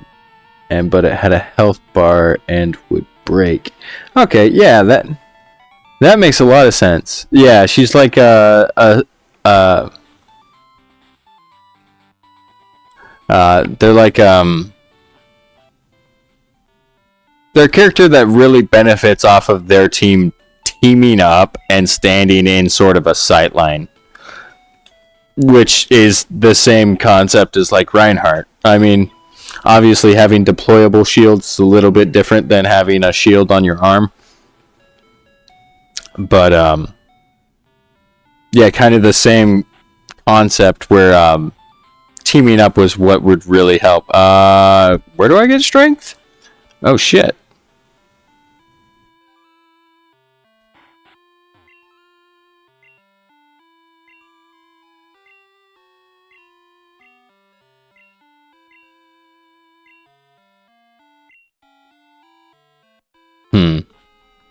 I don't remember what Pokemon he gives me.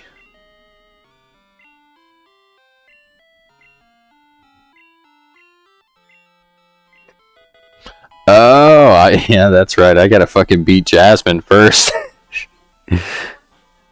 Maybe I don't know. This mod is throwing up. It's like Mandela affecting my entire memory of this game.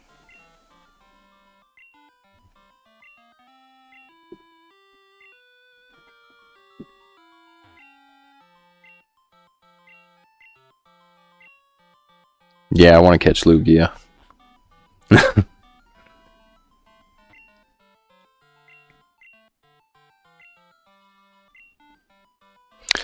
Yeah, maybe if I wanted to teach my Pokemon Rock Smash. Oh yeah, let me just bust out my printer, dude. What in the fuck is this? Extra endgame content? What in the hell? Oh, hi, Sweetgood. I almost forgot I was playing Crystal version here.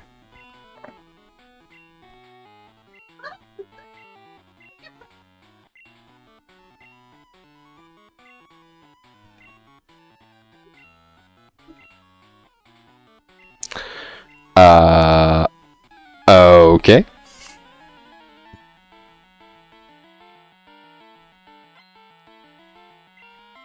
Oh yeah, sure. I'll do that. You have a Twitch?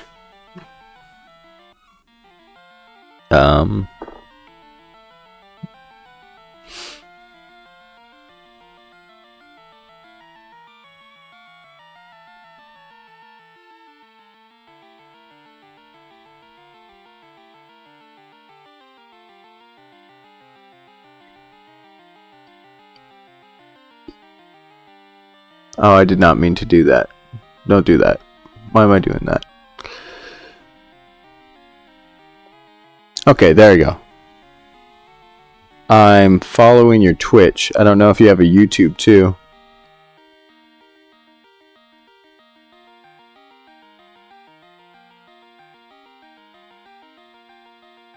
Sorry, I just have to readjust my setup. Oh, okay. Yeah, drop the link for your YouTube. And my TikTok stream is up to 927 likes for some reason. Man, the bots must be bad on TikTok.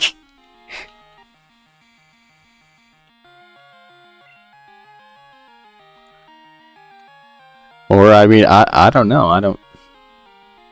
It doesn't really give you a lot of information on the TikTok side.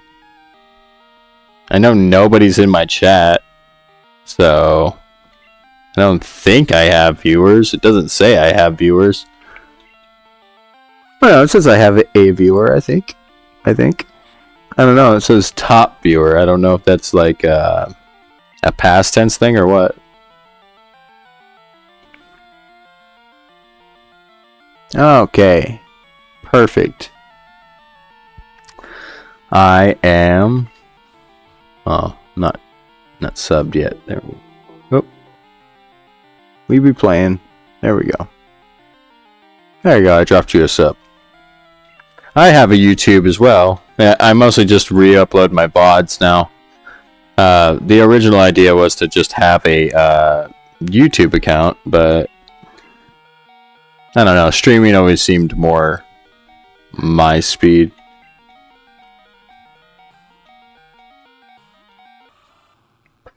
I'll definitely check out your videos after the stream. Probably won't be streaming that much longer. Probably just beat Jasmine and be out of here.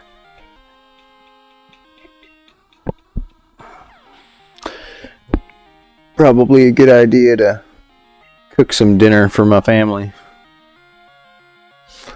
Oh yeah, no problem. I followed your Twitch account too.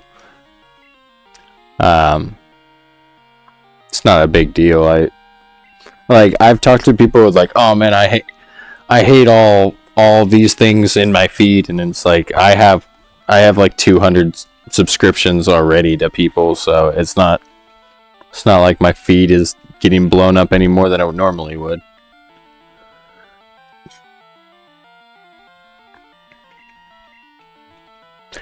I'm a small creator. I will support my fellow small creators. I think that's fair enough.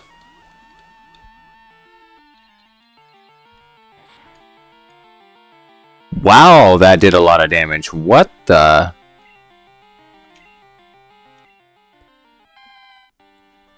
What are your special defenses?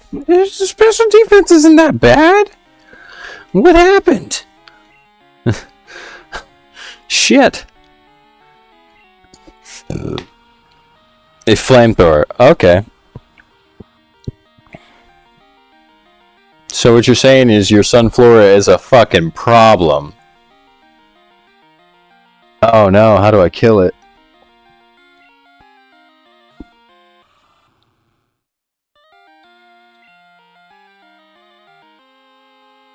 Crit.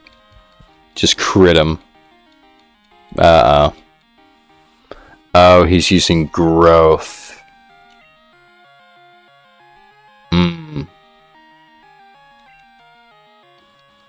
Flinch him? Oh, why did that almost kill? Yeah, I'm dead for sure.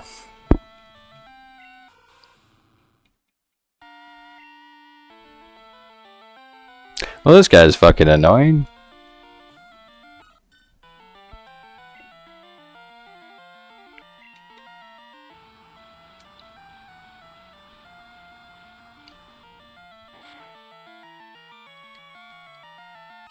Oh yeah, yeah, yeah. I'll probably be ending after it's 7:30 for you. Yikes. Or it's 9:30. I'm sorry.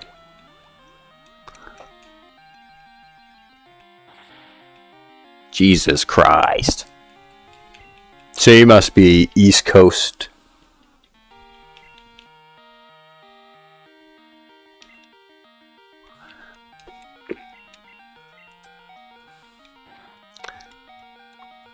Man, this Sunflora really caused problems for me.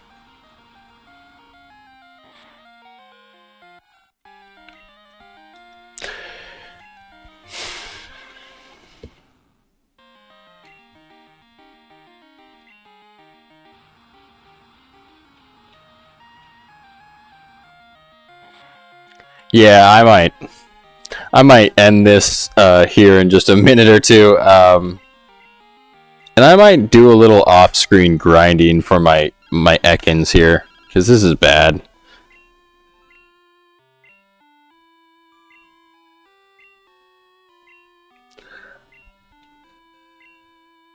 Yeah, I'm Pacific Standard Time. It's weird. All the people I play with and all the people like that I've come to know through Twitch and stuff are they're all East Coast people. So that's kind of why I stream a little bit earlier and stuff like that, because apparently if you're on Pacific time, you're just behind the whole world apparently. Which I don't know, I guess it makes sense. There's a lot more people. I feel like the East Coast is more densely populated. Like maybe it is or maybe it isn't, but I'm a West Coast person and I live in a rural area and it's very rural everywhere around me.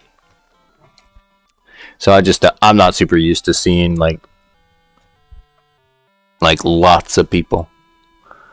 But anyway, I will check out your videos and you have a good night, and I should be back on like a schedule sort of thing. So hopefully next week, either Friday or Saturday, I will be playing this again. But during the midweek is when I like to get my Overwatch and Rivals. I don't know if I'm going to be doing Overwatch and Rivals too much more on Twitch, just because it doesn't capture very well through.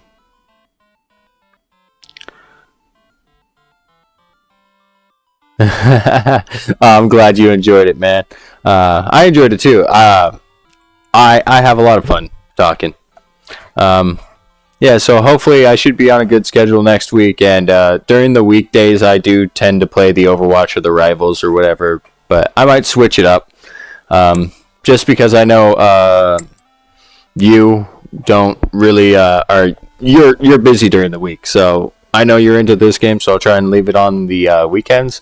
And I do have a suggestion box now. If you want to drop any suggestions, or if you see something you want me to check out, or we can like look at it together on stream or something, I don't mind doing that kind of stuff either. So whatever, any kind of suggestions or something you have for the channel or whatever. Like I said, I enjoyed having our talk too. Have a good night and bye bye.